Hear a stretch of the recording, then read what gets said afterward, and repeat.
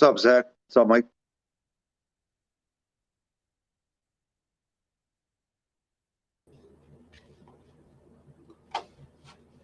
What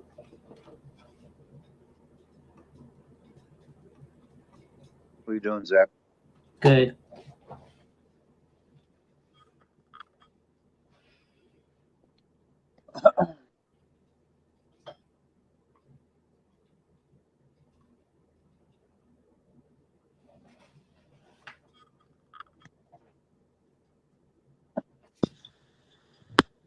Good evening.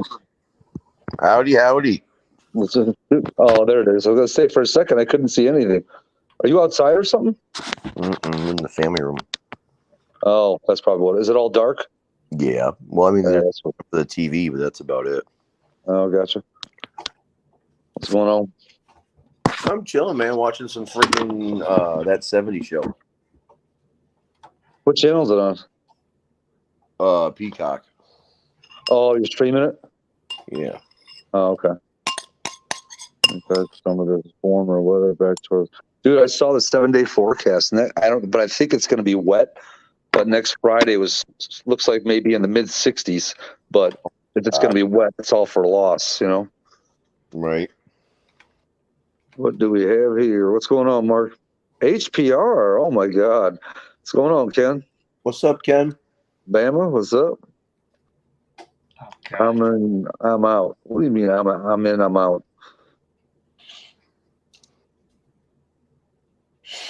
Yeah, Yeah, I don't know, Ken. You say that a short live, but who knows? It could end up being a 5-hour stream for all I know. Right. Roll with the punches. So my filter should be here Saturday. Oh, nice. Yeah. What's up, 91 Mustang? I already got some oil. Getting ready to get oil change done on her. Nice.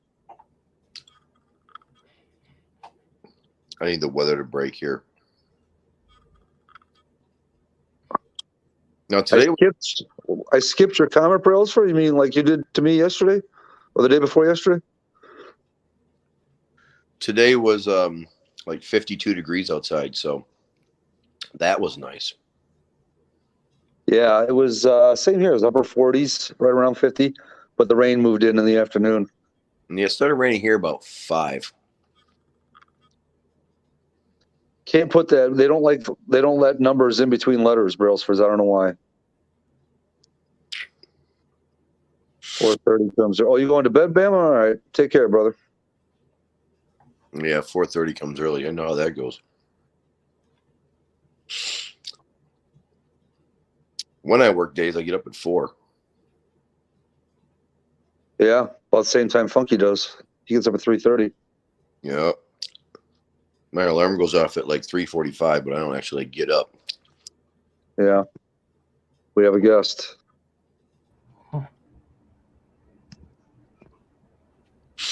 What's going on, sir? Another day in paradise. You look like you're sitting low there. I'm sitting back. He's like, I'm sitting back.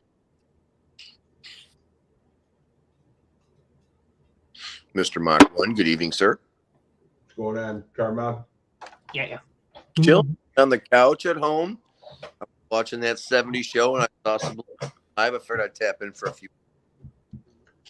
I'm in my chair, leaning back, listening to you guys. Hey.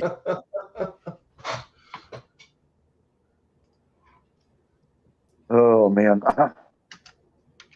I'll tell you one thing, dude. It's going to be hard pressed for me if I get a warm day, to not freaking want to put those Mickeys on and go drive them on the street one day. Even though I'm trying to save what I have as far as the rubber. Mm-hmm. But I really want to feel second and third gear hooking in that thing. Always a good time. Oh, yeah.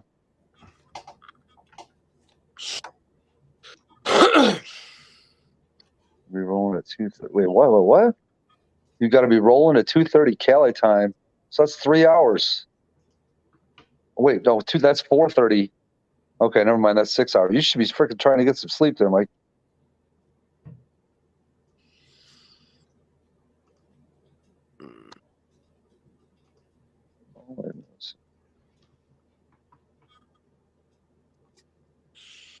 Yeah, was debating whether or not to go live. I figured, well, what the hell? I ain't got to work tomorrow.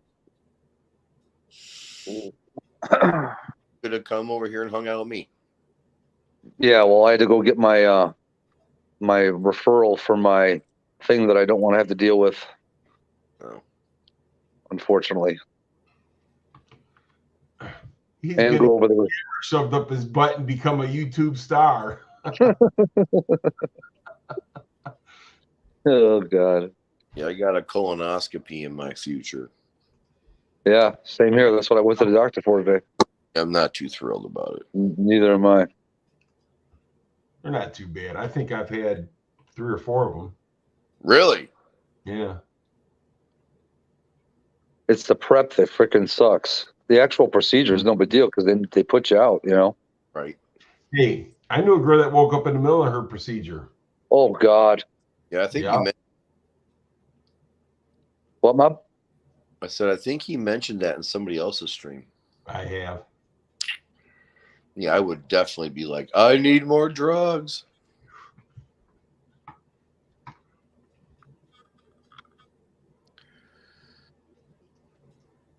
It's not too bad. Like I said, the prep, and I had a bag on my side one time when they were doing it, the colostomy bag. Oh God. That was a freaking nightmare.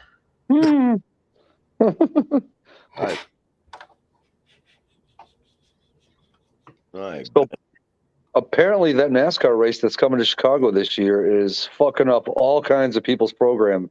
The Shed Aquarium's saying they stand to lose 2 to 3 million because of roads having to be closed that get access to the Shed Aquarium. Freaking Taste of Chicago that's been on the 4th of July since I was probably a kid, literally, is now being moved to after Labor Day, pretty much at the end of summer. People are pissed about that. Oh, yeah. The NASCAR race, that's the street race that's coming to Chicago this year. Oh. It's fucking up the program for a lot of people or things that are going on in the city. They'll get over it. Yeah, I know. Ken was in here? Yep. Yeah, Ken's in here, I believe. I don't know if he's still here. Is or was. Yeah. Easy way to find out, just start telling him how slow he is. He'd be like, hey. Right. There he is. There he is. Too funny. So yeah, I took some Benadryl a little while ago, so that's why I said I won't be in here too long. Did you see is that the Metamucil that you normally take on a daily basis? Is that what it was? I was taking Metamucil on a regular basis, but then I started taking apple cider vinegar, and it pretty much takes care of everything. Does it put fiber in your diet like Metamucil does, or no? Oh, it just friggin' balances out the stomach acid in my body. What do you do, like a shot of it or something? 2-3 tablespoons a day. Kim does it. Kim uses it every day. I can't do it because they say it slows down because I take the medication. They say it slows down the effect of the medication. Interesting. By the end of next weekend, we can put that to the test. Oh boy. Get her done. Yeah, I'm not saying shit. It was just a test, just to see if he was still in here. That's all. Right. There goes the boss. What's up? Well, Kim just walked by. I saw an Edge ST today, Gary. A what? Same car Kim has, the Edge ST. Oh, okay. Yeah, I saw one on the road.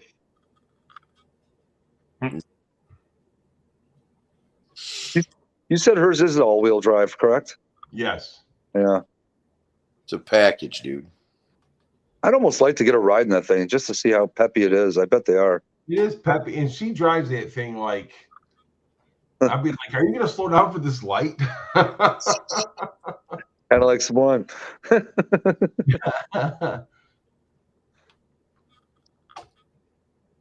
It balances out the pH in your stomach. Okay. Yep. Yeah. Apple cider vinegar, you said? Yeah. Mhm. Later, Matt. Need to put one of you guys on E. Oh, boy. If you're the kind of person who has a lot of heartburn, apple cider vinegar can cure that. Okay.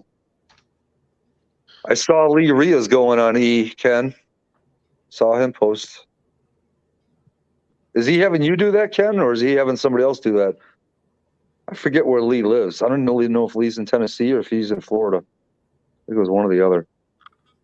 He's in Alabama. Is he Bama? Oh, is he up by Boosted? Well, maybe I'm thinking of Alex. Yeah, I'm talking about Lee Ria. He's got I believe he's got a twin turbo F-150. Yeah, I know. He's got the 500. He's got a Fox. He says he's in Oklahoma. Oh, damn. Okay. He's doing it himself. Okay. Nice.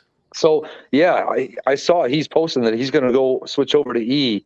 But he said, and Ken, you probably know this, does he need a fuel system, Ken, if he's not turning up the boost at all? Or can you run E if you're on like low boost and just change injectors and stuff? And fuel rails, I would think. Have you looked that up, Mob? Do you know? No, I haven't looked up much information. I'm running 85 on these cars. Most of who they buy friggin' do a full system, but they have ported blowers and stuff like that. I don't know. Apparently, you can run E up to 900 horsepower on stock pumps. Nice. Interesting. Yeah, we just need friggin' fuel rails and injectors. Yeah, I saw another video where somebody was taking a 500 and switching it over to E. Damn, I can't remember what the name of the channel was.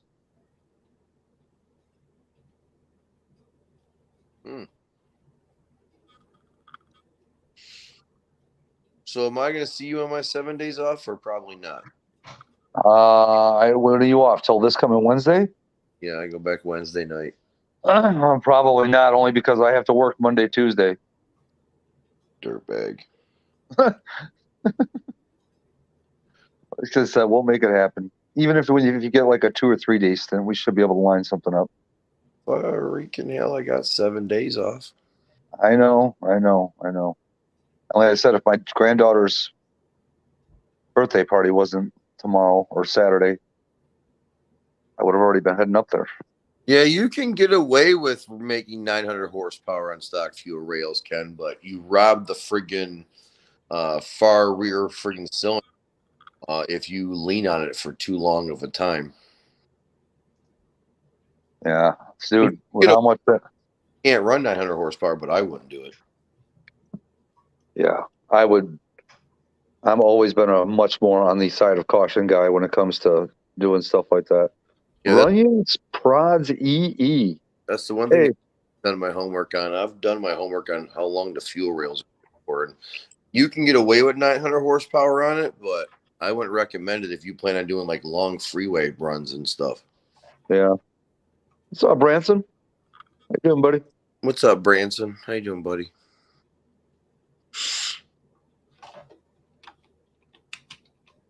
Little boosted. Where's Big Boosted? Where's Big Boosted? Is Boosted even in Alabama, or is he in a different state doing a job? I'm not sure. I think he's in a different state doing a job. Really? See, doing E on stock pulleys and feel comfortable. I don't know enough about it. I'd honestly do E on a stock pulley. Oh, gotcha. Oh, yeah, I agree with you, Ken. On stock pulleys, yeah, I agree with you there. You're not going to make 900 horse on stock pulleys. I mean, call me stupid, man. I'm just not a fan. I mean, I'm a fan of what E does for power. I'm just not what a fan of E does to all other stuff like seals, overtime, rubber seals, stuff like that. having to change the oil more frequently. That's why I want to have a 93 tune and an E85 tune when that time comes, because I don't want to store my car in E85 in the wintertime either. Like the GTR, I convert the GTR over to 93 octane for wintertime. That's a good idea. Yep. And the bad part about it, it's not that E85 is bad, but it's so corrosive when it sits. Right. That's the thing. If it's constantly moving, it's not that bad, but when it sits, I agree. And that's why I said I didn't want to store my GTR on E85 for that reason. So, Hey, who's this pinhead? What's up? What's up, fellas? What's going on, guys? What's up? buddy, Just chilling. How y'all doing tonight? Dylan, getting ready to go to bed here in a few minutes. I'm waiting for him to start snoring because you can tell he's wore out. Well, Talking about car mob? Yeah, he sounds like it. I took some Benadryl, but I would fall asleep good. Oh, yeah. Benadryl put your ass, put you out. Yeah, plus I've had a little bit of friggin', it's like 52 degrees today, and yesterday it was like 30. So, had a little sun. So I figured that seal that up, and I'll be able to sleep. Plus, I know the wife was snoring her friggin' bloody brains out right now. So I figured this way, when I hit the pillow, I can punch her, and then I'll be able to fall asleep before she starts snoring again. You got that shit down to the science now, don't you? Oh, yeah. If you want to hear something really, here's something really funny. All right. So if I get into bed and I like shove my wife or I punch her or I kick her, she will stop snoring. Okay. But it doesn't last that long. If I roll over there, and I know it sounds messed up, but if I roll over and I start friggin' like rubbing her or trying to grope her in the middle of the night, that shit fucks her whole friggin' system up, dude. She friggin' gets going for like at least 15 minutes, man. It does something to her psychologically where she just friggin' cannot friggin' start snoring. So what I've started doing is instead of friggin' shoving her, is I'll reach over in the middle of the night and I'll take my finger and I'll rub it across her like stomach or some shit, dude. She gets all friggin' mentally disturbed when she's sleeping. I love it. I hope to God she don't listen to this stream. She already knows what I do. But no, I'm telling you, telling us. Oh, What's up, Brian? My call, I like to usually keep a full tank over the winter. What's up, Brian? How you doing, buddy? what's that? Shelby? Yeah, Mike said when you're storing your car in the winter, do you half tank or full tank? Yeah, we had it. I say a minimum of a half a tank. Minimum. Yeah, Because you don't want a lot of moisture to build up in the tank. exactly. So that's the key thing about storing a motorcycle. When you store it in the winter, make sure it's got a full tank. Yep. It is. That damn What's tank up? will rust on the inside in a hurry. Yes. It's mobster revealing his sex move. No, I don't need to freaking molest my wife to get a piece of action. There you go. Shut up, her to make her quit snoring. And it ain't nothing she doesn't already know. So it's not like this is some big secret that she doesn't know about. Well, no, she just doesn't know you told us about it. Take care, Ransom. Take care, buddy. I highly doubt my wife is going to turn on Sublime's late night. Wait, that broke up. I highly doubt what? That is going to come from Mars and friggin' capture you. Yeah, that Did somebody say that sorry ass Kim was in here? yeah, he's in the chat. Yeah, Kim. That's sorry, fucker. This sorry fucker. Motherfucker won't return a phone call, won't return a text, won't nothing. Oh boy, here we go. Oh, that crock of shit, Salty. The man texted me yesterday. Well, that motherfucker, I'm still waiting a month for him to damn call me back and text me back. I got friggin' 2 text messages from that man. He said, Hell, I I told don't- you hi, Salty. I don't even need him now. I done found out what I needed to find out. Oh boy. Boy. You need to find out what. He says you I have was, called me or texted me. I was trying to find out something about F-150, and I needed somebody to be able to tell me because information I didn't know. And so I had to revert, and I called Ford Blue on the phone, and he told me, HBR said you haven't called them or texted them. "You're a lying fool," because I got that damn sent call on my phone, and I got the sent text on my phone. Let me try that again. Phone. I've called you since then. Yeah, you might have called me in your thoughts, but it wasn't on this damn phone.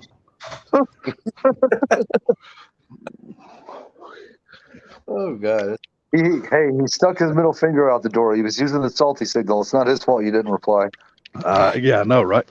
Have you ever sent a text, wonder how come they never answered you back, and then go back to the text and they didn't hit send?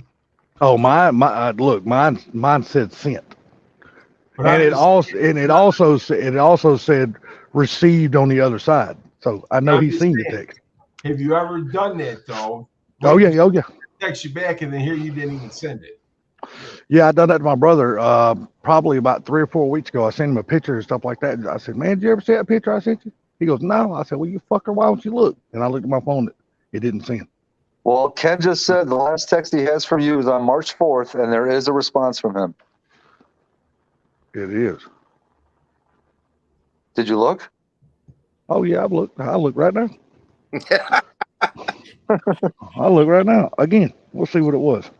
We scroll down and find his name. So, and if that's the case, that means you can't say that he's not returning your text because he returned your text. Damn, I need that car. One day I'll have one. That's the last text I got from him.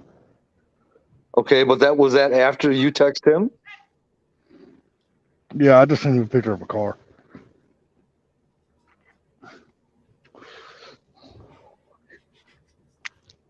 He said he sent a pic of his phone. Oh, does that mean the pic with the screenshot with the 236 texts like that I got one time? For me? No, just like texts that he has to deal with work wise and shop wise. Yeah. I'm sure mine probably got lost in the shuffle with all the other ones.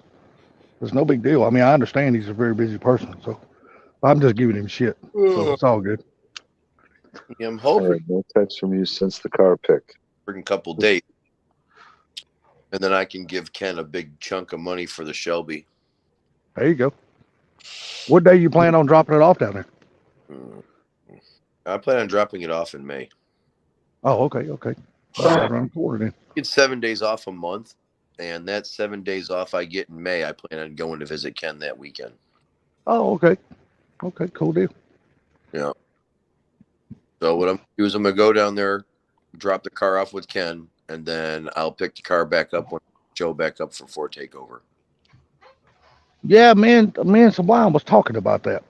You gotta remember I'm west, so Yeah, we were talking about what are you gonna do? Are you gonna drive your truck down there, drop it off, and just leave the truck in the trailer and then fly from there to Texas? no, hell. Because we was curious. No, remember Salty? I said he planned on taking the truck to several places before he went to go see Go Fast. So What I plan on doing is I plan on friggin' trailering the Shelby down to Ken's shop Mm-hmm. and leaving my trailer and the Shelby with Ken. Okay. Then drive my truck back to friggin' Michigan. And then like June 1st or whatever, we're friggin' leaving for out west. And then Yeah, because you got more than 7 days off then, right?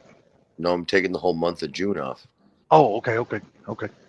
Yeah, so then I'm gonna go visit Sublime for one night, and then out from Sublime's house roughly to get to Vegas in 2 days. And once I get to Vegas, I'm gonna spend probably 3 days in Vegas, visit my buddy who just had cancer and had surgery literally yesterday, cut out, and he friggin' is in recovery right now. So I'm gonna go visit my boy in friggin' Vegas.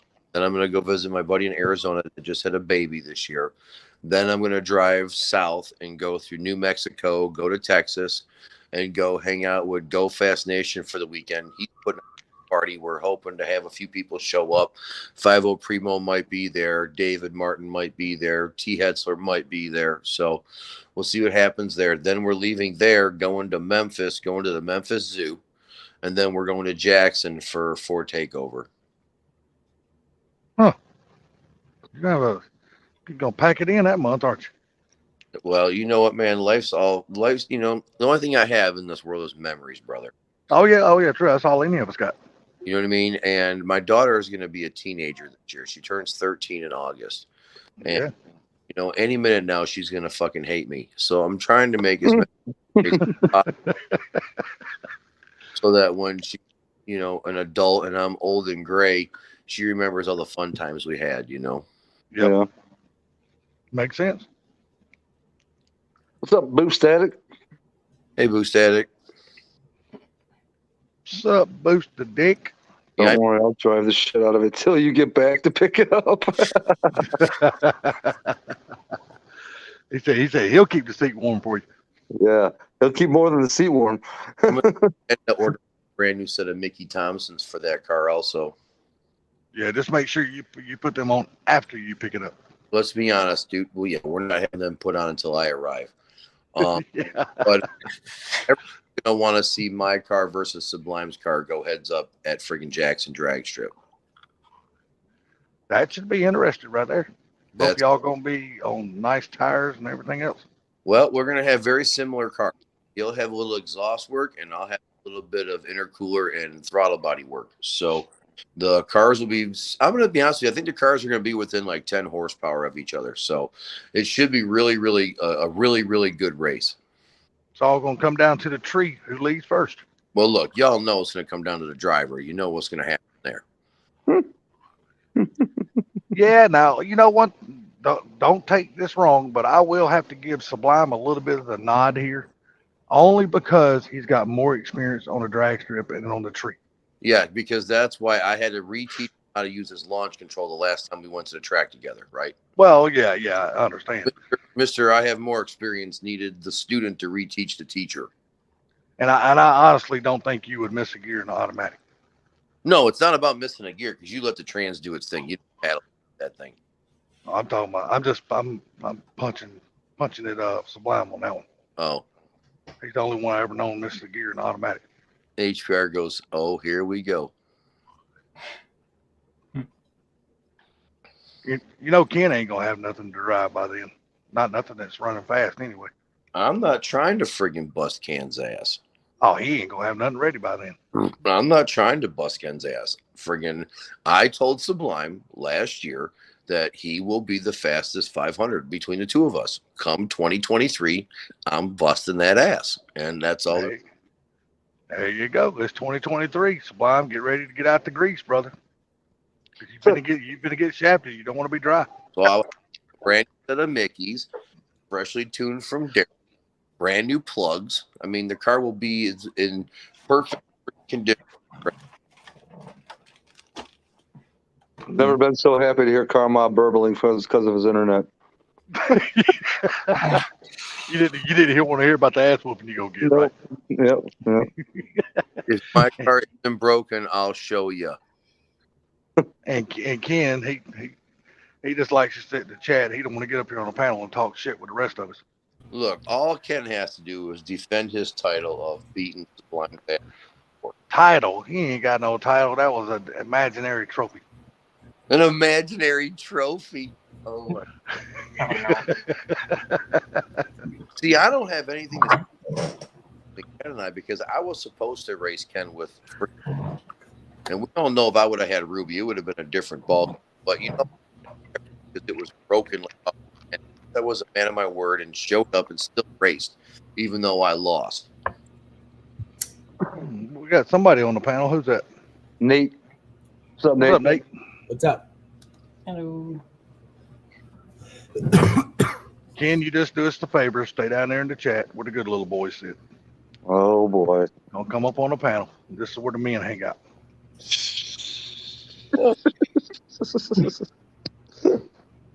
Oh man. Salty is so full of shit. It's coming out his ears. Oh, I 100% agree. I'm full of shit because I will be the slowest motherfucker to take over. I won't have nothing that will outrun nobody. Good, you can race Shelby when she has when she raced the pickup truck. There you go. Because I really don't think I'm gonna have time to get the engine swapped or nothing in the Ranger before I come up there. So it's just gonna be me. I don't So think I'm gonna be bringing anything. coming out of his Yeah, I just think it's gonna be me. I don't think I'm gonna have nothing to bring. Yeah, man. If everything works out, man, we're gonna friggin' let Shelby race the pickup truck at Ford Takeover. Yeah, hopefully that'd be cool, man. I know she'd enjoy the hell out of that. I already told her. I said, if you want to, man, I said, Ma, I'll be racing the Shelby. I said, you can take the pickup many times as you want. Hopefully Miss Ma will get behind the damn wheel of the Shelby and make a pass down the track. I'd love to see the wife make a pass in the Shelby. Yeah, that'd actually be cool.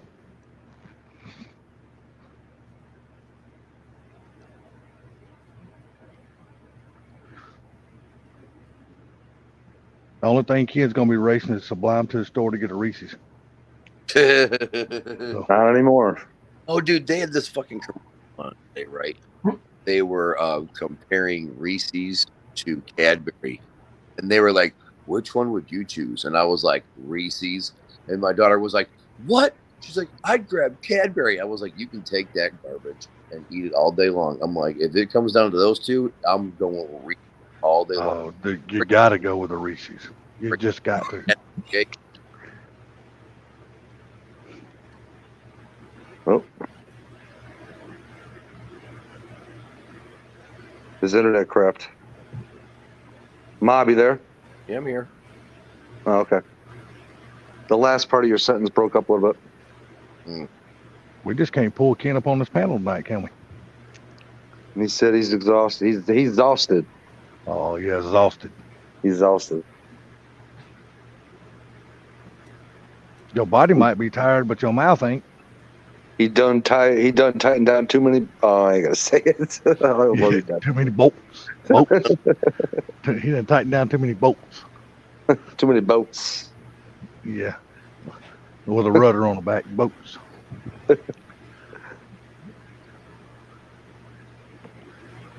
Mr. Gary, why ain't you talking over there, sir? You mighty quiet. I'm reading something right now. Oh, gotcha. Rattletrap. Rattletrap's just sitting on the sidelines waiting for a train wreck to happen.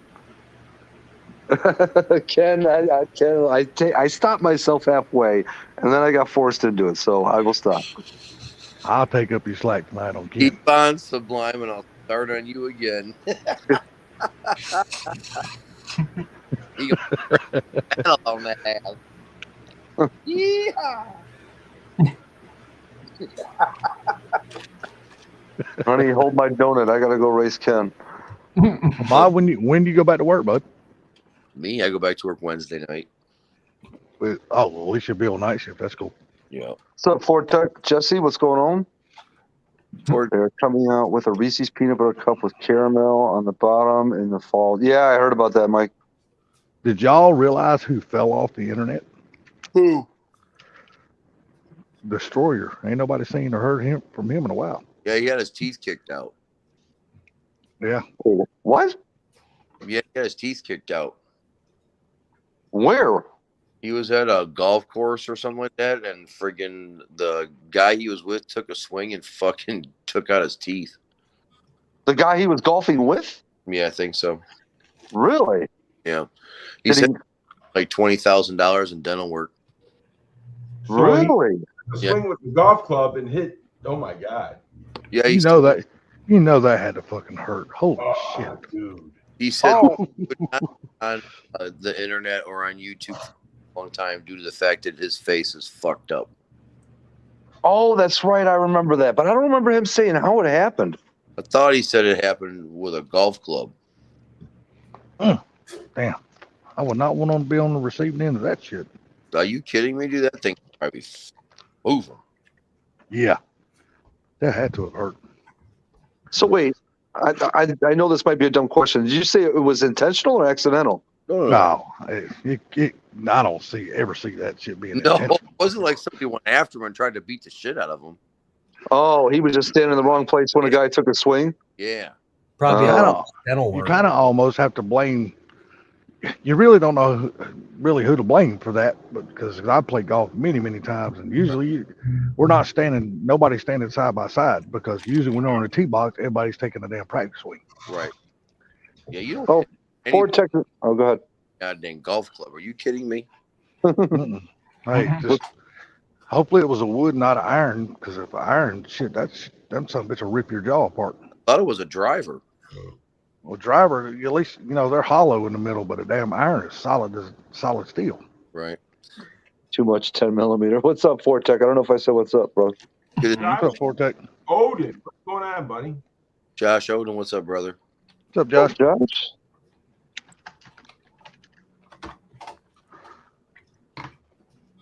But that's what happened to Destroyer. That sucks. Yes, it does. I remember him being on the live stream that night and said he wasn't going to show his camera because his teeth got fucked up. Yeah. And I understand that.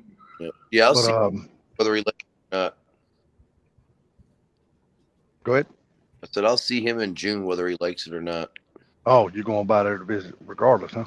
Well, yeah, I have a buddy of mine that lives literally friggin' a couple blocks from him. Oh, okay. And I could literally hit his house with a friggin' slingshot. Damn. Maybe a 22, but I could freaking hit his house within a decent amount of range.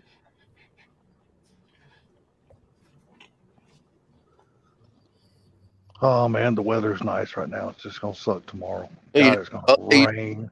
You know who else has fallen off and we haven't seen anymore? Who's that? Rich GT350. That's kind of understandable though. I seen him. Yeah, he pops up here and there. Not often, but he pops up here and there. I've He seen. was on a whole nother channel when I seen him. That's what I meant. I was gonna say I've seen him on some other channels, but I have not seen him on any of our core groups. People. No. There's a few people that we've lost. Same You thing know with what I mean? Ford guy, Rev Ford guy. I've seen on a couple other people's channels, but he won't dare come hang out with us anymore. I need to call him too. Rev Ford guy. Yeah, just to say, hey. Like I said, I don't have a problem with what he was doing for me. I mean, I was laughing like hell at it. I thought it was funny. I gave him the green light. I said, post all you want about me, buddy. Right.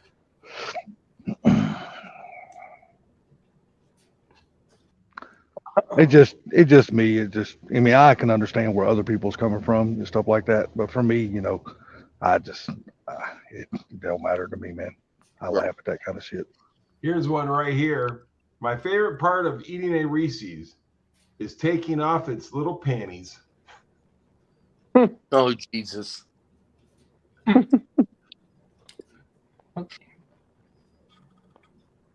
What are you And you're saying?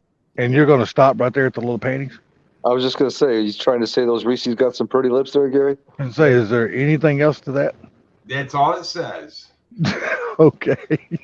I was waiting for the punchline or something like that after that, but nothing ever came. Hey, Mob, how the chickens doing, buddy? Shit. Salty was a douchebag today. What's new? I have to say, every time we hear Miss Mob talk about Salty, he's been a dick every time. Here's the thing, okay? There are certain things that Salty does not like, okay? And there are just certain things that his fucking ass has to just deal with. And one of the things that he does not like is he does not like it when I go look for eggs in the coops, okay? Like, he feels that I shouldn't be going in there. So today I kind of tricked them and I put their food someplace different away from the coops. And then I went and I grabbed the eggs out of the coops. Well, after I had gotten the eggs, Salty had realized what was going on. And he come running over there like, hey, you're not supposed to be grabbing them eggs, right? So he gave me that friggin' ghetto friggin', Puff chest. side-eyed look. Like, he gave me side, and whenever he gives you that side-eye look, that means, look here, I'm about to beat your ass. So I have a shovel over there, and friggin' I started walking away. And as I walked away, I looked at him, and he looked at me with that look like, I'm gonna beat your ass. And I was like, this motherfucker is gonna pick a fight with me. I just know it. So I went and I grabbed the shovel, and I was like, all right, if this fucker comes at me, at least I got a fucking weapon. And sure as shit, dude, as soon as I tried to walk away, man, he started. And here's the thing about Salty. He fights like a ghetto motherfucker. He won't come right at you sometimes. He'll come at you from behind and try to like sucker punch you. He starts chasing after me as I walk away. So as he starts chasing after me, I stop. I look right at him and I'm like, what are you going to do about it? And he starts flying like he's going to come at me, dude. As soon as he starts doing that, fucking whack him with the shovel.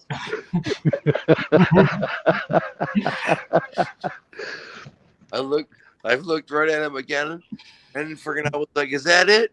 And I started to slowly walk away. As soon as I started to slowly walk away, he came at me again. I fucking whacked him again with the fucking shovel. And then he friggin' fell down and he just looked at me, kind of shook his head a little bit, and I was like, are we done? And then he walked away and let me go back to the house. But yeah. He's like, that fucking shovel's harder than that damn broom. Yeah, Jesse, it's a rooster. Yeah. Yeah, he's a black cock, bro. Not to be confused with BBC. No, he's a big black cock with a red. Oh, you know Rattletrap's dying. I tell you what, though, he's doing his job, though. You have to give the motherfucker credit. He's doing his job. Look, I have done shit homework on these roosters, okay?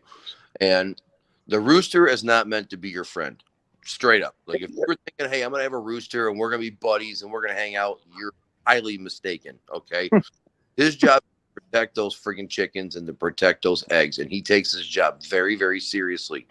He's not there to be your friend, okay? So you have to respect what he was bred for, what his mentality is, okay? So, and all right, but there are certain things that irritate him that we do as humans, okay? And you just have to be aware that if you're going to go mess with his food bowl in the middle of the day, he's going to come screw with you. If you go and try to grab eggs in the middle of the day, chances are he's probably going to screw with you. And it doesn't matter how many times I stand him or hit him with a shovel, he's always going to friggin' challenge me because that's what he does.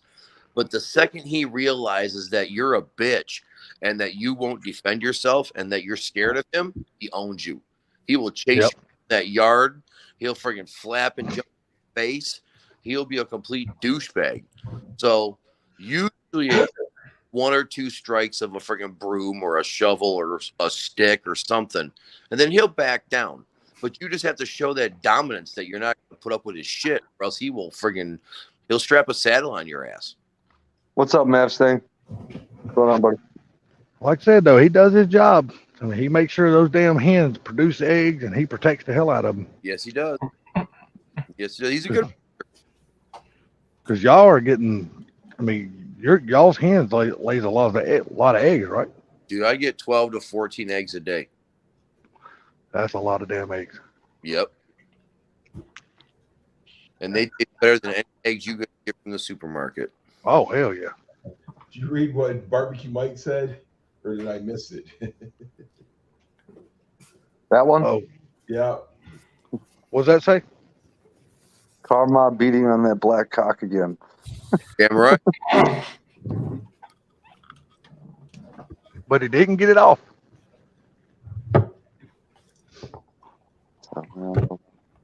With a shotgun for attacking him. Holy shit, Fortec. I mean, I've seen freaking videos of roosters where they chase people around their yards and shit like that. And that's because the fact that the homeowner never stood up to the rooster. So now the rooster basically feels like I own this entire property and not you or anybody else is going to come near me. I did a lot of homework before I got chickens. And one thing they said was, do not let your rooster be dominant over you. The second that rooster knows that they can push you around, they will use it to their advantage. Yep, a rooster is stubborn as hell. You're absolutely right. I got no problems with Salty. I mean, we sit here and we laugh about chased or him coming at me or him with a. But the truth of the matter is, he's doing his job. That's right. What I want to see is I want to see one of y'all try to.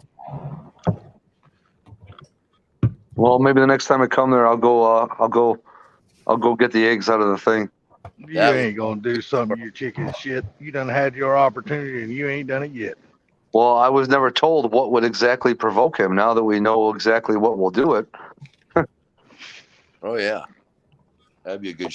And I tell you what, when he does that shit, I want everybody to have their phones. Oh, on but film let's keep in mind if Mob is allowed to be equipped with a shovel, I definitely plan on being equipped with the same shovel.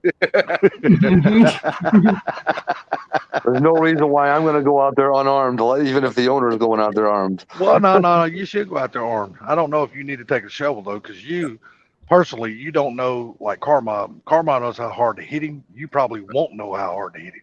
Right. So you Smack him probably in need the- a you probably need a Hit broom. him as hard as he can. I know. You probably need a broom that way you don't break his fucking neck when you hit him. Oh man, I'll be like Clubber Lang talking over him after I knock him out. Yeah, if you're trying to fucking hit a damn 400-yard drive on a damn rooster. Yeah, you just got to know how to deal with his ass. You got to know what spools him up and shit like that. Like there are times that friggin', there have been times that he's been a douchebag to Shelby in the backyard with no weapon or nothing, and I'll go right after his ass. Like, you want to fight? I will go after you bare knuckles, and I will grab you at your fucking throat. Think for 1 second that I won't do that shit. It's just that it's a lot easier to have a shovel or a broom because then you can keep 2 or 3 feet away from you. You know what I mean? Yeah. That was still a funny video though. When you was after him with that damn broom, and everybody was standing in the kitchen window filming your ass. That shit was funny as hell. I know. Probably got 1,000 views on that shit. I know. That was a funny video. So Car Bob out there with a broom pointed at him, talking to him. Motherfucker, motherfucker, motherfucker. So for craps and giggles today, I went on my state's website for like personalized plates for vanity plates, and I was just seeing like what was available and coming up with all kinds of weird stuff. So here's a few of them. I came up with COPLVME, Cop Love Me, UNEDNOS, You Need NOS. Fucking personalized plate. Say what? Doesn't your shit already say Sublime? It does. It does. I was just, like I said, I was looking just for seeing what creative ones are available. You know what I mean? Line them up, LINEMUP. Dude, check this. This one was available. I don't know if it get approved or not. UMYBTCH. I was like, oh my God, I can't believe that's available. Oh, here's another one. TRYDEEZ. Try these. Try these. Let's see what else we have here. Radar Love, RADAR LV. No Shot. Oh no, that one wasn't available. Beaten You, that was available. BEATN space U. YURDON4, You're Done For. No Popo, that was available. No Popo. No, here's another one that was available. COPS. OPS. Yeah, Well, you still with us? back in my shit. Sorry, yeah, I must have stayed on there long. Yeah, COPS UCK. Cops Suck. That was there.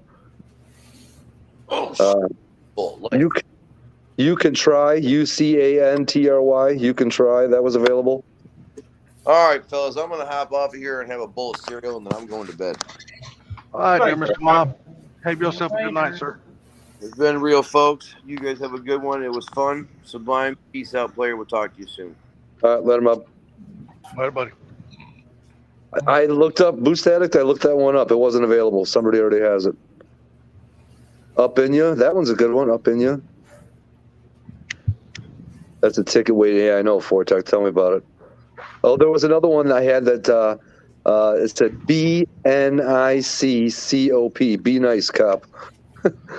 Look up, see if you can get the one cocksucker Nah, they definitely won't let that one happen.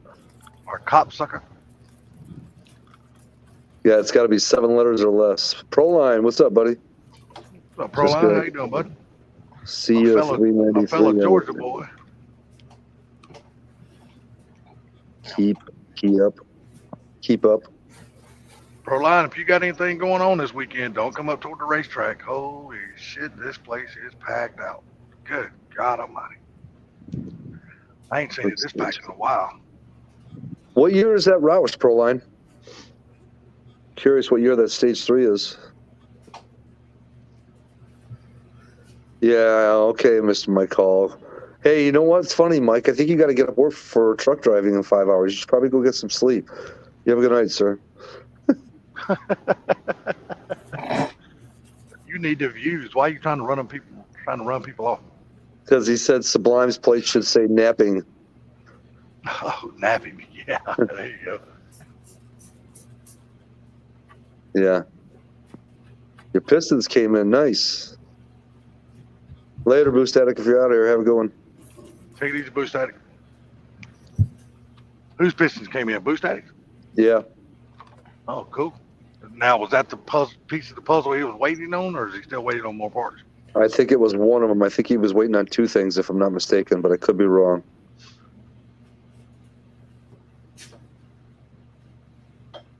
Could be wrong. Trying to think. Oh, man, I just freaking got out of my damn thing. All right, hold on. Hold, please. Let's do this. Mr. Gary, you working at the factory tomorrow, or you working at the hall? I'm at the hall tomorrow. Oh, okay. So, Mr. Gary, how's your wiring harness coming along, sir? Well, I still working at it. You're still working on it. Yeah, I got the dash painted and the glove box painted, and I started messing around getting things ready. Oh. So you think you might be able to hear that thing fire up before the end of the year? Oh yeah, Cool. oh yeah, I have that thing fired up for the next couple months. Oh, cool deal. I could probably get it in the car now and fire it up, but I don't think my cherry picker will go that high. It probably won't with it up on that damn thing Right. you got it on. How much more do you need to do to it so you can finally take it off of that? Really, I can just put some front wheels and tires on it and drop it now. I got all the suspension, everything's on it. I mean, I still need to do some alignments and stuff on the front, but as far as that, I can put some wheels and tires, drop it on there now. I got you. Proline said he's cutting and welding all weekend, Salty, so he's going nowhere near Atlanta. I tell him he's a smart man. I wish I had somewhere to go to get away from this shit. My cherry picker is pretty high.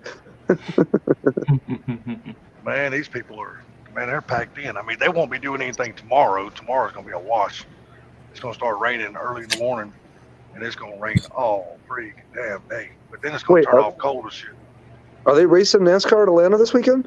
Yeah. Oh, it is. Okay. Yeah. Okay. Check your text, Salty, Boost Addict said. Check my text. I thought he went to bed. He said he was going to bed, but he keeps on hanging out. I guess Kind of like Ken, probably. You know Ken's listening. Well, Ken, he didn't say he was going to bed, though.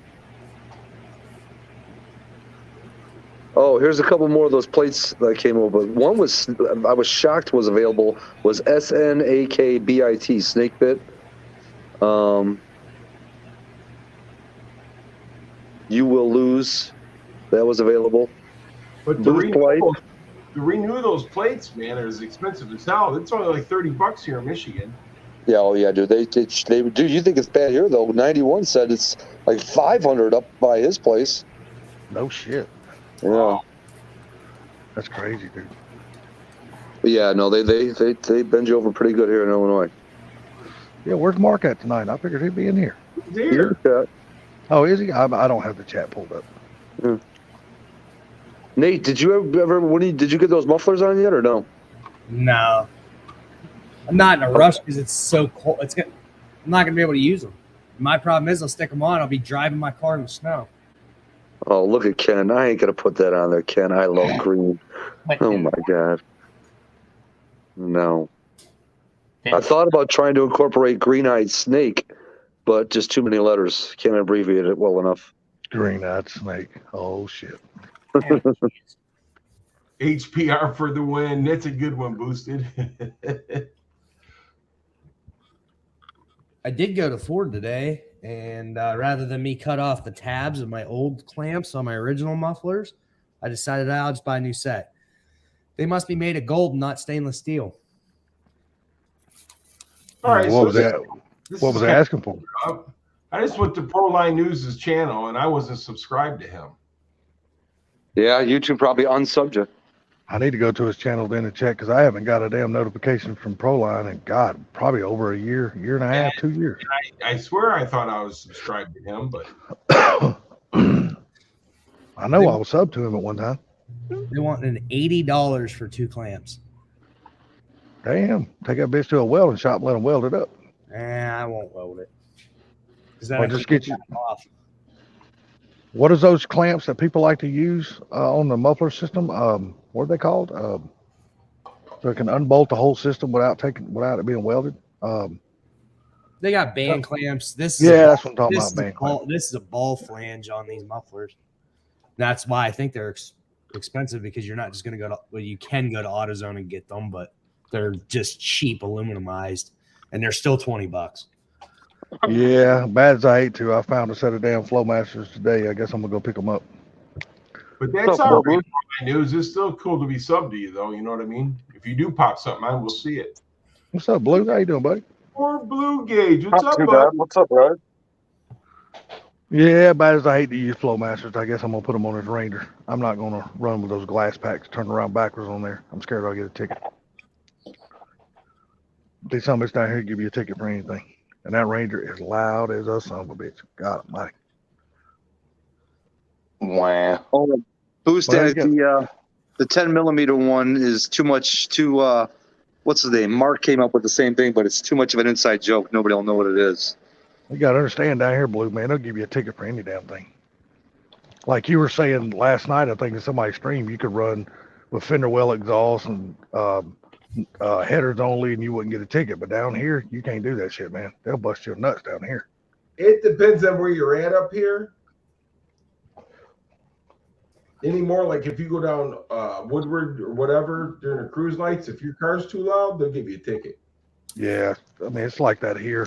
So many people's done got sound ordinance and all that kind of shit in their CDs and shit. You can't have that real loud shit. That's a good. Perfect. Oh my God, that is so good.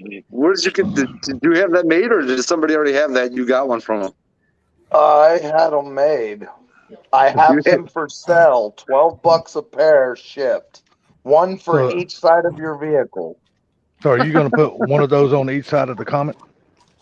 No, because the Comet's not a race car. It's just a muscle car. Oh, okay. Okay. No. Let's see.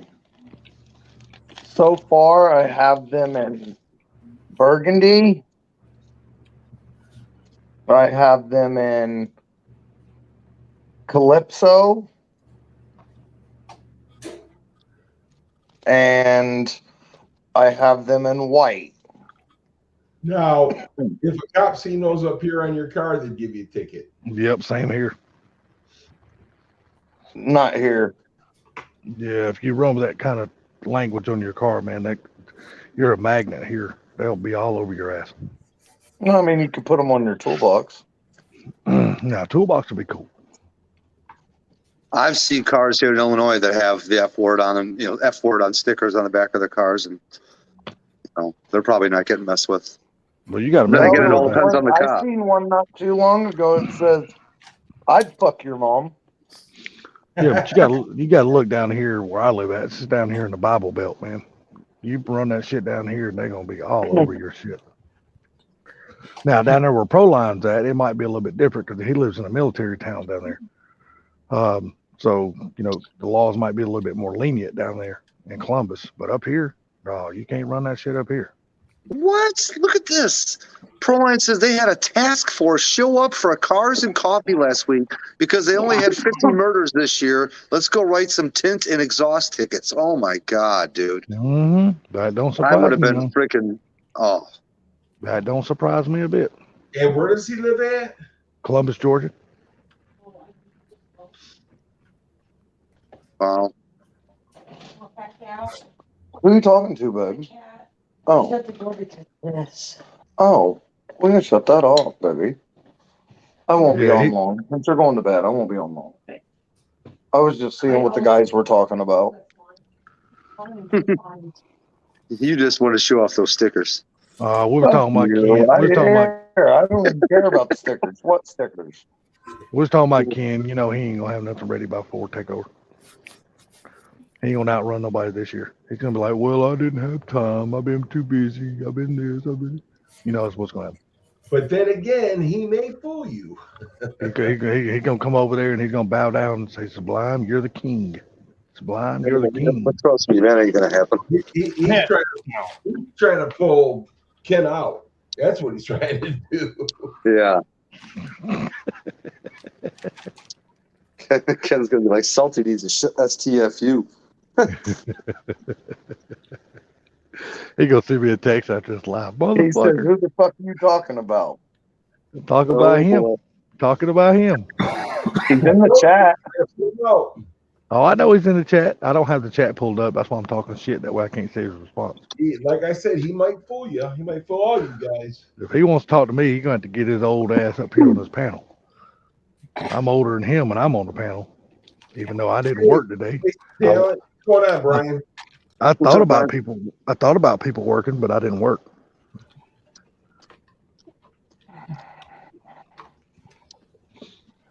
So how's everybody doing tonight? Man, getting ready for what's going to happen this weekend. We got a bunch of stupid shit all weekend. We got the NASCAR race in town. It's going to start raining. It's going to rain all day tomorrow, and then it's going to turn off cold as shit after the damn rain. How about Are you Let's having go. tube steak? Nah, Sublime, he wanted my cut of meat tonight. It's all yours, buddy. All yours. Yeah. Oh, I've been up since 5 o'clock this morning. Yeah, I was finna say, you went to bed early last night during the live and said you had to get up and go work at the plant today. Yeah.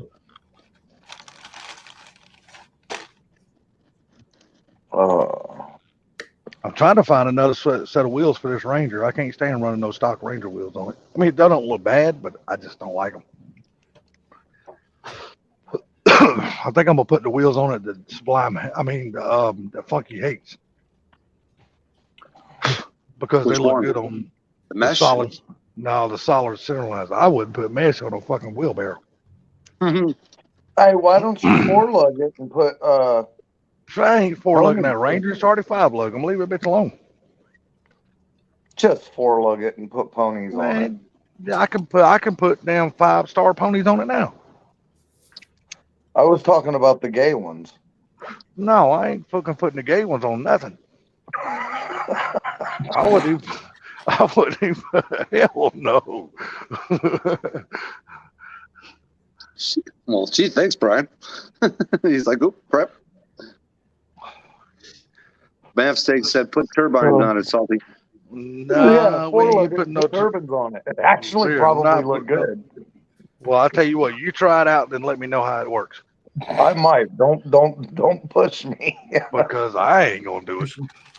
First of all, it would break my heart to even have to go give my money to somebody for a set of turbines. Because if I had to actually pay money for those piece of shit wheels, that would be a sad thing. They should just be giving them some bitches away, not selling them. You know, they might actually look good on a little old square body Ranger, though. I know. When you get one and you do it, you let me know how it turns out for you. Hey, you guys have a great night. I will talk to y'all later.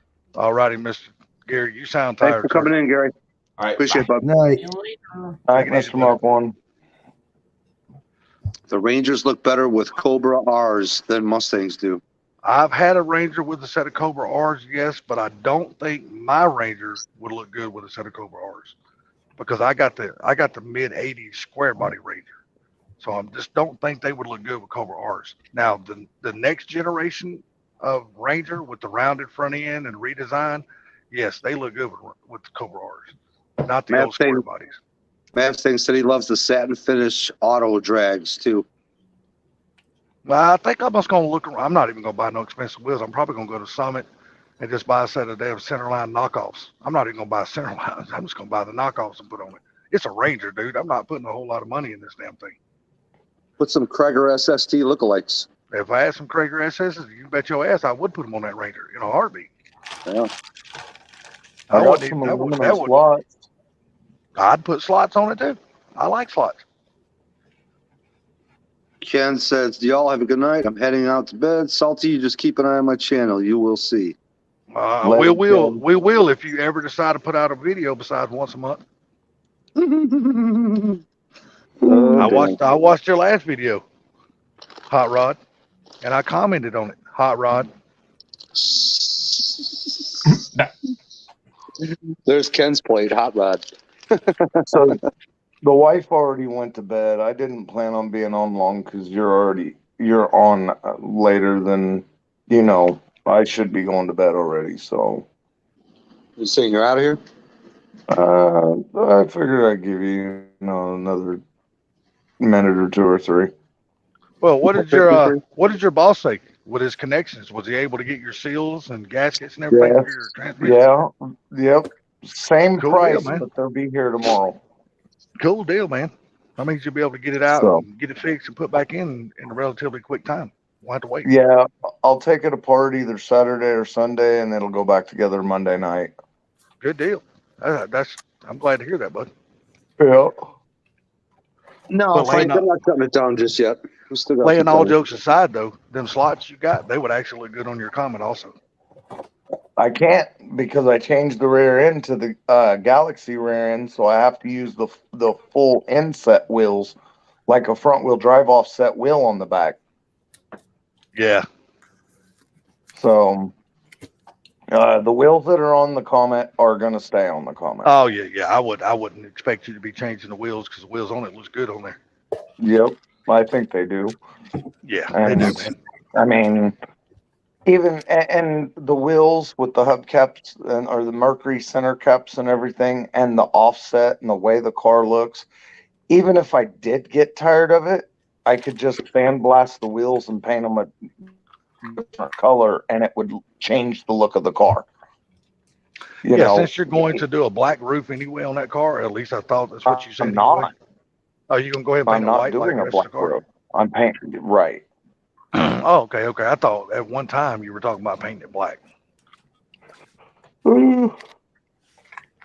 A lot of Did people you? have tried to tell me I needed to paint it black, but I thought about it, but I think the white would look better.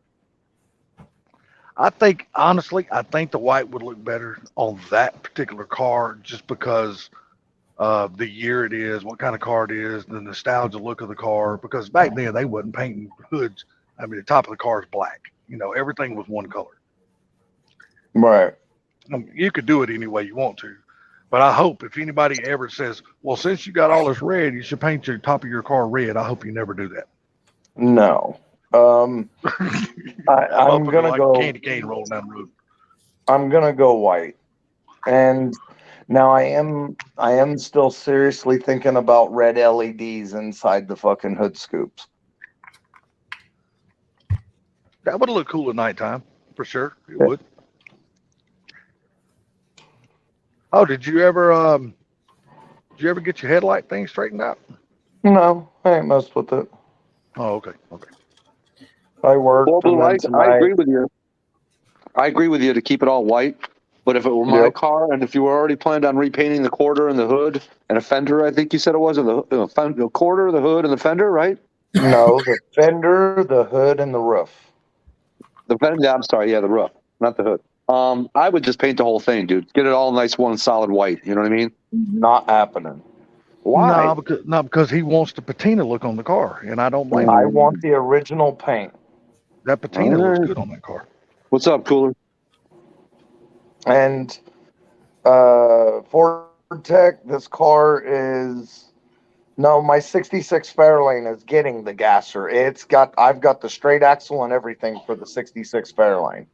So this car is just semi-normal.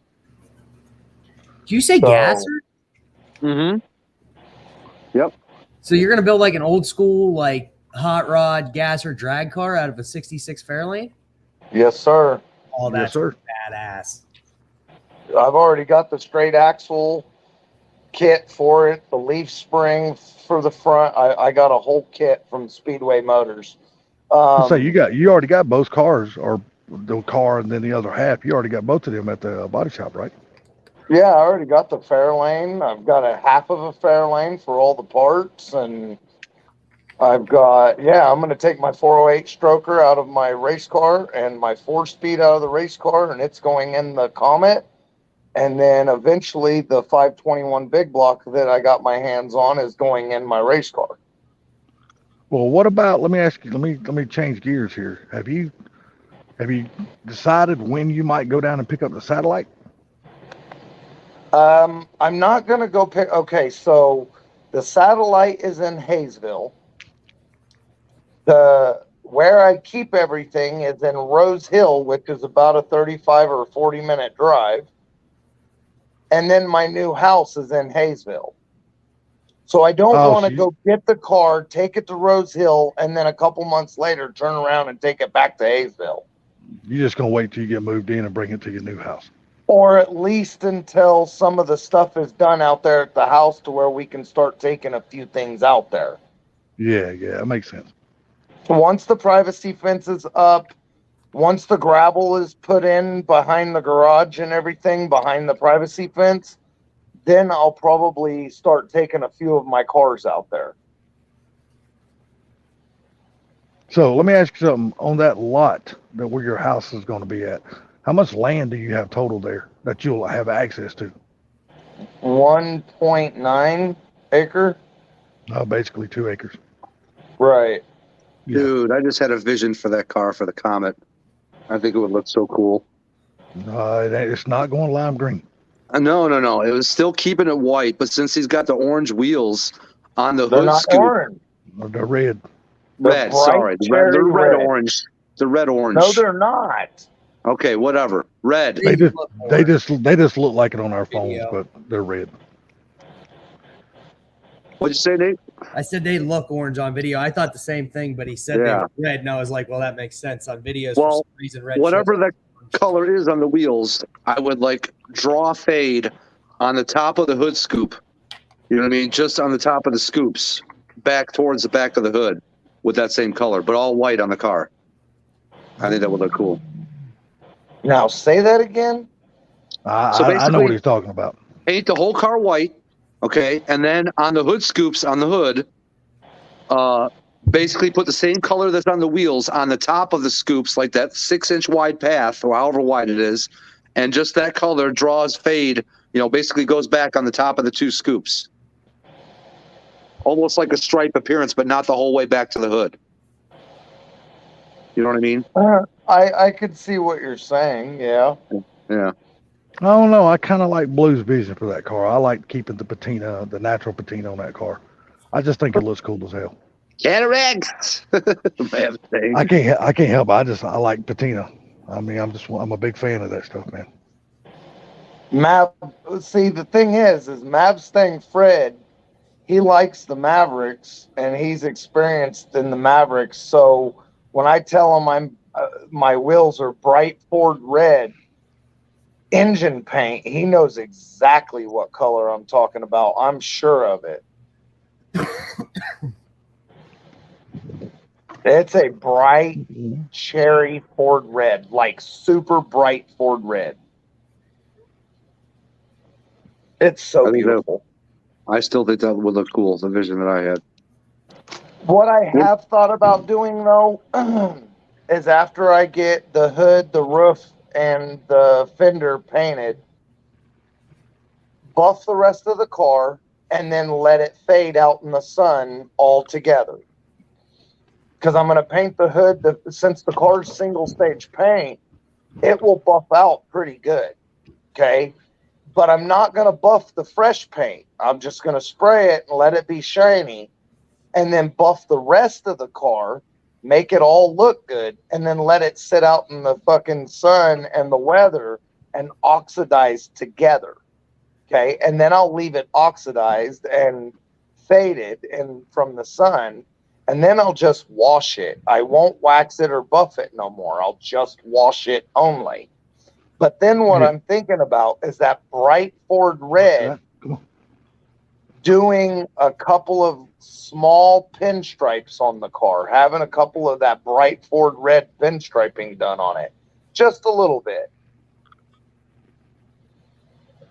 My current project says see-through patina. Is that why you're going to be welding and metalling this weekend, Brian? Or was that the floor pans you were talking about doing? I think he was talking about doing that.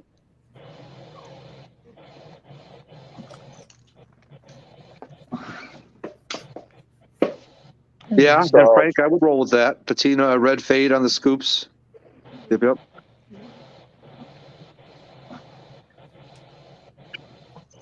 Yeah, just a real fine pinstripe. I thought about, for one, around the front of the scoops, just at the top edges of the opening, just on the front face, just a real thin red line right around the edge of the scoop.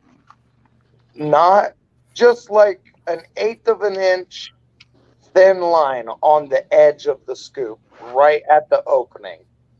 The other thing I thought is, well, shit, now I went fucking blank. Damn it. It's old man disease, brother. It ain't your fault. No, it's I'm tired type shit. Oh, okay. Still, you know what I'm gonna say? It's old man disease. Well, that's fine. So, Come here, girl. Quit. Oh, I also thought about the red halo headlights. I don't know why, but I keep thinking about the red halo headlights. yeah, that'll look cool. Just to drive it, I think it'd be cool sitting in a parking lot in the dark corner somewhere with just the red halo lights on, all four of the red halos on. Because And the they're logo. not like the new cars. The new cars, like the Dodge Chargers or the Challengers and shit, they have four headlights that lay sideways. Mine are standing upright. And I just think they look more sinister, if you ask me. You'd have everybody wondering what it was, because that I don't think I've ever seen is the upright with the halos. Hold on, Right. big boy. Hold on. And then with all four of them kick on as brights, that's pretty fucking gnarly to me. Yes. So, I don't know. I just got that. I don't know. There's a few things I'd like to do to it. Inside the car, I have red carpet for it. Brand new red carpet. Here before too long, eventually, it'll probably be after I move, or maybe not. I don't know. I may end up like sending the back seat off to get fixed and have it covered with the new red vinyl interior. So now what I do want to do is underneath the seats, I'd like to put red LEDs underneath the seat, or like, you know how they do the underglow lights underneath the cars? Yeah. I'm thinking about putting red underglow lights underneath the dash and underneath the seats to make the floor glow in red. He's gonna be all pippy. No, it's just a few little neat things just to be off the wall. I don't want to do a whole lot of crazy to it. Just a couple of little weird twists just to be different. Like the LED lights inside the hood scoops, the red dash lights I like that idea. Later, And maybe Proline. a red underglow under the seats and under the dash, just to make the floor glow in a light red. There's another good name for a plate, Fortec. And Proline, have a good one, brother. Take care, man. Take it easy, Proline. Later, Proline. Just, I don't know. The red and the white to me go really, really well together, and I think it looks cool as fuck. We'll have to call that car Candy Cane. Call it whatever the hell you want. I just call it my Comet. I don't know. I found that I'm falling in love with this car, man. I just absolutely love it. It's so I've gotten highly attached to it. And I kind of feel myself being pulled away from the Fox bodies with it. I've been pulled away from the Fox bodies long ago, brother. There's too many other cool cars that I want. I've been doing Fox bodies all my life. I want something different. I want something different that I've never done. You know, don't get me wrong. I still love the Fox bodies, but I just want something different than I've never had. Right. I get it, Ford Tech. So let me tell you how bad I'm almost being pulled away from the Fox bodies.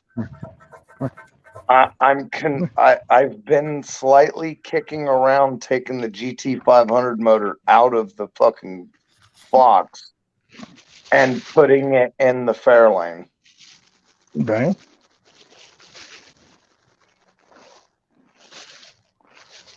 See, Big Block's question there for Blue?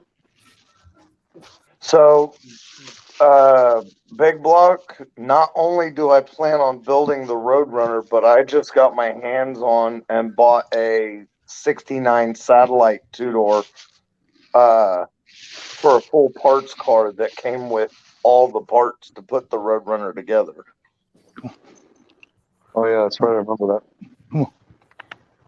Come on. Yeah, I still love my Foxes.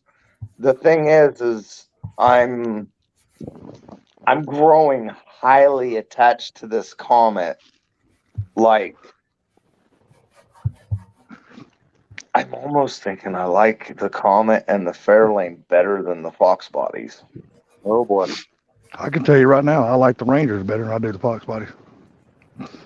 What? Because only because I've built so many damn Fox bodies, dude. I mean, you've never been in the position like Blue and me's been into. You've never been into building cars. Once you build so many of these damn things, there's not really a whole lot less left you can do to the same damn car over and over and over again. You just want something different. You need a new challenge. I'm sorry. You need a new challenge because Fox bodies just ain't a challenge no more. But you pick a Ranger. Say again? You picked a Ranger, though. That's what what car it is. Just a Ranger's not exactly at the top of the list. I guess doing a swap to them. Dude, I love Rangers, man. Yeah. That works for you. So, shocking.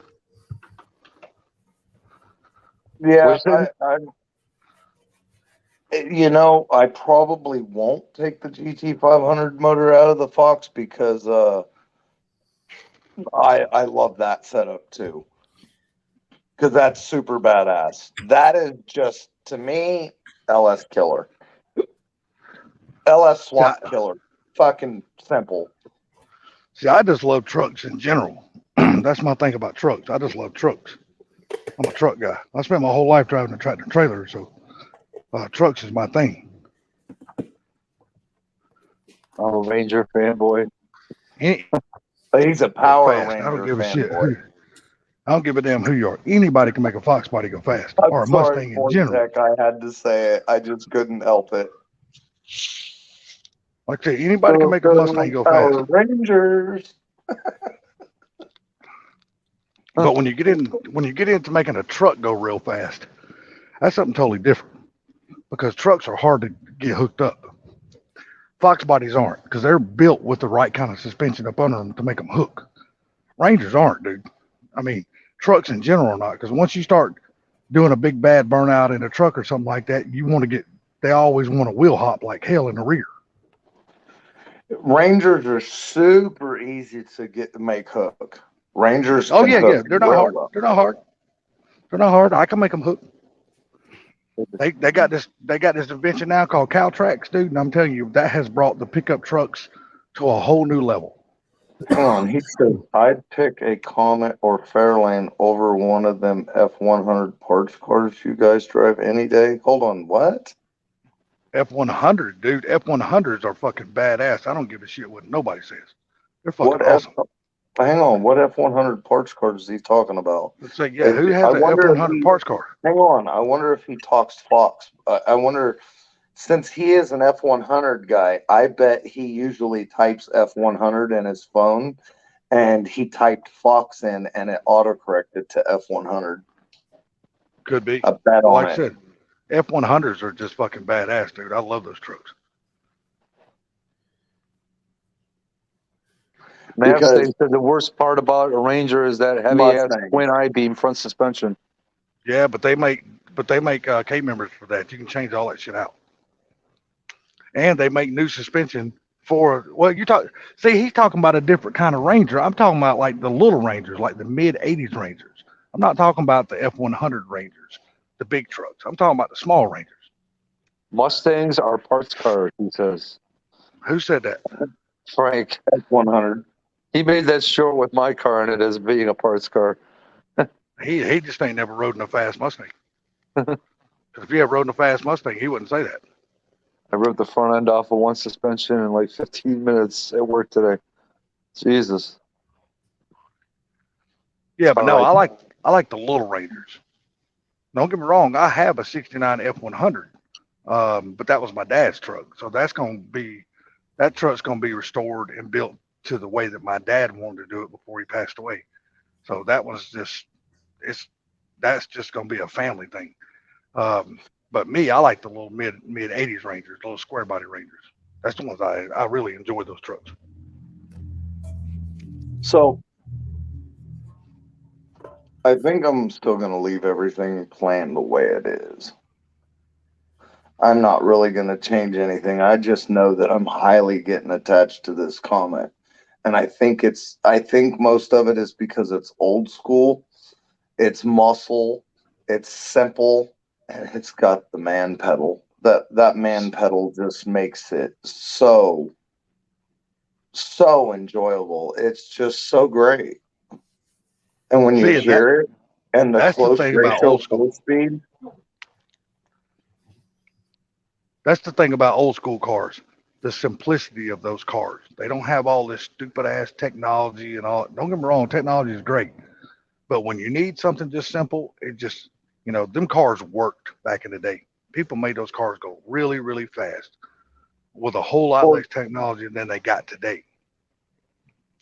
Ford Tech, the Ford Ranger stayed twin I-beam until 97. Early 98, they were still twin I-beams. Mid 98, they changed to independent front suspension. You talking about the small Rangers? Yep. But it's easy, Yes, man. my They sell suspension for those things now where you can take all that shit out from under there. Yep. There's a guy on YouTube that put Fox body suspension under the front of one. Yep. Yeah, you talking about the black one? No, maybe the one I was talking about, it was actually primer gray in the video. Yeah, because who was that? There was some kind of damn hot rod channel who took a Ranger and put a 2-valve in it and made it a road course truck. Who the hell was that? They're running around. That's Rolling Thunder, and that was on Power Block. They done a really good job on that Ranger, but it wasn't even a Ranger; it was a Mazda. But basically, it's a Ranger. It's the same damn truck. But they done a really good job on that truck. That was a cool looking son of a bitch when they got it done. So, yeah, I don't know. I'm just that.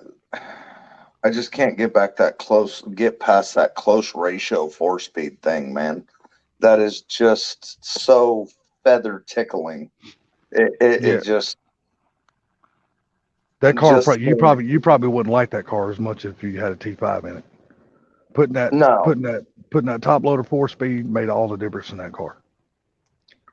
And I remember I was gonna put the T5 in it, and then decided against it. Yeah. Yeah, I know. I figured, Frank. I figured. I used to do a ton of radius arm bushings back in the day. Radius arm bushings. Okay, so radius arm bushings is on a twin I-beam suspension. Radius arms is the bars that go back that keep the twin I-beams from floating back and forth. Yeah. Oh, I gotcha. Yep.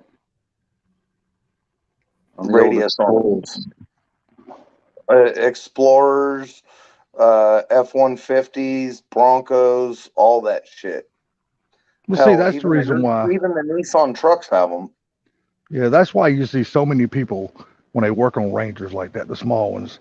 They usually always put a small block Chevy in it, and the only reason why they do, the only reason why they do that is because of the oil pan. Because a Ford is notorious for having the front sump, and the damn Chevy's has got a rear sump. It just makes it easier to get across the cross member, and that's the reason why they do that shit. Frank, you have a good night, man. But they sell front sump oil pans for a Ford. All you got to do is buy one and buy a sump, and then you can put a small block Ford in your little Ranger and not have a problem. Frank, we ain't tripping about the Mustangs being parts cars, man. Convertibles are factory built parts cars, and I don't give a shit what kind of convertible it is. It's a factory built parts car. I don't give a damn if it was a Shelby GT500 convertible. To me, that would be a parts car. It's a fucking parts car. That's right. You said that the other day on whatever podcast you're on, and I got on Marketplace like the next day, and I ran across a Fox body, but it just showed the front, and I was like, "Oh, cool, that's really cheap," and I clicked on it, and the next picture, oh, that's a factory parts car. That's right. That's right. I can't see them the same. I can't see them the same again. Yep. Brian, take care, buddy. Yep. You have a good night, man. And see, and a lot of people like the 93 Cobra wheels. I absolutely hate the motherfuckers. Man, because when I look at those wheels, the first thing I see is a clutch fan on a car. I can't unsee that. Yes. I hate them fucking wheels. I think they're the ugliest shit ever been put on Fox bike. No problem, Big Block. No problem. Thank Boss Man the next time you see him. He's the one that got it. See, and that's the thing about Chevrolet. Even though we could take our stock Fox bodies and outrun a stock Camaro very easily, it wasn't hard to do. Straight off the showroom floor, you could kick a Camaro's ass. The only thing the Camaro had going for it better than the Fox bodies is the some bitches at GM, at least they were awake when they were designing wheels, and the motherfuckers at Ford were asleep 100%. They were fucking just in a damn coma. Do you know why? Because they were so exhausted for building such a badass car, they went and took a nap when the wheels were getting fucking made. You ain't lying. And them some bitches didn't wake Camaro up until...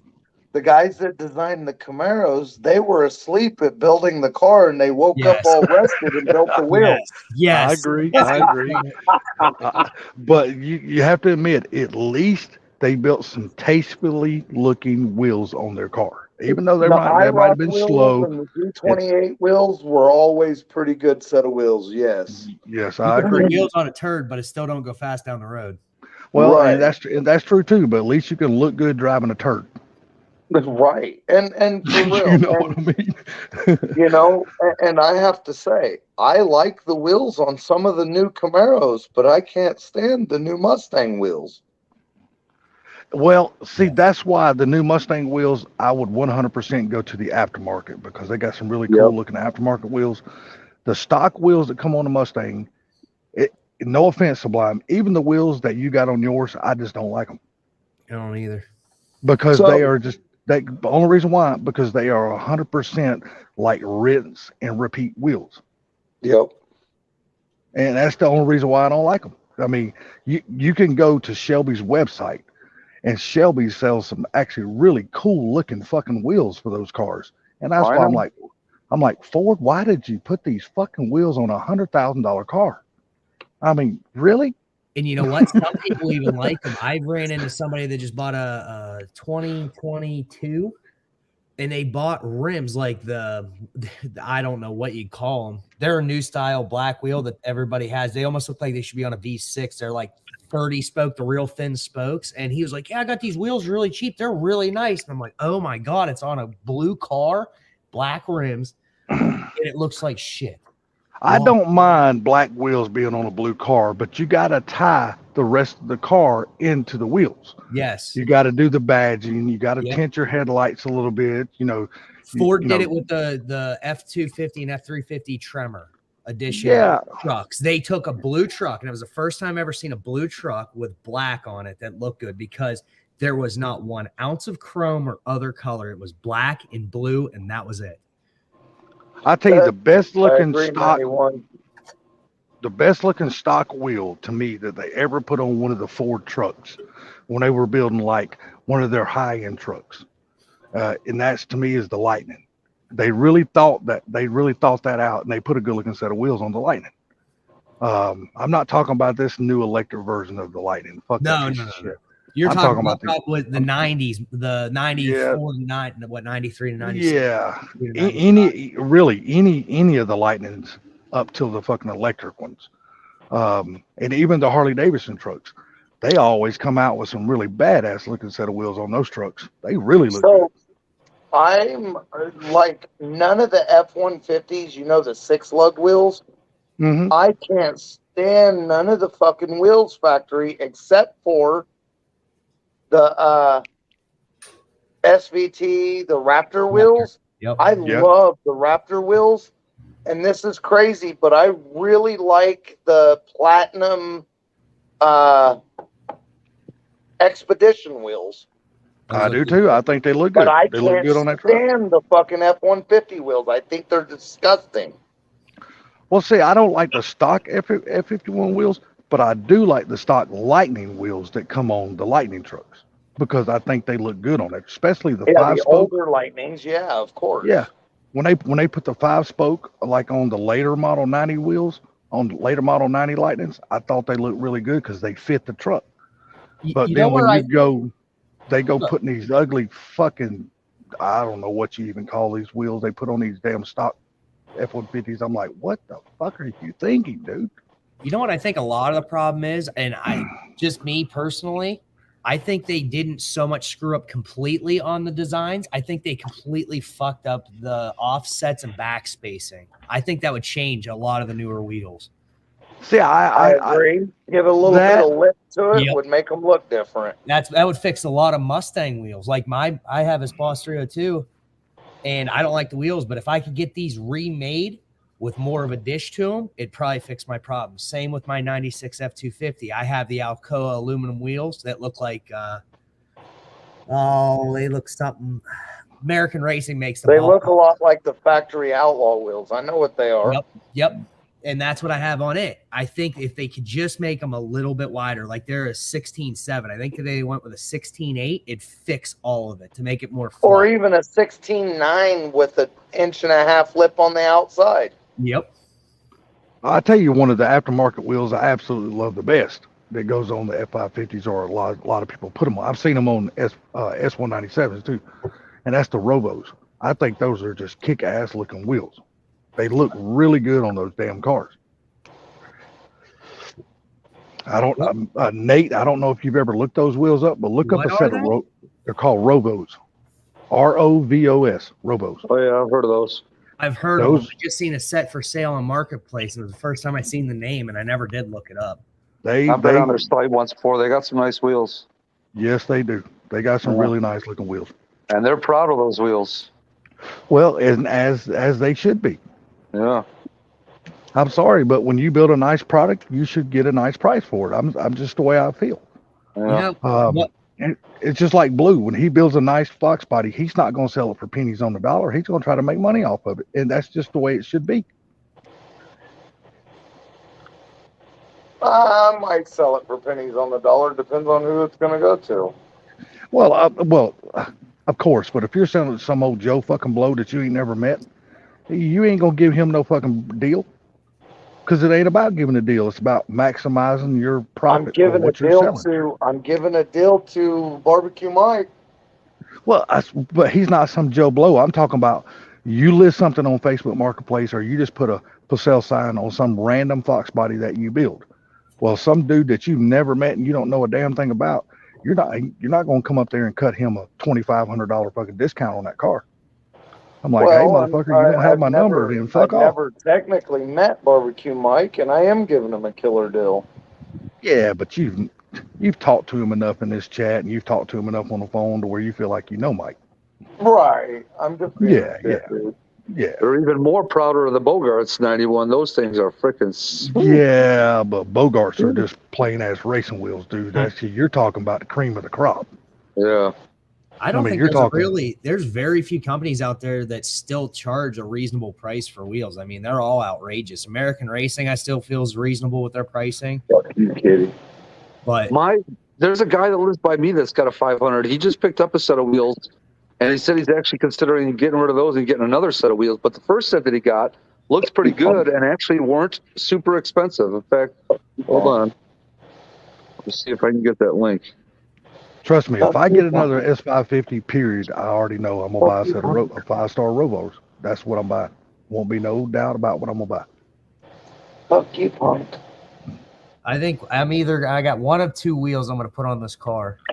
I'm either going to buy the Weld wheels, the S71s, which is a lot of people run those in a drag setup. I think I'm going to run them in like a pro touring setup. I don't see that often. Or I'm going to probably pay out the nose and have I keep seeing them and I've looked through them, the 3030 Auto, what was it? 3030 Auto Sport or Motorsport. They have a wheel that's modeled off my factory wheel, and I can have whatever offset I want. I tell you, another company who's coming on strong as far in the racing wheel game, they still don't cost as much as Bogarts, but RC Comps, they're no fucking joke, dude, and they're nice. They're a very, very nice set of wheels, and they offer a bunch of different looks on those wheels, a bunch of different styles. So but they are a top quality wheel though. That link that I just posted there in the chat, that's a full set of wheels for $2,400, I think it was. For your Shelby? Yeah, the guy that lives by me was thinking about getting. Check those out. But I've been on the Shelby website, and the good thing about the Shelby website, they got a thing where you can click on that website, and you can see what they look like on your car before you buy them. Weld Racing does that too. Yeah, I don't like dealing with companies if I can't see that. I don't want to. Yeah, see, I don't like companies where you have to imagine what they look like on your car before you buy them. I like to be able to see what I'm buying if it looks good before I pay the money. So that's why I like going to Summit, because they got a computer right there in front of all their wheels on the wall right there, and you type in your car, you type in your color and all, it'll pop up your exact vehicle, and then you just go down the line trying different wheels until you find something you like. I loved Weld's website because of that, right up until I clicked on my car. So the late S197, 11 to 14, some dumbass who built the program screwed up where the front from the rear. So the wheels turn in the rear and they don't turn in the front. So like the car just looks odd because the wheels they make it so it turns, so it looks so you can kind of get a few angles of the car, but it's the rear wheels that are turned and the fronts are straight. And I'm like, some dumbass didn't know their ass from their head when they built this program. Yeah, but still though, you pretty much get a sense of what the car is going to look like on the wheels. Even though they're turned, you still get a sense of what it looks like. It's not one of those places where you got to buy wheels and you can't see nothing. You have to imagine in your head, how would these look before I buy them? At least you still get some kind of sense of what the car is going to look like before you pay the money. I think, what was it? Was it Tire Rack? Tire Rack or Tire Discounters did that. They were the first ones I ever found that did that. The first ones I ever see do it was Summit. As soon as they put this Summit race, I got a Summit racing store 6 miles from where I'm staying, so I can just drive over there and get anything I need. You can go ever since that store has been open day one. They've always had it. That store's probably been there 15 years now, or even longer. And I bought a bunch of damn different set of wheels over there. So they actually, if you go to the store, they actually have a program that'll show you. Yeah, it's right there in front of their wheel section. That's perfect. I might need Yeah, that. Because there's yeah, they about got- there's one, I think it was the original one in Talamarich, Ohio. Is about an hour from my dad's, and I've been there quite a few times and bought stuff. yeah. You walk over to the wheel section, and right there they got two computers. They got one like at the beginning up here at front, and then they got one in the back. Because if you ever been inside their store, it's usually not a small display. They usually have a wall of wheels. Yep. When I'm talking about a wall, it's like a very long fucking wall of wheels because they sell so many damn wheels. Yours And you must can just- have one that so that one's, how long's the store been there? Because I was just at Summit at Christmas time and they didn't It's have probably that. been here. I'd say probably 18 years, Okay. maybe 20 years by now. If you look it up, it's the one in McDonough, Georgia. Okay. So that, and I live in McDonough, but I'm in the county. But I live in Hampton, Yeah. but the store is in McDonough, so it's only 6 miles from where I'm at. So I can just drive over there. But I'm gonna tell you what, if you have never been in a Summit, let me give everybody a little word to the wise here. It's not like going to any other parts store. Oh, God. Just be prepared to wait, because when you walk in their store is so fucking huge. In the very middle of their store, they got this round countertop, and that's where all the people are that's taking your order for your parts. Well, what they will do is they will print out this damn ticket to you. Then you get out of that line and you walk to the very back of the corner of the building, and then you stand in another line, and then that's where they give you your parts. The line is so long, they got a waiting area. People just sit down and wait on their shit to be brought out to them. It You just takes forgot to fucking mention forever. you got to go stand now. Once you leave that circle counter, you got to go over and pay and Right stand behind in you? line. Then you have to go stand in line and wait for your parts. Yeah, hey, look, going to Summit is a adventure. Let's It's just a put day it that trip. way. Yeah, If it's you an live next adventure. door, it's a day trip. If you don't, it's a day and a half trip, but you only have a couple hours to do it. Yeah, it ain't like you go walk in like a AutoZone or something, walk up to the counter and get your part. That ain't the way it is at Summit. Hey, I love going to their junk So- section. I'm Oh, out, there's- everybody. they I'm just heading to now- bed. They just now put their Next scratch door, and boo. dent sale back out over here. I fucking Night, love their everybody. scratch and dent sale. Oh, you out Take here, it easy, Blue? Blue. Yeah, I gotta go to bed. All right, All right, buddy. Have a good one. It's tomorrow, Later. Friday All right, night. you guys I'm have a sure good somebody night. will have a long live tomorrow. So take care, bud. All right. Night, guys. Later, man. Yeah, no, they just now opened up their scratch and dent sale again. They had it closed for the last couple of years, 2 or 3 years. But now they finally never, put it back out, and I fucking love their scratch and dent sale. they never stopped it at our store. They Really? they never stopped at our store, but it wasn't a huge section. But you always went through the racks and stuff. Well, then when I went back at Christmas, that was I think I went in the summer, and then when I went back at Christmas, they redid it to where their scratch and dent sections like one half of the store. Yeah, I don't dude. know because everybody was returning stuff during COVID, so they had to figure out what to do with it all. So they Yeah, completely made it twice or 3 times the size it was. dude, I went over there and bought a deck lid for a 67 Camaro one time. And I wasn't even there looking for parts for the car. I was there picking up parts for something else. But I just happened to be, you know how it is when you go into Summit, you have to browse the scratch and dent sale just to see what's over there. And I just happened to be walking down, looking on the racks and shit. And I was like, God damn, there is a brand new damn deck lid for a 67 Camaro right there. And it had one little bitty corner where it had a scratch on it. That was it. One little bitty corner. And I got the damn deck lid for $27. I Yep. jumped all over it. I said, that's mine. My buddy walked in there. He's got a mud truck. He needed an axle for F3. It was actually an F. I think he pulled the axle. It's a straight axle and a Super Duty in the old Super Duties. They were all 2-wheel drive, and he did an front Four-wheel axle conversion. swap and then shrunk it down to make it a mud truck. So it had like a 4.5-foot flatbed he built for it. Well, he kept Mhm. breaking universals on one of the front axle shafts. because he doesn't know how to let out of the throttle when he's turning. So he just stomps in it to the floor. Well, they had a Yukon one. I've never seen them have any parts for those trucks of that year for the 4-wheel drive setups. They had a shaft there that was, I want to say he was going to pay like $300 for a good Yukon or, whoever else makes them. And they had one there in the scratch and dent. It must have been a return because there was nothing wrong with it. And he paid, I don't know, $100, $150. Yeah, dude, that's a steal, man. I've bought mini starters for Fox bodies over there like crazy. I bought cow hoods off of there. Man, I cannot tell you the number of shit. I bought a set of wheels. I bought drag radials. Dude, I bought so much shit off the scratch and dent sale. Dude, this is unbelievable. If you ever need a ring and pinion set, don't even waste your time. If you're around a Summit store, just go to the scratch and dent. If you got a Ford 8.8 or a Ford 9-inch, guarantee you they've got one of every gear ratio on the shelf. Yep, they damn sure do. On the scratch and dent section. Yep. And you know what? There won't be anything wrong with those parts. It just might have been a bearing or something that was left out of the box. Yep. And once the box is open, they can't restock it and resell it. So they put it over on the scratch and dent sale, and guaranteed 99% of the time, it's going to be like less than half of what the price is brand new. A lot of times it's not even that much.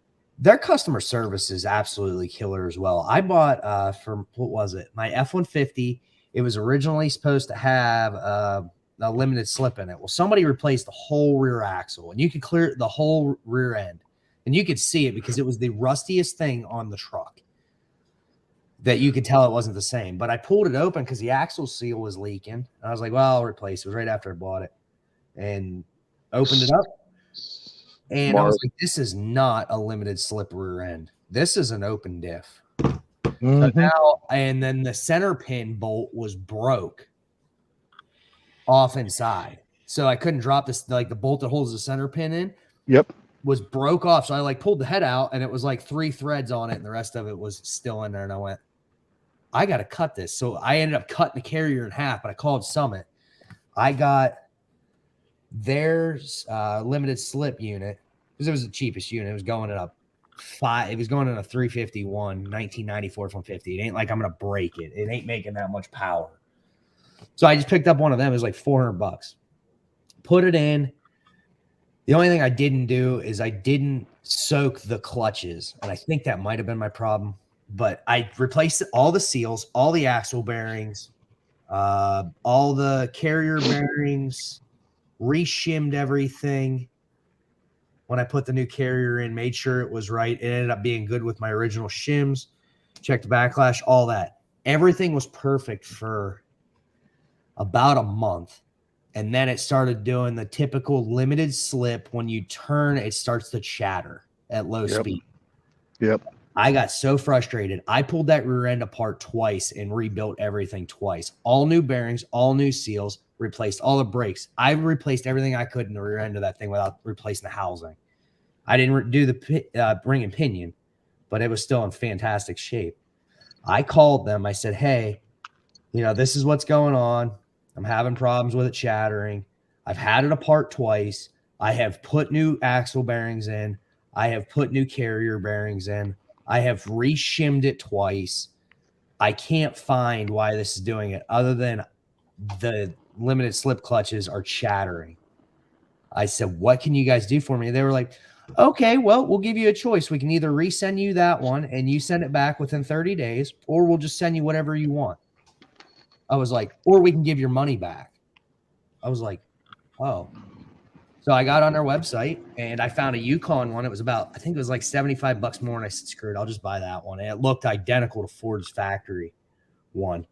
I called him back. I said, hey, I'm going to go ahead and I'm going to go ahead and purchase this. It's about $75 more. Where do I pay? They're like, nah, don't worry about it. We'll just send it to you for the same cost your last one for the troubles, and shipped it to me. There you go. I was like, wow, that's impressive. What's up, Spino? What's going on, Spino?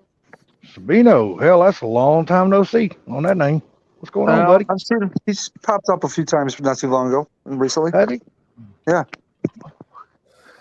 Man, we need some more of those damn. I know, dude. I said the same thing, dude. We need some more of those midnight no preps. I miss that We so much. We need to see another 500 go through somebody's front yard. So, Nate, excuse me. If you go back on my channel and look at a couple of my streams, Okay. and the stream is clearly titled it. There's a stream or two where we were on late night. It was probably 1, 2 o'clock in the morning, which is midnight Cali time. And freaking Sabino came on, dude, and gave us some freaking awesome street, like literally street racing front and center right there at the race. It was badass footage. Oh, I gotta We go back see- and watch that. We seen a guy tear up his fucking new 500 in somebody's front yard. Yeah, there's another one of those videos that I believe he was at, where a guy was in a 500, was racing somebody, and he was losing, and he stayed in it and freaking crashed it. Right up in somebody's fucking front yard. So the GT 500s do Mustang things as well. Well, with the right drivers or wrong drivers, however you want to look at that, behind this wheel, yeah. If it'd have been smart and had his traction control on, he'd have never got in trouble, but he didn't have it on. You can obviously tell he didn't have it on. Yeah, no. He He was didn't. street racing, so he didn't have that shit on. was trying to get But- every ounce of power it had. Yeah, but he probably needed that traction control for the street to get it to hook. Yeah, either way, he was losing that race. Oh yeah, That's the funniest thing, dude. He was already 2-3 cars behind, and for some reason he still stayed in it. I'm like, dude, you lost. Get out of it. Save your car. He you got know? out of it when he went through the people's front yard. Yeah, he got out of it as soon as this rear end started going around. We were all on the damn live stream, just like, what a dumbass. And I don't know if it was that video or it was another video I saw where a guy crashed his 500 racing, and some guy comes out that I think lived or worked by where it crashed and said, whoever's car this is, if I were you, I would get the fuck out of here and report it stolen right now. Yeah. Probably a good idea. Yeah. Oh man, that was what, a year and a half ago, maybe? Yeah, about All that. that shit was happening. Yeah. It was a good God. still. Like I said, Nate, it's a good watch for sure. I will I definitely haven't. go back and check Have that you out. have you talked to Silverback in a while? Because I haven't called him. Yeah, I texted him about a week ago, not too long ago. Is he still doing okay? Hanging out with the grandkids, hanging out with the girlfriend. Okay, so the flowers is still blooming at his house, then, right? Apparently so, yeah. Okay, because I thought the flowers were dead and they're thrown out last Yep. time we heard from him. So evidently the flowers are still blooming. Yeah, exactly, Mavstay. Had to play the hero. That's what happens to people who just can't stand to lose. Dude, You know. I am the biggest believer in Clint Eastwood's words. A man's got to know his limitations. You That's ain't all lying. there is to it. When Hey, it one won't be- car is driving away from you and you're not catching them when your foot's through the floorboard, good chances let out of it. Yeah. Get Yeah. ready, Sublime. Our race is getting ready to start here soon, buddy. Which race? Dig or die. Oh, really? Mm-hmm. Dude, did you see the first episode of Fastest in America? No, I hadn't seen it. I hadn't seen it Wait, yet. what'd you say, Nate? It started. Yeah, and it's a freaking crock of shit, dude. The biggest crock of shit. I don't even want to watch it. Well, It's you not know bad. somebody actually died during that, right?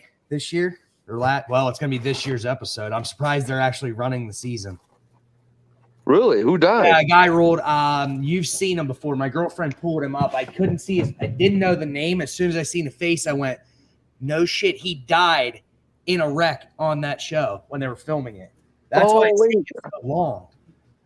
That sounded familiar. But yeah, dude, there's no 405 in it. It's freaking 405 was never in it. well, there was some guys from 405, if I'm not mistaken, were still in it. Like what's it called? Murder Nova ran his car in Fastest in America, didn't he? No, that was you're probably thinking of America's List.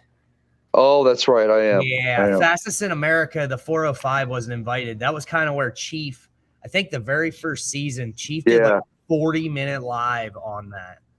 Yeah, see, the problem was the 405, they didn't want them invited because the rest of the guys thought Discovery Channel would be giving the 405 more shit than they would the rest of the racers.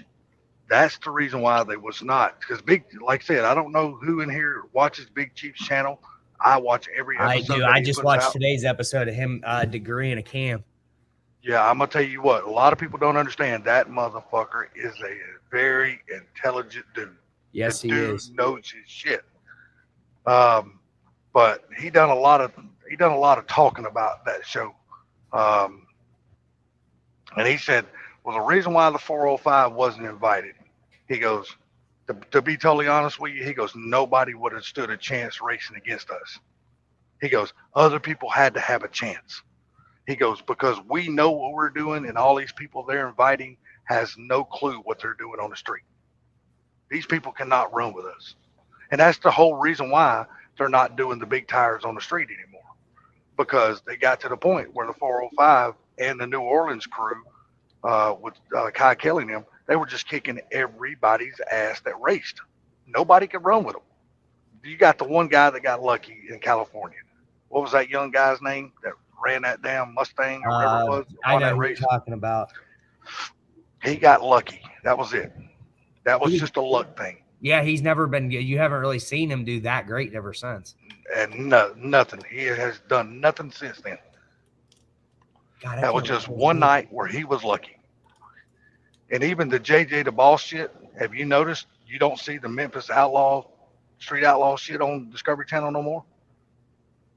Yeah, 'Cause they do Fastest in America.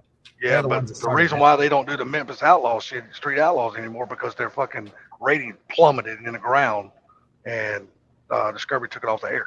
I don't And get they gave why. they gave JJ the other show, the Fastest in America shit. Oh, Hey, Amanda. Let's see. Chief is the reason I quit watching. Yeah. Who said that? Mustang. Chief is. I'm gonna tell you what. People can say what they want to about Chief, but for people that don't even know, that whole the 405 Street Outlaws thing was not even offered to Chief. It was offered to Limpy. Discovery Channel approached Limpy, and Limpy turned it down. He is the one who recommended Chief in the 405. I remember I saw that in the interview between Limpy and Chief. Yep. so Yeah. this is the guy that passed away. Does Oh, he look hold on. familiar to you? I think he ran with Black Sheep Mafia in previous. Ryan season. Fellows. Is that his name? Ryan Fellows? God, that, he died in he the does look familiar. semifinals out in Vegas. The name does sound familiar. What's up, MJI? Yeah, that name does sound familiar. As soon as my girlfriend pulled him up, I'm like, I think he ran for Black Sheep Mafia. Was the team? Yeah, but Where's Limpy, Mr. Limpy is the one that turned that shit down. And Limpy even said, he goes, look, Discovery Channel offered me a very handsome paycheck for this. He goes, but they wanted to control how we race on the street. He goes, and I wasn't about all that. He goes, I'm about 100% true street racing, and that's the reason why I turned the show down. All right, hold on here. If you ever go back to a channel called SRC, go back to SRC where really it's the old man's garage, because SRC, Billy's daddy, is the one that actually interviewed Limpy. If you go back to old man's garage, in his early videos, Limpy went to their house and the old man interviewed Limpy. And Limpy tells that entire story on that interview of how Discovery Channel approached him about the street racing TV deal, how he turned it down, how he recommended Big Chief and the 405. So if it wasn't been for Limpy, there would be no Big Chief, Murder Nova, Ryan Martin. There would be none of that shit on TV. Wait. What did you write in the chat 5 minutes ago, Mark? What are you talking about? What am I missing here?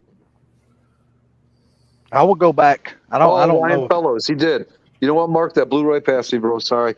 I was talking to Kim for a minute or two, and that's probably when you put it in there. My bad, bro. Good call.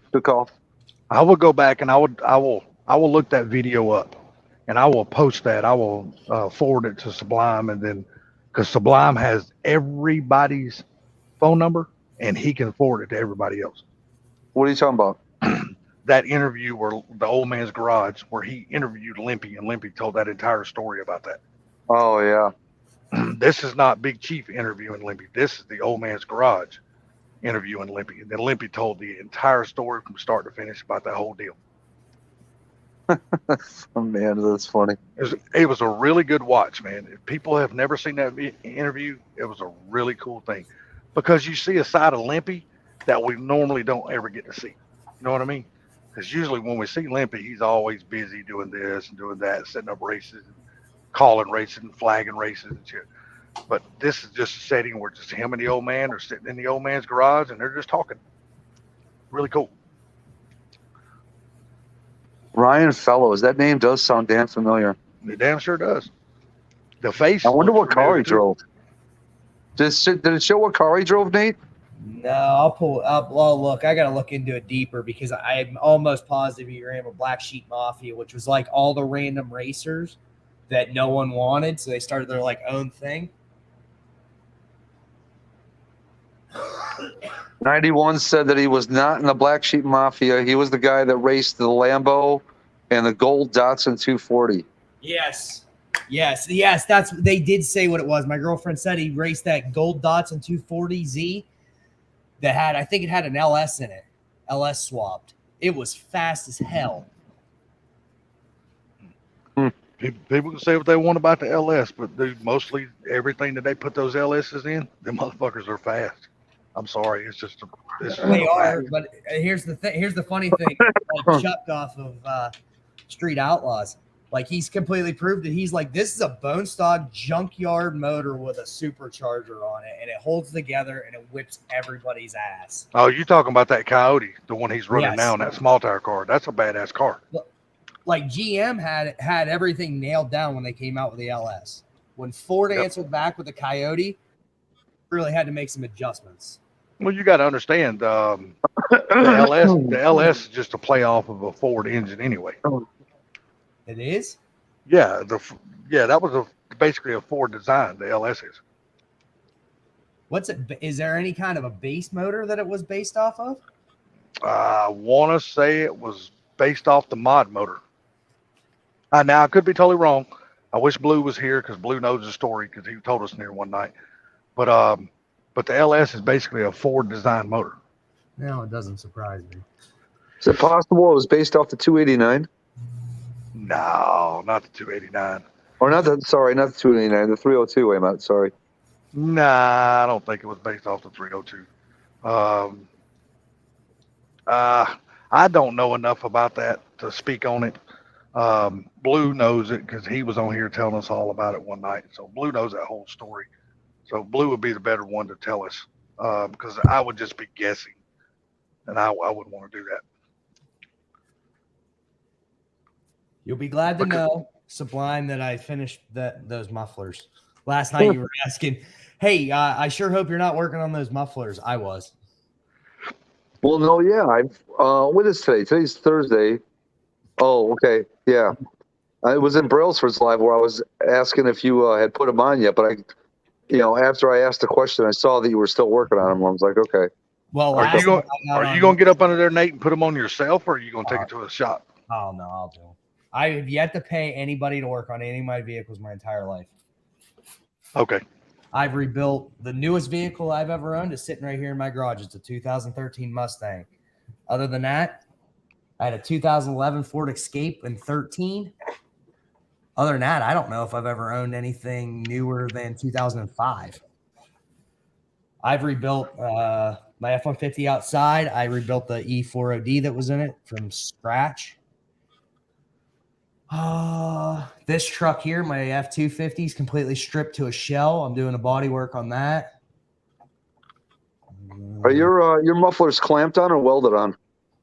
Clamped. Okay. Oh, so that shouldn't be too bad at all. Yeah, I went to Ford today and got I ordered the ball flange clamps, and they were $80 for two. The clamps cost more than the mufflers. Yeah, I know. I walked in and I had an idea where they'd be like 60 because that was what they were on most of any Ford website online. I was like, okay, maybe they'll be 65. I walk in and I said, I need two clamps. I told him my car, gave him my VIN, and he looked them up. He was like, yeah, that'll be 30. What was it? 30. It was set $80 before tax for two, whatever that, $40 a piece. And I went, maybe I'll just cut my old clamps off. And he was like, I'll tell you what, he's like, you're in here enough, and we've seen you in here enough, and you're buying parts.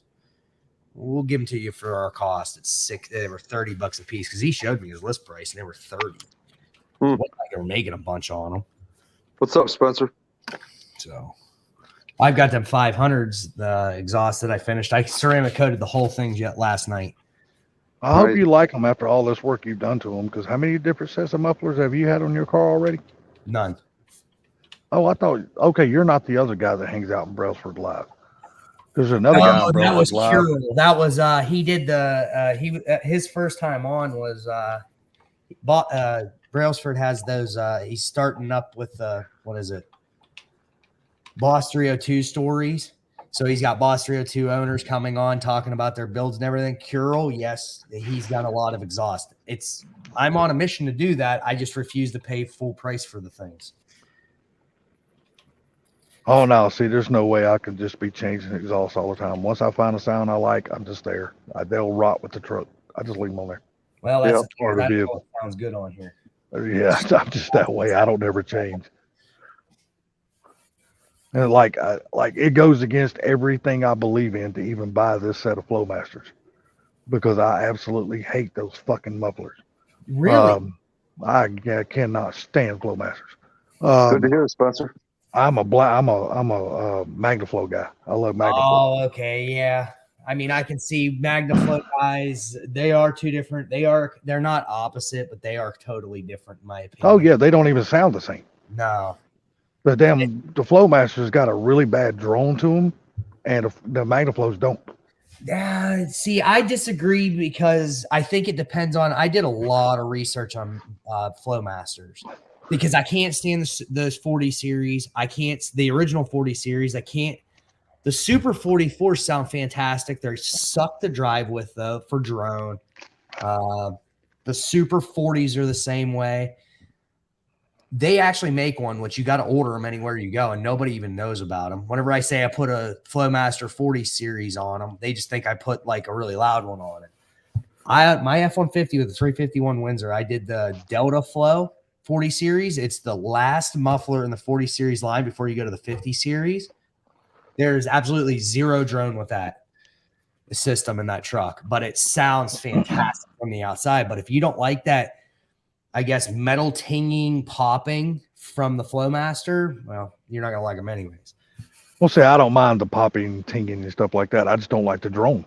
My thing, if it was up to me and I wasn't worried about getting a ticket, I'd just put a set of bullets on it. Oh, I'd get on Amazon, I'd order me a set of $19 bullets, and that's what I put on there. But I'm scared I'd get a ticket, and I'm just too damn old to be paying fucking tickets. I don't want no more damn tickets. so now what Flowmaster are you gonna put on it? A fucking 40 series. But got to remember, I got full tailpipes on, but this is on a Ranger. So the mufflers are going to be back under the bed and not under the cab. So I don't have to worry about the drone inside the cab. I got full length tailpipes on my Ranger. So something that made a big difference. I had Brailsford has that Toyota Sequoia he talks about. Well, I had the same one with the same motor, and it was I put the Delta Flow on it, but I made the mistake of cutting off the resonator. Oh my God, at 2,000 to 2,300 RPM, it ran on the same wavelength as my brain when it come in my ears. It was horrible. yeah, but you got to see my little Ranger. It don't have a V8. Mine's only got a V6. It's got a 4.0 V6 in it. So I don't mind putting Flowmasters on that. Now I have another Ranger just like it, burgundy one. That's the one I'm gonna do the V8 swap in. Now that one right there will get bullets, and it's gonna be on a V8, and it's gonna be loud. But at that time, I'm going to be living in a county where I don't have to worry about that. Well, the county I live in right now, I have to worry about it because you gotta have fucking emissions, and they got all these noise ordinance in this town and shit. But down there where I'm gonna be moving to, down in the sticks, they don't give a fuck. You can run anything you want down there. They don't care. So they have with emissions. Well, in New York State, I got them everywhere you go. But like, there's some odd states out there. So like Pennsylvania, my favorite. in Ohio. Pennsylvania has what is it? So any county, so like Pittsburgh and Philadelphia are two major cities in Pennsylvania. Yes, you can consider Harrisburg, but it's nowhere near as big as Pittsburgh and Philadelphia. So the way they do emissions in that state is Allegheny County is where Pittsburgh is located. You have to have emissions on everybody that lives in the county of Allegheny County, and all surrounding counties have to have emissions. Same thing with Philadelphia. I forget what county it's located in, but it's that county and all the surrounding counties. Outside of that, no one has emissions in Pennsylvania. Yeah. Like a Ford Ranger or an F-150 or a Mustang pollutes apparently more around the city than it does in the country. Yeah, exactly. Oh, They're like all their fucking high-rise buildings and shit that's doing all that polluting and shit coming out of their buildings. Yep. Puts out more than a fucking little bitty fucking Mustang.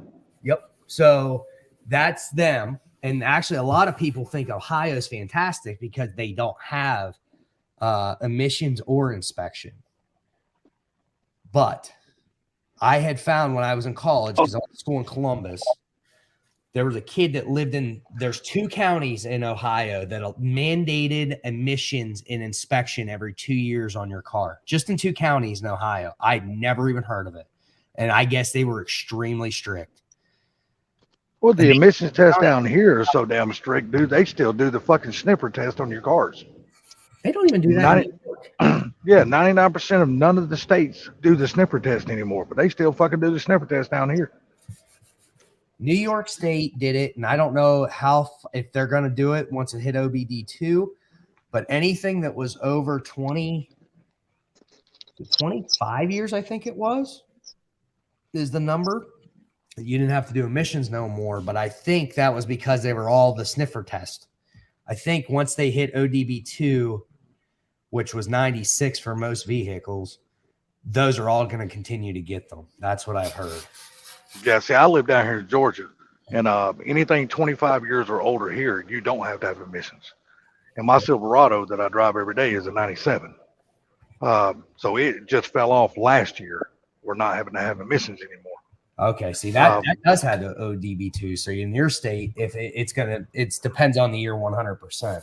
It's just it's 100% depending on the year. Doesn't matter. Like this year, every year that's a 98 model, it fell off this year. Doesn't matter what kind of car it is.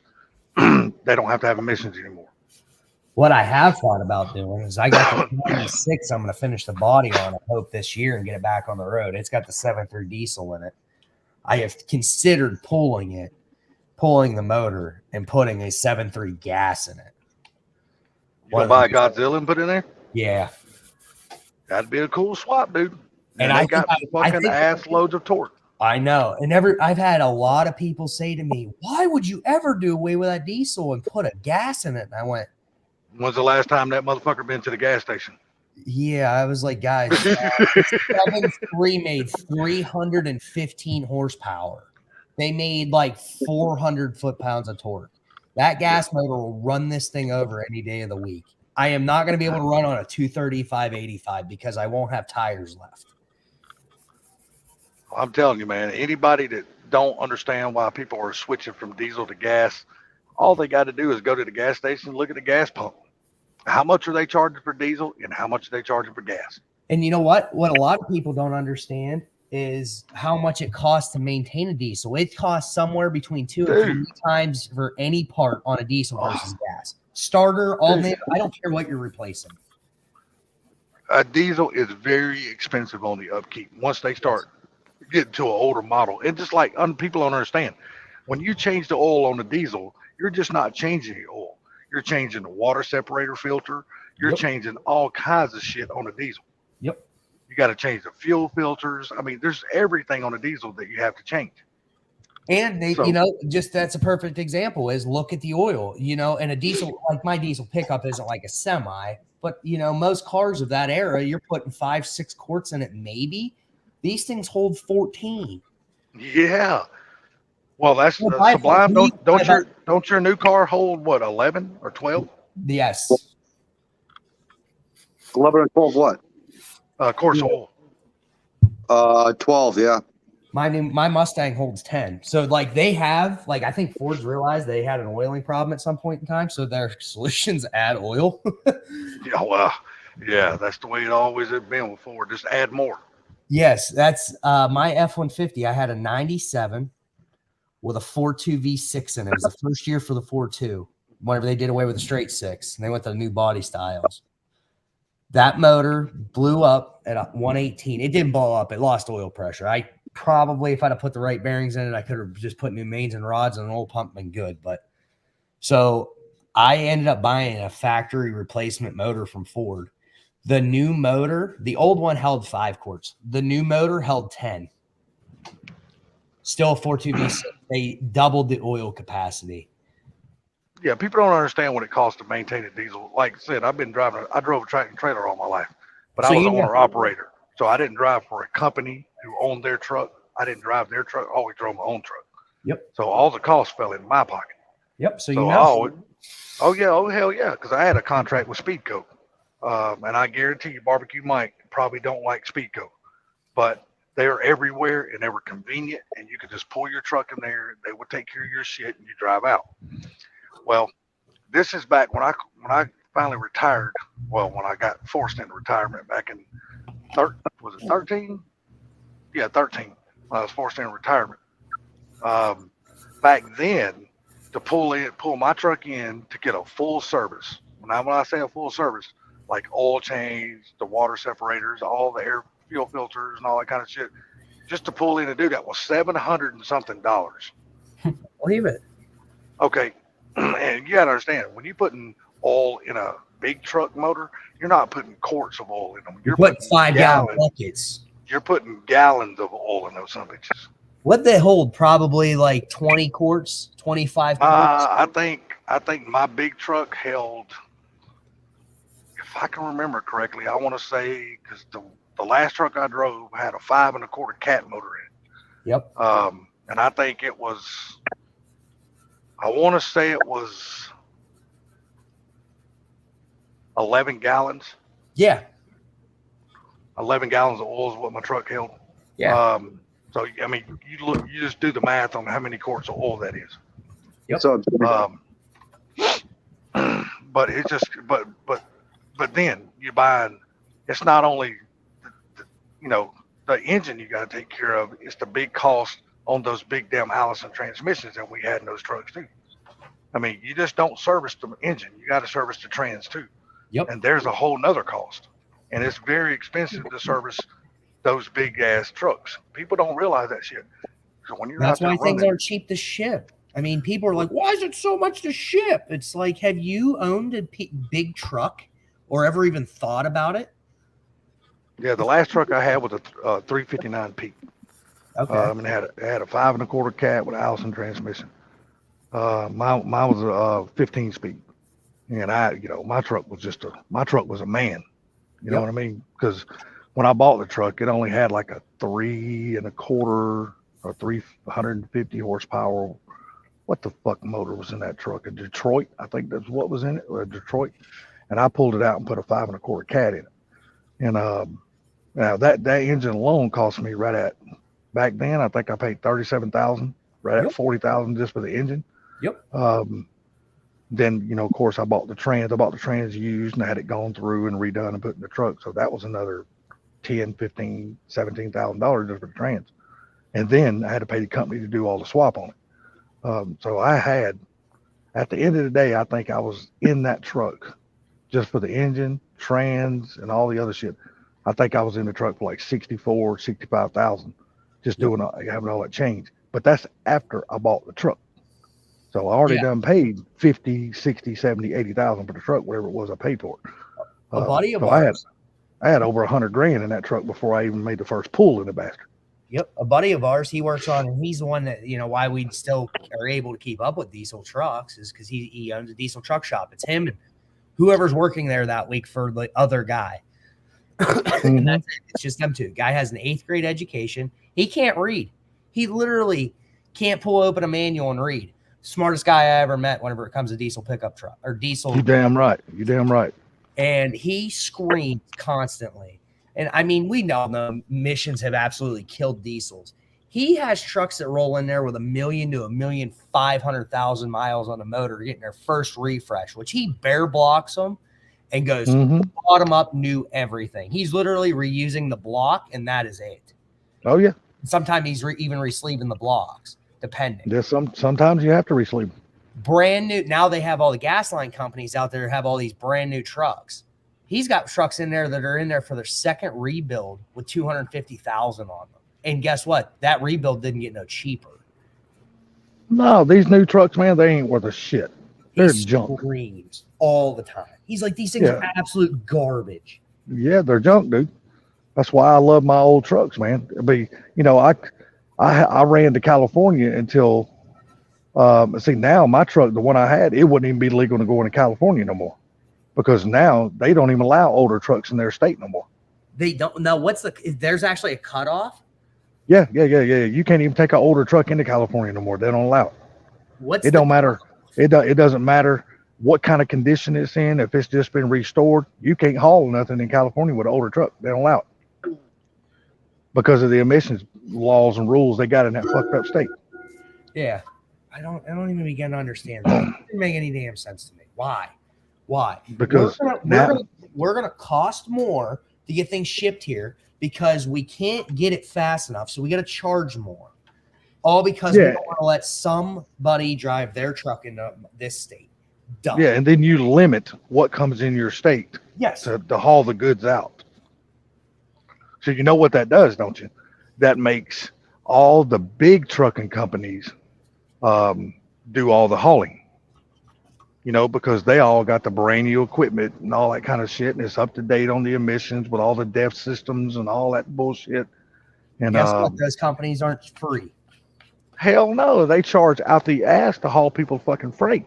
And I was gonna say you were an independent, so you would probably, I bet you charged less than companies like that because you didn't have as much maintenance, because you had a truck that would run 1.5 million miles and not take, you're not rebuilding the motor 16 times in that time frame. You're rebuilding it once. And plus, see, like now that they're limited on how many hours they can drive. See, back in the day, we wasn't limited. We could drive as fucking much as we fucking wanted to, dude.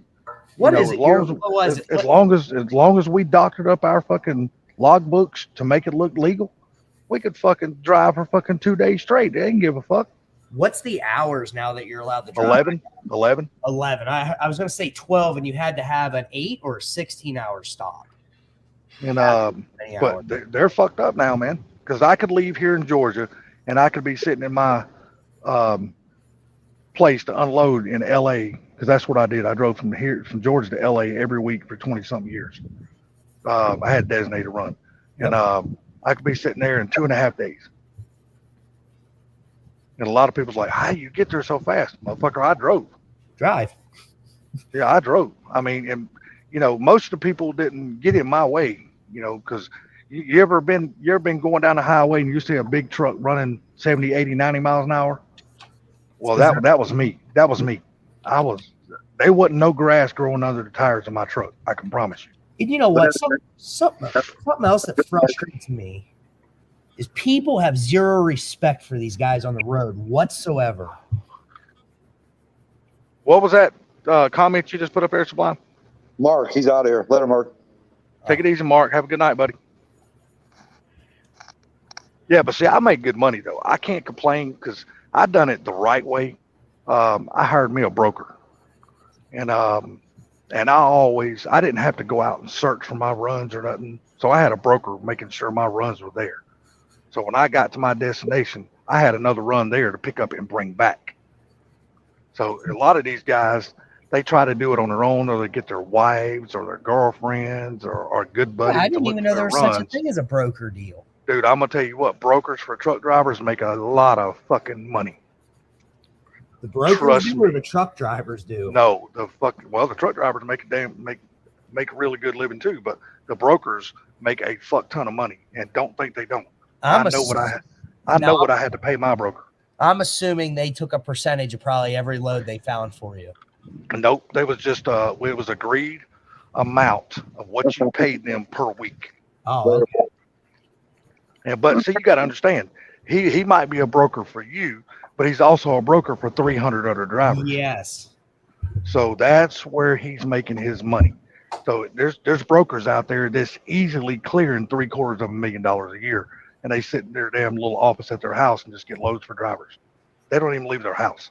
Well, they got to have the connections, you know. If they're putting together stuff for somebody, you know, I don't blame them. You know, if they spend, you get a little bit of everything off of somebody, and you can do, and you can handle the workload. Good for them. I mean, you're sitting in your house and you're sitting there working in your fucking pajamas, and you're making $750,000. Sounds good to me. So you know, a motherfucker can live good off of that kind of income. Oh yeah, I'm telling you, you can live really good off that kind of income. I'm telling you. I don't think I would have much problems getting by. Yeah, as I was saying, I don't think you'd be, you know, worried about paying your light bill. No. I might be paying the neighborhood's light bill just because I'm a nice guy. But you know, the thing about it is, though, man, there are so many jobs out there that like that, to where you don't even have to have any experience. You can just walk into that job and you just become a broker. And all you do is you just call these companies. You just sit in your office wherever you might be located.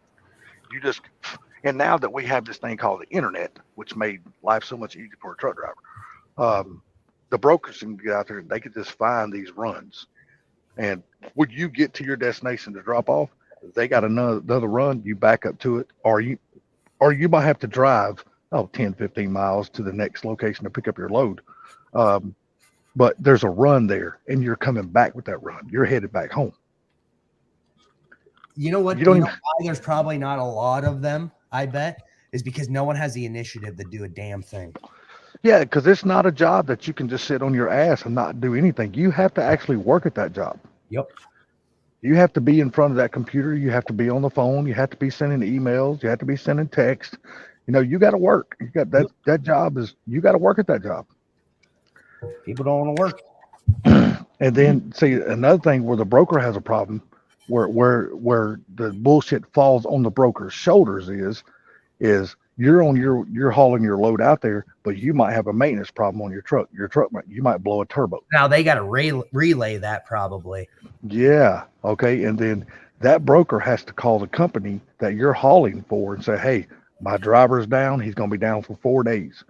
Then you don't have to do anything. Your broker takes care of everything. And what they'll do is they'll get another driver to come by and pick up your trailer, and then they will finish the run on out. You get paid up to the point where your truck broke down, and then the next driver picks up from that point and gets paid on to the destination. Well, at least they're not assholes about it. No, man. It's cool. It's an industry. It's a good industry to get into. I thought about doing it when I was forced into retirement, but once the state of Georgia put me on 100% disability, I can't make a legal dollar. What? Well, isn't there like a minimum limit or something? No. When you're 100% disabled, there is no minimum limit. You don't get to make shit. That's dumb. Yeah, I'm not even allowed. Dude, it's so bad, dude. This is how it is. It's so bad. Well, I don't know if every state is like this, but I know Georgia is like this. I'm using an example. My brother comes over here and he gives me, I don't know, $100 for my birthday. He gives me $100 bill in an envelope, in a little birthday card. Well, I'm supposed to call Social Security and report that $100. Yeah. Yeah. Of course. Yeah. Like unemployment, they want you to report any income or anything you get, any dollar you make. Dude, it's not even only limited to that, Sublime. If my brother was to come over here and give me $50 worth of groceries, I'm supposed to call and report that. Oh, that's ridiculous. I'm dead. That is the way the Georgia law is.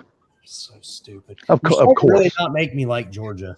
Yeah, if of course, there's nobody here in this state that actually reports any of that shit. Oh, I get it, but just the fact they'd be a fucking idiot if they did. So dumb. I don't even Sure. It was a crazy thing though, because when I had my eye problems, I was in Arizona when I had my eye problems, and that's when I had to pull over and stuff like that, and I had to get somebody to come get my trailer because I couldn't see to drive anymore. It was crazy just how fast the state of Georgia revoked my CDL. It was crazy because when I had to get somebody, my brother flew out to Arizona and jumped in my truck and drove my truck back. You know, of course, I was sitting in the passenger seat because I couldn't drive, but he drove my truck back for me. When we got back here, I had to go to the eye doctor, and then they told me because what I was doing, I had black spots on my eyes, Okay. and they wouldn't go away, and that's the problem because I've had black spots on my eyes before, but usually I would just kind of lay back in the seat or go back and crawl in a sleeper and sleep for an hour or so, and then the black spots would be gone. Well, this time the black spots wouldn't go away, and so he come out there, he flew out there, drove my truck back, and I got here, went to the eye doctor. They put me through all these fucking eye tests that I've never had done in my life. And they probably put me on 30 something different machines. I was like, what the fuck, dude? And then finally, after all that said and done, and I didn't even know this, but when I came home a week later, just one fucking week later, I got a letter from the DOT and they've revoked my CDL. That's just because of what the eye doctors found on my eyes. they pay attention to that stuff. New York State does that. So I had a car accident. It was like 1 in the morning, and I fell asleep on the interstate. And I literally hit the only car on the interstate going in the same direction. Just they were in the slow lane, and I had to cruise set at 70 whenever I fell asleep. I woke up, they were doing like 40. I hit them, and they ran off. Oh shit! Like, I hit you, and you just run off. That doesn't make any sense.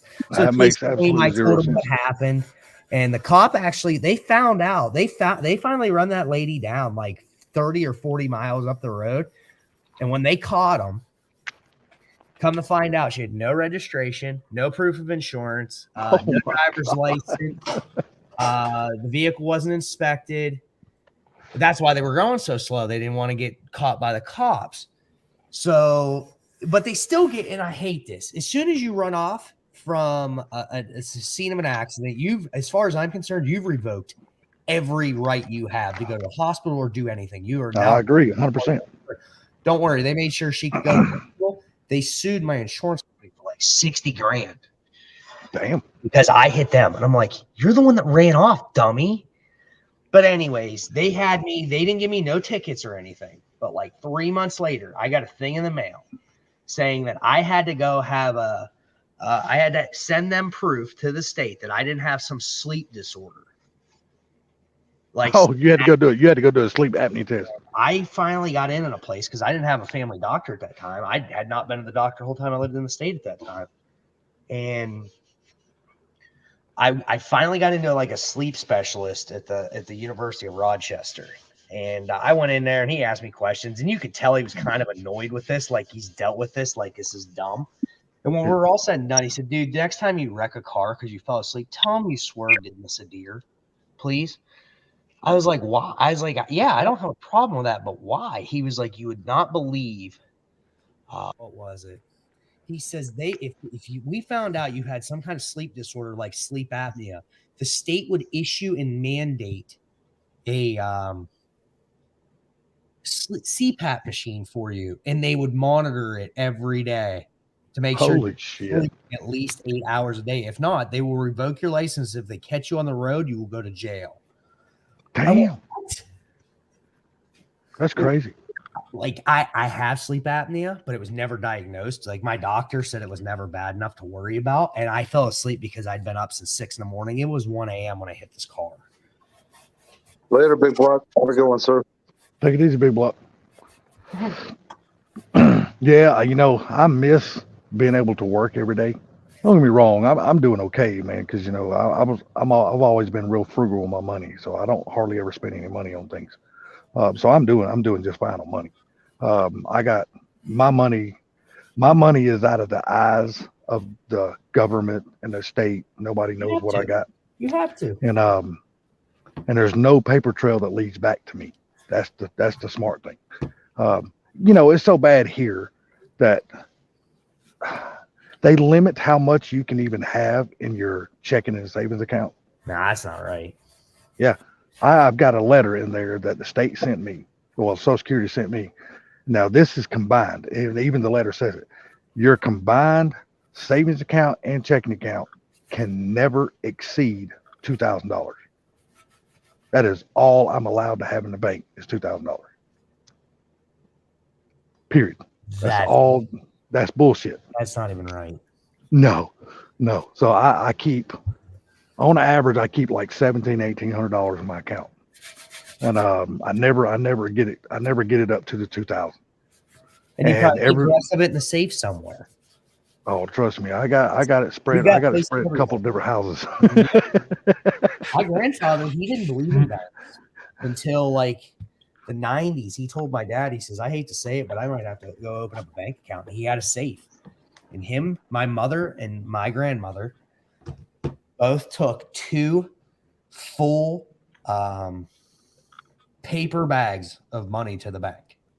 Yeah. And set them on a counter, 2 apiece, and just straight cash to the top. Yeah. Out of the safe and took it there because he's never had a bank account, so he's always kept it in a safe, and he was always frugal with his money. My grandfather made tons of money as a dairy farmer and wheeling and dealing, but he never went to the bank. And they walked in and said, "Do you think we can open up a bank account?" Could you I imagine? guarantee the bank's like, yeah, no problem, sir. We'll be happy to Absolutely. take your money. Yes, everybody else got thrown out the door, and probably the door locked, and I wasn't told that. Dude, let me tell you what, Matt, since you said that, it brings up something else. I was in the store. Matter of fact, you probably all have heard of the store, Dick's Sporting Goods. Yep. Okay, I was in Dick's Sporting Goods 2 days ago looking for a new pair of shoes.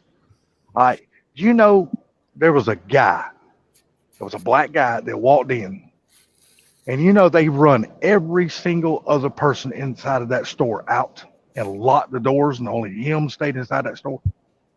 Oh, Probably somebody- They made every single fucking customer in that store leave.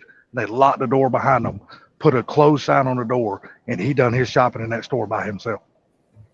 Probably somebody famous. yep. Well, no, what I found out was he had an American Express black card, Oh yeah, my boss has one of those. and they made every single one of us leave because he had an American Express black card. You probably touched one of those. Those things got some weight to them. Dude, I couldn't believe that shit. That's the first time I've ever seen something like that. I was pissed because I was like, motherfucker, look, I've already found the shoes I want to buy. I just got to take them up to the counter and pay for them. No, you have to leave right now. They made every motherfucker one of us get out of that store and lock the door behind them All because a guy has an American Express. because he had an American Express black card. That's ridiculous. I tripped. I was like, holy shit, this motherfucker right here must have more money than he's got fucking that Carter got Oates. You know what I mean? He owes a lot of money too, I'm sure. Because just anybody can't get an American Express black card. I come home and done the research on Google about that shit. I mean, just anybody cannot have an American Express black card. There's a lot of detail that goes to that. And I was like, holy shit. Then I found out I was doing research, and Shaq is, well, of course, Shaq's got American Express black card, but he refuses for the store to empty out so he can use his card. Do you know that he still holds the record for the one single biggest purchase in Walmart history? What do you do? Buy a Walmart? He walked inside a wall. He said he got transferred from a basketball team. I can't remember what it was, but he got transferred one time and he moved to a new city. And said when he got there, his apartment didn't have any anything, no towels, washcloths, or nothing like. He didn't have anything. So he was walking through the store with buggies, and he had Walmart employees pushing buggies behind him. He was, instead of buying 1 or 2 towels, he would go up and just rake his arm across the whole shelves and rake them all into buggies. And he said he done that. He'll use as a write-off because he'll donate it to somebody and then use it. Yeah, and I think what I understand, it was like $60,000 to $70,000 is what when they got through running up his bill, that's what it was, $60,000 to $70,000 or something shit like that. Wow. I was like, motherfucker! But you know, he only lives like 10 miles from where I'm staying at right now. He lives in McDonough over there on Lake Dowell. Wow. Yeah, I live on one side of McDonough over in Hampton. He lives on the other side over there in Ola. It's crazy. Yeah, dude. I have seen him in Walmart before. Now, I've never walked up to him and shook his hand or spoke to him or nothing like that. Because I'm just not going to be one of those kind of groupie motherfuckers who walks around and bothers people when I see them. I don't care if you're famous or not. I'm not going to bother you. You know what I mean? But he'll walk into these Walmarts around here and he'll buy like 50 fucking bicycles and just give them away to kids inside that store that can't afford a bicycle. Yeah. He does that shit all the time, dude. He's one of the coolest people in the world. Just check this out. This whole time I've been sitting here working on one muffler. This is the other set of mufflers I have. This is what I There you started. go, Sublime. You're getting smoker action. Oh my god. Now, is that the set you're going to be selling? No, I haven't. I'm going to try them out and see what I like. So this is what the condition were. I refuse to buy any of these new because these are $1,100 new. I paid $400 for them. Well, let me look. You know, there's an idea. Once you do that damn Godzilla swap on your big truck, save the set of mufflers that you don't use and put them on your big truck. I could do that. But this You know is what I mean? it looked like whenever I was done. Oh, that looks good, dude. Looks brand fucking new almost. Yeah. Yeah. Were they boilers? Yep. It's not their Now, real that- ones, but Now, is that a factory 500 muffler? no. Okay. No. Are those attacks or which boilers? So what, Sublime? Are those attacks or which boilers are those? The S types. Oh, okay. Dude, The I attacks are love, entirely too aggressive. dude, I absolutely love the boiler attacks. I'm going to tell you, the best sounding Fox body Coyote swap I've ever heard, and Sublime has actually seen the car in person, never have. And that's that damn orange fucking coupe that Boost had with the boiler attacks. God, that car sounded so fucking good. Oh, yeah. You know what I'm starting to think? So these modern day cars, even though the Coyote's gonna be totally different because it's got an overhead cams. You've got like the old 5.0s where they were internally cam. They're a different motor. I get that. But you cannot make one of these new cars sound as deep and as ridiculous as an old car. I don't care what you put on them. And I'm starting to believe because the mufflers are in the back and not in the center of the car makes all the difference in the sound. Very good. You could be right. But you know what? I have finally heard the first Coyote that I've ever heard that actually had a cam chop the other day. And it fucking sounds really, really good. Something I'm Have you- thinking about doing. Have you ever heard a Coyote with a damn cam chop, Sublime, that didn't have like the ghost tune thing in it? No, it's cabs. No, not really. Okay, if you get the chance, look up this YouTube channel that I watch. The name of the channel is called 247 Motorsports. Okay. That's the name of the channel. All right, they just put out a video the other day. It's kind of a long video, but you don't have to watch it because they work on the Mustang at the very beginning of the video. Hey, Branson's back. What's up, Branson? And they're what they're doing is they built the car for a no prep racing, but she wants the dude's wife is going to be driving it in the daily driver or street class or whatever it is at all these no prep races or whatever. And one of the rules is it has to have full interior and full exhaust. Well, they put full exhaust on this car. Now, mind you, they don't have an X pipe or nothing on this car.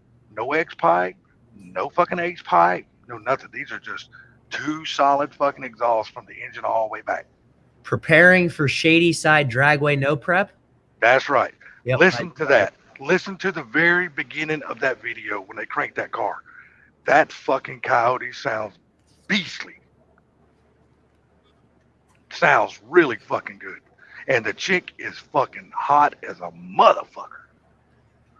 Dude, That's why you watch the channel. Dude, I would let that chick piss in my face to see where it come from. That motherfucker is bad to the bone. I'm not lying to you, dude. And a lot of people's like, well, I don't like women with tattoos. Tattoos don't bother me. As long as they're tastefully done, they don't bother me at all. She's just bad to the bone all the way around. Branson, don't you got school tomorrow, little buddy? He said he's got mac and cheese. Well, if you ever are watching any no preparation, the guy that's her husband in there, you'll all, and I know Sublime will remember this name when I say it, but his name is Brandon Mork. He drives a new Edge, and I'm gonna tell you what, that is a bad to the motherfucking bone car. That car is fast as hell. But that silver Coyote she's got, same color as Ken's new one, dude. I'm telling you, that exhaust is sexy as shit up under the bottom of that car. That is a gorgeous exhaust they put on that car. And like I said, has no X pipe, no H pipe, none of that shit up under that car.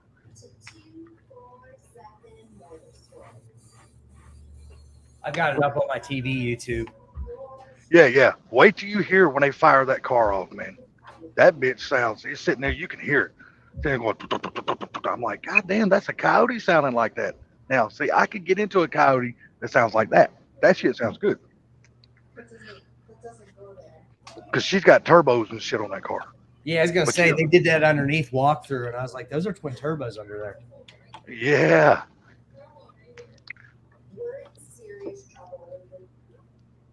Oh shit. Well, I'm gonna have one more smoke and then I'm gonna kill it. Well, hopefully when he gets to that point where they crank the car, I hope he turns on his little camera and shows what that exhaust when they do the walk up under that car. I want you to see, go full screen when he shows that. I want you to see how good that exhaust looks up under that Coyote, and then the sound of it. It ain't like any other Coyote you've ever heard. 1% for each minute left of the stream, Fortech. Is it an S550? Yep, that's an S550. Here, let me. You guys might not be able to hear it. This thing might drown it out. I don't know. Because they just. Sometimes all I can do is laugh. You guys hear that? Yep. And it's time to get this baby started.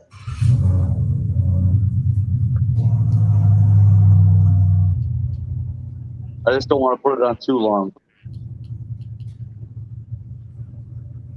Oh, now we can't hear it at all. Yeah, that's what I figured would happen. That's what happens with the cameras, and like I think StreamYard's really good about filtering out garbage noise in the background. Yeah, keep your camera on. That way, when they do the walk up under to show the exhaust what it looks like, I want Sublime to see that exhaust. Oh, they do that right at the beginning. Yeah, well, they do it again too. They do it again too. They do it again. You know, now it goes cam tune. Yeah, what they got in there is not a ghost cam tune. That's not a ghost cam tune in that car. Trust me, these people right here are all about 100% power. They ain't got no time for no ghost cam Can tune. you post the link to that video, Salty, in the chat?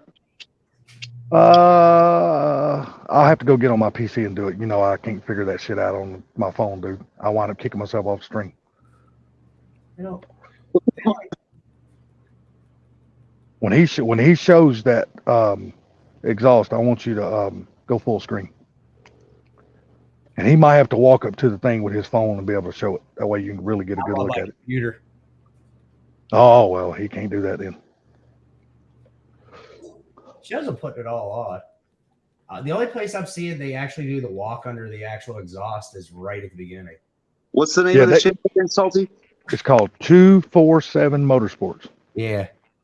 It'll be the very first video that comes up. It'll Yeah, and be it's, walking from and- a new edge. the 24 is spelt as the word, not as just the number. If you just type in the number, it comes up. Okay, there you go. I didn't even pay attention to that.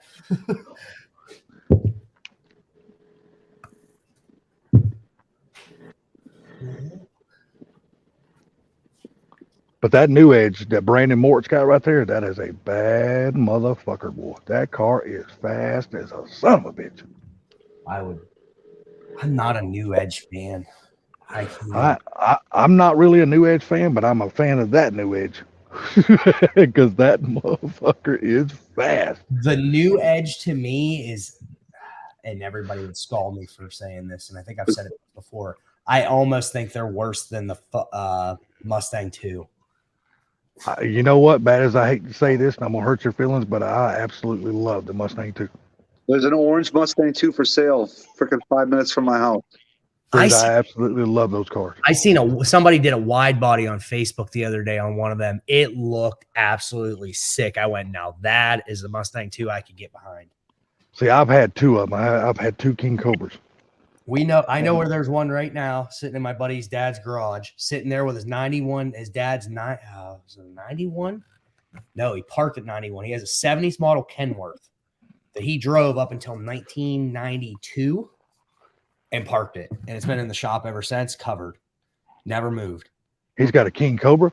No, he's got a Mustang, just a regular Mustang 2, but it's got like no miles on it. Yeah, I had two of them. I had one of them was black with the gold stripes and gold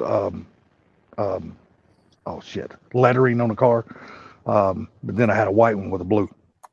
Now he says, and I kind of agree with after seeing them, they're so small. He says they're probably one of the best drag cars you could probably put together if and only if you could keep them from flexing. He said his biggest problem he's seen with them over the years was somebody would stuff a big motor in them or any kind of motor that had power and torque, and it would twist up the frame to the point the doors wouldn't open. It's the same thing on the Fox body. Do the exact same thing with the bike. As long as you put the subframe connectors, the upper and lower torque box reinforcements in them, you're fine. Okay. But anybody that don't do that on a Fox body is an idiot. I've never known anybody to make enough power out of one. If they did, it was a full-on drag car. Dude, I had a street car Fox body. I could take off at the red light and stand it on the rear bumper every time. That's great. Fox bodies, that's what got me in the Mustangs. I grew up with a guy he was a Mustang nut. He's owned one of every generation, and it's a lot of the reason why I have the car I have. So he owned he had a 60s model. He had a Cougar. He had a 67 Cougar, Mercury Cougar. He never actually owned a Mustang out of the 60s, but he had a Cougar. He's had two Mustang 2s. He had a couple of Fox bodies. He married a woman that had an 87 LX that she built for drag racing. Her first car was an 82, 81 or 82. She still has it. It's stripped to pieces. It's just sitting there. It's like a lumber stack now, shelf. This is what they use it for. T-top car. That is my dream Fox body. That is the one Fox body I have never owned. It's an 82 GT T-top. That is my dream Fox body. Now, correct me if I'm wrong. Did it have a grill? So, like you've seen Brailsford's, it's not that same grill, but it had the same no in the front. It might even been a little early. It might have been an earlier one than that. It had like the multiple opening front grill. Yep, and the front fascia, front bumper comes way down in the front. Yes, hers does. That is the 82. That is the 82, and that is I've had over 130 something Fox bodies. And like I said, I've had over 130 something Fox bodies, but I've had 82 GTs before, but I have never been able to get my hands on the 82 GT T-top. That is my dream damn Fox body. I've never seen one other than hers. Hers is sitting there literally right now, chassis underneath of it, and that's it, in a shell. And it's an Oxford or red Oxford red primer. That's it. Nothing in it, nothing anywhere. She has everything to finish it. She just never did. It's got. I bet it has a 102 by 4 sitting on top of it as a shelf. God Almighty, that is a crying shame. And you know what? I say they never owned one. Between him and his wife, they acquired her dad's 70 coupe. So he's owned all the way up to, he never owned the early generation SN95. He had two New Edge. He rolled both of them. And then his newest car he owned was the early S197. And I told my buddy, because of him, I'm in the cars. My dad can care less about cars. They are vehicles to drive and use, and that is it. He's a farmer, so I get it. My goal is after that, I said my first car will be where he left off. He never owned a late S197, so I bought a Boss 302. the newest vehicle I've ever owned in my life, and I just owned it up till 21 when I sold it. I bought a 2020 GT, and then I sold it in 21, which I wish I'd never sold the car because I got it at a really good deal. But that's before the price hike happened. You know what I mean? If I would have been smart, I would have held on that car for about another 6, 7, 8 months when the prices started going through the roof, and I could have easily doubled my money on that car. If I was smart, I wouldn't have bought mine during. I bought mine at the center of the price hike. Oh, you paid, you stepped up and had to pay for it then. Oh yeah, I paid. They stickered for 42. I paid just about sticker for the car. Yeah, I got mine looking for 8-10 months, and I'm like, I don't know if prices are ever going to go back down on cars. I'd love to believe they were, but I wasn't seeing it anytime soon, and they still haven't come way down on this car at all. Yes, I bought a 2020. It was wrecked, and it was a rental car. But it was but the wreck, all it done was cosmetic damage. That was it, just cosmetic. Didn't do anything to the car. Because I talked to Ken, HPR. I called him on the phone. Like as soon as I seen that ad pop up on Facebook Marketplace, I believe me and Proline were looking at that car about the same time, and I didn't know Proline was looking at the car.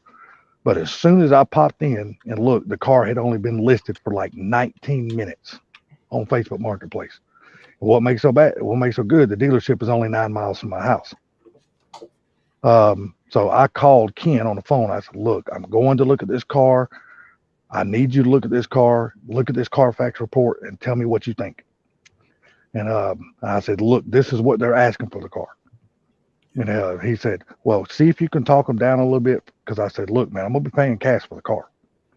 So I ain't going to be no payments involved. I ain't financing shit. I'm paying cash. And so he looked at the Carfax. He goes, look, if you can get them down to this number, buy the car. He goes, you can make money. He says, a hell of a deal. All right, here it is, a 2020 GT, Oxford White, PP1 car. And I got the car for 27 flat cash. That's like what 4-cylinders go for now. Hey, this car only had 14,700 miles on it. Wow. That was it. And Ford had already done, before they listed it, they had already done taken it in their body shop, put a new front bumper, a new rear bumper, a new right front fender, and had already done painted the entire car. So you couldn't even tell if some bitch was ever in a wreck. It was mint. It was fucking nice. And I walked in there and I said, look, because they wanted 28.5 or 28.7 for the car. And I walked in there, me and the salesman got to talking. I said, look, I'll offer you 27 cash right now for the car. He goes, if you can give me 27, you can buy it. I said, I got the money right here. Let's sign the paper. What's up, Sabino? I bought it right then on the spot. What's up, Sabino? How you doing, buddy? What's up, man? I'm glad you got on the panel because now Sublime ain't gonna shut the live stream down to one cigarette. Nah, he'll turn it off. No, he won't. He'll keep it going now. He always does. I heard him. I heard him right now saying that it was his last one. So he ain't going nowhere. Now that you're on the panel, he's here. Trust me. I know Sublime. If I had to race this, you'll stay up until 3-4 in the morning for sure. You're damn right I would. Yes, then I would. Dude, I would stay up all night as long as you were filming that shit. I'll be up watching that shit. Me and Sublime, guarantee you. He was only going to shut it down because he was sick of hearing me and you jabber on Salty. Yeah, exactly. That's all. But I do still believe. Now, when you said what you thought about the new Edge, this is my thought on the new Edge. It's the Mustang that got lost. Yes. Because to me, it fits nowhere in the Mustang world. You know where I think it fits? I think it's in technology, where they needed to go from what old school was to they needed to come up with something in a newer generation and start heading in a different direction than they have all these years.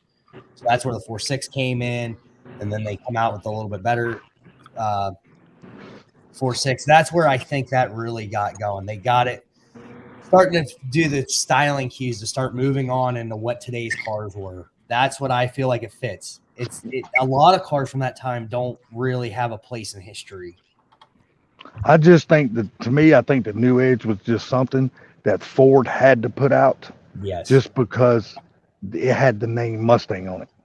I think they Because- put it out because they had to start moving in the right direction. Whether it was the right direction, who knew? And as of you can see today, now what they've come up with. But I mean, look at a lot of platforms they come off of from that car, what they learned.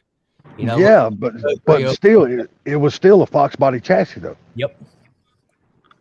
But see, You're talking about the the New Edge, right?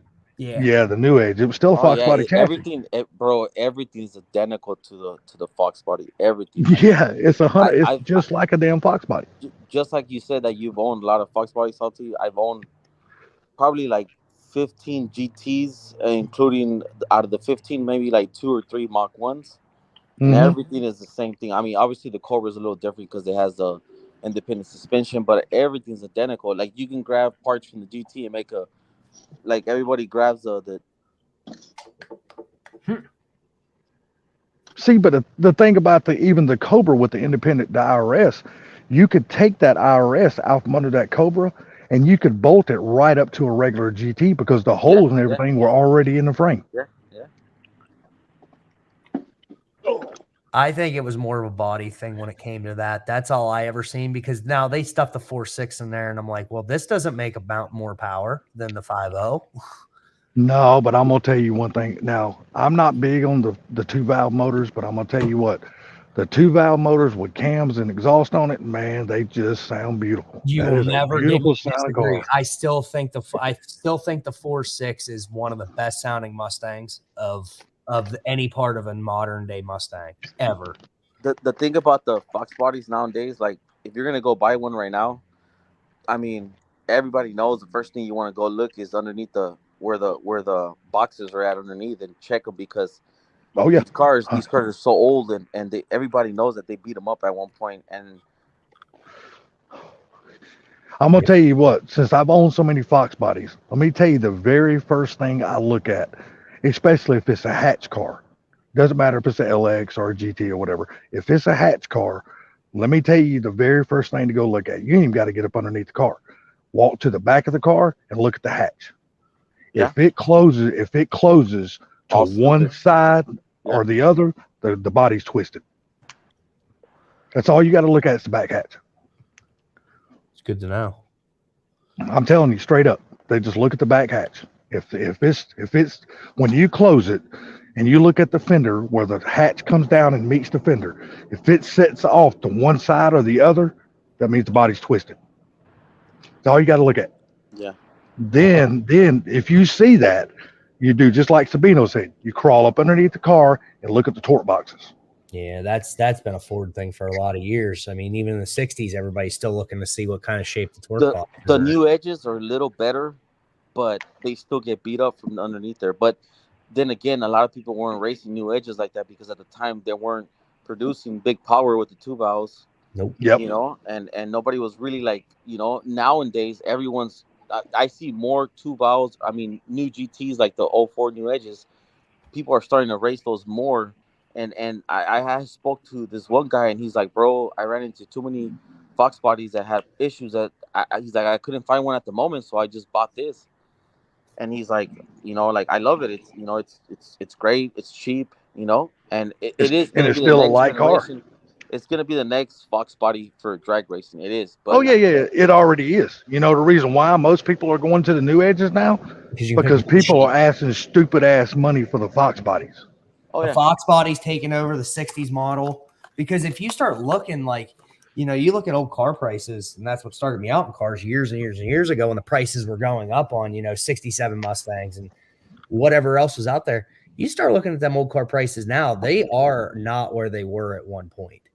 Shit, no, they're not. Unless it's a GT 500 or a 67 fastback because everybody wants one because of Eleanor or something like that.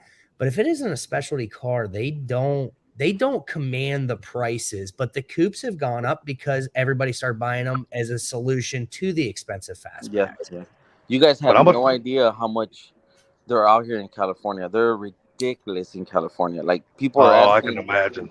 people are asking like for a fucking shell.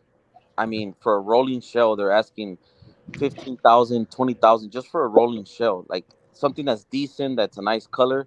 If you have paint on it and it's a nice rolling shell, they're asking 15 to 20,000 for it in California. If it That's has a good crazy. motor, and it's decent, best believe you're gonna pay 30 grand for it. And I don't know what it is about these guys out here in California that they convert the '03 and '04 Cobra motor into those cars with the seats and the dashboard, and they're going up for like 40 grand over here, 50 grand, and people are paying for that shit over here, and I don't get it, because I can drive my ass to you guys' town and buy me a Fox or a Notch for like half of the price what they're asking over here. It's ridiculous. I remember the one that I had.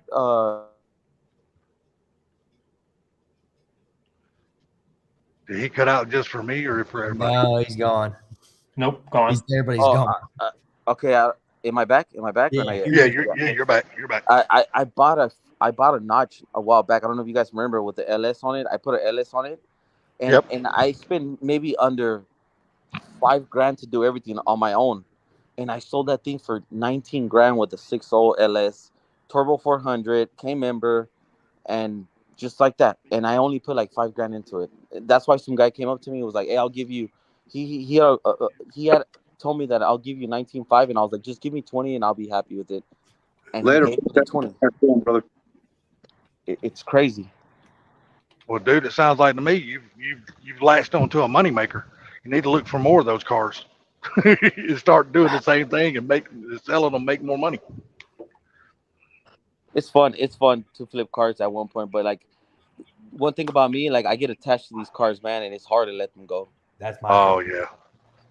Yeah, see me, I've had so many Fox bodies, I'm not attached to none of them no more. The only one I would ever be attached to, if I ever got my hands on it, would be the 82 GTT top.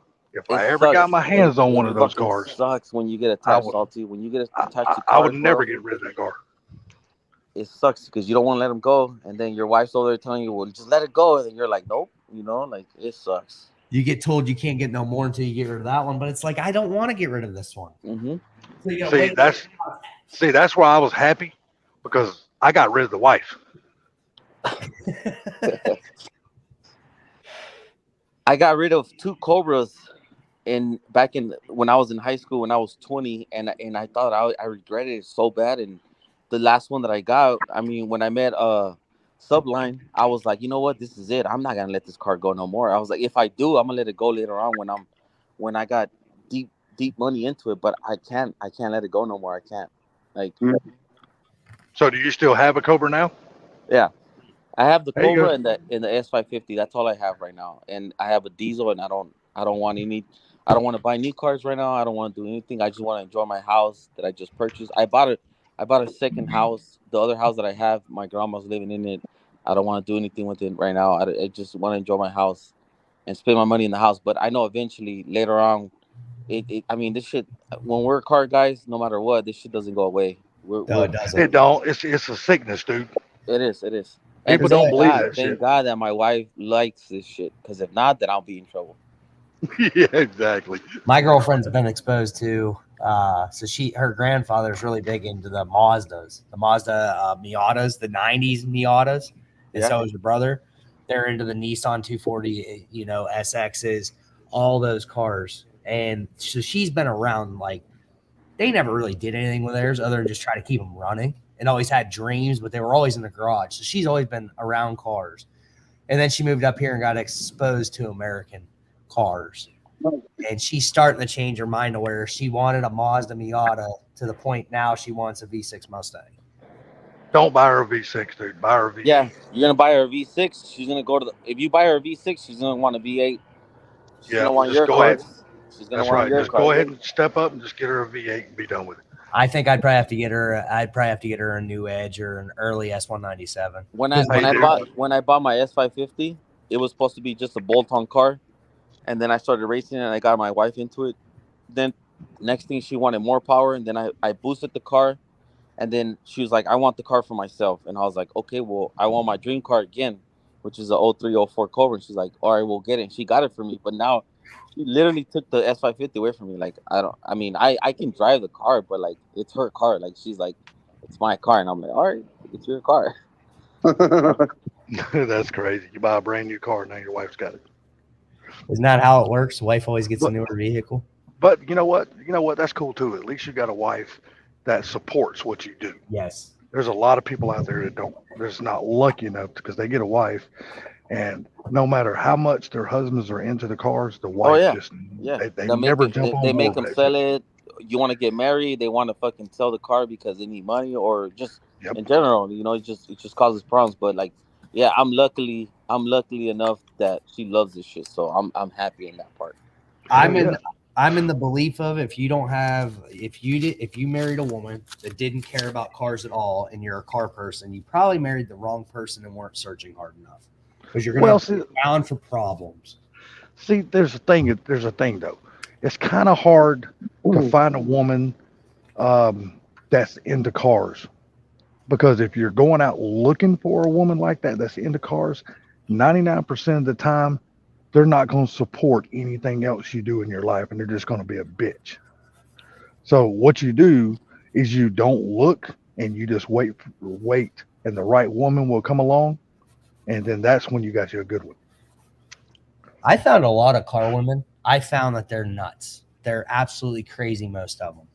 Yep. They're from what I experienced, some car girls are like, they love attention, so I tend to stay away from that. But Oh, hell yeah. I met my wife, and she didn't know nothing about cars like that, so I was kind of happy that I introduced her into the muscle game, because she came from a Honda and all this stuff. But when I was growing up and going to races, all the girls that were out there, like they wanted the attention, and they wanted to feel like, oh, I'm dating the baddest motherfucker, and I didn't like that. So Yep, exactly. To me, that's a whole turn off to me. All the I way think around. I like a woman that's interested in cars but doesn't know very much about them, but has an interest in learning, because I love teaching. Anything I know, I love to pass knowledge off. Well, see, my thing of it is, I don't want a woman that's too much into cars, because there's still a lot of car parts that I don't want her to know that I'm gonna buy. Because if she actually knows the prices that I'm spending on some of this shit, she wouldn't be happy. Mine says if you want it, you'll get it. She says, here's her thing. If I find it on Marketplace, because I made a deal to myself that I won't modify this car at all, which is I've already failed on that. Until I finish the truck and I do some of the house projects, because it was all stuff that needed done. Like, I need to upgrade my furnace. All the bedrooms need redone. There's money that needs to be put in, and I know it. And I said I was going to do it before she ever even showed up. So, but I've been looking around a Marketplace. Like, I ran into these mufflers for a really good price, and I bought them. She wasn't mad about it. She says, it's your money. She said, even if it was our money, it doesn't really matter. But I found an intake the other day, and she's like, now, do you really think you need that? I said, well, I don't need it right this moment.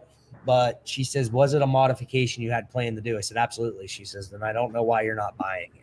yeah, that's I didn't definitely, end up buying it. that's a keeper. That's nice. That's nice. Yeah, And exactly. it's funny because my wife, every time for my birthday or Christmas, the first thing she asks me, like, what kind of car parts do you want? And I'm like, Exactly.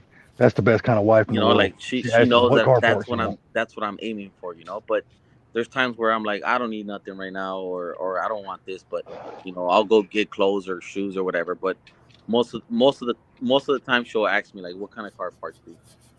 Mine Now, parts because she's afraid of buying the wrong thing. So Christmas time, she's got to the point. Last 2 Christmases, I have a bunch of Milwaukee stuff, but I'm always looking to find more Milwaukee stuff. And every year, last year she got me a new circular saw from Milwaukee, and this year she got me the new 15 millimeter DA polisher I was going to buy. MJI. well, Primo, are you the one that works on the oil fields now? Primo? What are you talking about, Primo? I'm not Primo, but shit, I can't remember what his name is in the damn thing now. Sabino. Is it No. Primo or Sabino that Sabino, works Sabino. on the oil fields? Oh no, Primo works at the dealer. I work in the tire industry. I do alignments on big rigs. Well, didn't Primo leave the dealership and start working in the oil fields? He did I for a think little he bit, did. I think. So Subline would know. Yeah, he did for a little bit, and then he's back now, I believe. I'm not sure if it's just because it's a 4-month on, 2-month off type of deal, but It is he was a gone roller for a few coaster. months, and now it seems like he's back a little bit. It is. I mean, that thing. I did oil fields back in the day, and it is a roller coaster. and that's a job that you have to like manage your money, where you have to save it and not spend it, because when it's slow, you better be able to have some money in the bank to save. You Yep. know, Yep. See, I never buy any car without the intentions of modifying it. I know I'm gonna modify it before I buy it. yeah, definitely. That's Yep. 100% me. Yeah. Like now, I've totally jumped out of the Mustang thing. I don't even look at Mustangs anymore. I mean, yeah, I'll look at them and stuff and go look at it and see if I can buy it and flip it. But I've done jumped into the Ranger thing now. I love the little Rangers. Like the And one you I'm gonna know do you're the gonna V8 swap. Oh, I already know I'm gonna modify it because one of them I'm gonna do a V8 swap on it. So the little four banger, it's got a little 4-cylinder 5-speed in it. That motor and transmission is coming out of that truck, and I'm putting a V8 in it. But at first I was just gonna make me a driver. Salty, Now, you don't remember when Subline was like, "I'm not gonna do nothing to this car for like until the warranty's done in this car," and I'm like, oh yeah, I remember he that. said, I remember that. he said, "I'm not gonna do nothing to the GT500," and look at him now. Yeah, He's over now there you just pushing. now you He's just over got there back from pushing over. Tennessee. He's over there pushing over 800 and talking about, "I'm not gonna do nothing to the car." I mean, it happens to everybody. It happens to everybody. It just happens. He knows eventually he's gonna do Yeah, the yeah. intercooler upgrade. He knows he's gonna take the intake off. I Little, mean the little by motor off little, and little have by it little. I ported. remember like a year ago when Sublime was like, "No, I'm not gonna do anything to it. I'm not gonna do anything to it." But look at him now. It's Haven't a done. habit. I've barely done anything to that car. Look, Sublime, that shit is the making closer you already get, 800. the That closer shit's you already get to making paying 800. Next the thing you're gonna be like, "I need to upgrade this. I need to do yep. this," and then you're gonna be drag racing. You're gonna be doing this. I mean, the good thing you do know that the motor's actually like broken in safe. You know, obviously, like we do know that if you go to the next level, obviously something can happen to it. I mean, but keeping it under 1,000, nothing's gonna happen to that car. It's already broken in, right? But I mean, I remember, I'm telling Salty, because Salty was in the groups. I remember back in the day, you were saying, "No, I'm not gonna do anything to it. I'm not gonna do anything to it." But look at you now. Yeah. Yeah, like I said, he just got back from Tennessee from having a pulley upgrade, I and saw the videos. I saw the videos. I was like, now he's got a tune from a whole different company. the Which first thing I said, I was like, "Man, fucking Subline was talking about I'm not gonna do nothing to the car." and you guarantee if he goes to Ford Takeover this year and he races Car Mob, and he just so happens to lose the Car Mob, Sublime's not going. That's not going to sit happy with Sublime. It's a especially when you have close friends like that. It's always a competition, even though you don't Yes, fight or anything like exactly. that. But it's a competition because Yep. you do know that you do this small thing to it, you're gonna catch up to him, and it's always been like that, you know. Yep. Like I said, when they go to Ford Takeover this year, and just say, I'm just using an example, if Car Mob winds up beating I Sublime, felt say a couple of different races, like that's not Sublime. going to sit good with Sublime, and he's I going to know. go back and he's I going to get on the felt phone with Ken. He was like, "Hey, motherfucker, we need to do something to this car. I yeah. can't be I losing." felt like Sublime saw You the already know what's GTR going and to was happen. like, I feel like Sublime saw the GTR and was like, "You know what? I ain't gonna let fucking this GTR punk me like that." And then he fucking right away went to go tune it and put the smaller pulley. Well, see, now that Car Mob has bought a GT500, so now him and Sublime are their cars after Car Mob gets done doing his little upgrades he's gonna have done in a couple Yeah, months. no, but that's the It- beauty of a good friendship like yeah, that, because like they're competing, but it's like you know, they both have it where they can do it, and it's doable and everything, and they're just like basically challenging each other to do better things, because one of them does something, the other one's gonna want to do it, or oh he's yeah, gonna want oh to yeah, be there. So 100%. that, man, that's the fun game with this, you know. And see, this is the whole thing. Sublime was not even thinking about doing a pulley on I his know. car Yeah. until fucking Car Mob mentioned it one day on a live. Next No, thing you know, so the bullshit, motherfucker. I was in the live, you lying motherfucker. I was in the live. let me. It wasn't he brought it up. It was the guy that lives by me that brought it up and said that he did it, and that's when both of us saw it for the first time at the same time. When my buddy Yeah, that but lived with me came in the chat and talked about that kid. yeah, I but Car Mob is the one who ordered the kit before you did. Oh Hey, yeah, Salty, I have a cousin that loves nitrous, right? When I was all full bolt Me ons. too. I love No, nitrous. I know I you do. I absolutely know love it. I know. The day I that I go love it. nitrous on a big block, I'm gonna call you and I'm gonna fly your ass over here and I'm gonna tell you to tune this shit. And look, Salty, I have a cousin that loves nitrous. This motherfucker puts a 5.3 LS. All he did was gap the rings, and he put a Mhm. big ass 300 shot of nitrous just to beat my NA car. And I was like, you know what? Like, it's the family thing. I was like, Yep. all right. So I went to go buy a blower, and I was like, all right. And then I told my wife, drive this motherfucker, and she fucking went around him in the quarter mile and everything. But still, though, like now I know that this guy's doing he's doing a 427 LS motor. He's doing basically a LS6 block, and he's putting big nitrous because he's coming after me, just Yep. because that's just Just the just because you outran him. That was yeah. it. So I mean, and Yep. I know now I'm gonna have to fucking put a smaller pulley, and I'm gonna have to do something more crazy. And I'm already thinking of putting a turbo 400 on my S550. I'm like really like literally down the street to putting a turbo 400 on the S550 just to, because I know if I put a turbo 400, I'm not gonna be worrying about the 10R80 slipping or doing whatever it does in the No. pickups. But that's just Believe the it or game. not, That's that just the turbo name of the 400. game. The name of the game, like our homies, our friends, our family, like it's always a competition. But like, it's great when it's our friends and we enjoy it and we're competing each other. It's It's very, you know what? It's a fun rivalry when there's nobody that's mad at somebody else. When you can do this shit and have fun at it, it's all Mhm. makes it all worth it. Ranson, take care, buddy. But I guarantee you, Sublime, his next couple of mods will be the yeah. intercooler upgrade. He's gonna take the blower off. He's gonna have it He's ported. he's gonna I make mean, 1,000. He's gonna make yeah, 1,000. Give he's gonna like make right at 1,000. He's gonna keep it under 1,000, but he's gonna be like give it 950, give it about a 960. year. I don't pass next, not this August, but next August. I'll give it to you that he'll have 1,000 on that car. No, He- no. I think he's gonna have. I think he's gonna have up in the 900 range, maybe like 940, 950, 960, and then he's gonna be talking shit to Carmine. All Come right, on and all get right. you some. Subline. Come on and get I'll you bet some. you Subline. I'll bet you 500 right now. $500 up. I don't give you 2 years by that car that makes 1,000 right now. I'm almost willing to take that bet. No, Take you're the not, bet. because I'll that bet car you is gonna be 500. paid off I'll in give what, you. 2 years? Look, we can mark it right now. 2 years from now, you'll make 1,000 on that car just because you want to. You know what? You know what I think Sublime's biggest holdup is of making 1,000 horsepower. It's not the engine; it's the transmission. It's If too it, easy, but it's too easy to make 1,000 on that car. dude, it is real easy to make 1,000 horsepower So, with a GT500. Sublime. Really, really easy. Do you remember a little while back we were wondering how many horsepower the axle shafts, the half shafts would take on your car? Yeah. The next day I found a video from LMR, and it's late model Racecraft. They're also located in Texas. They normally build a lot of Corvettes. They had a GT500 in there. The guy had already had upgrades done before by them, and they just did some more. He was making, what they say they did on the dyno? I think they were like pushing 1,100 with it. And I asked in the comments, I said, are you guys still running stock half shafts in the rear? And they gave me a thumbs up and never gave an answer. So I'm assuming that's yes. And nowhere could I find where they ever upgraded that. They showed all the upgrades. So I'm assuming I think it'll hold up to about pushing 1,100.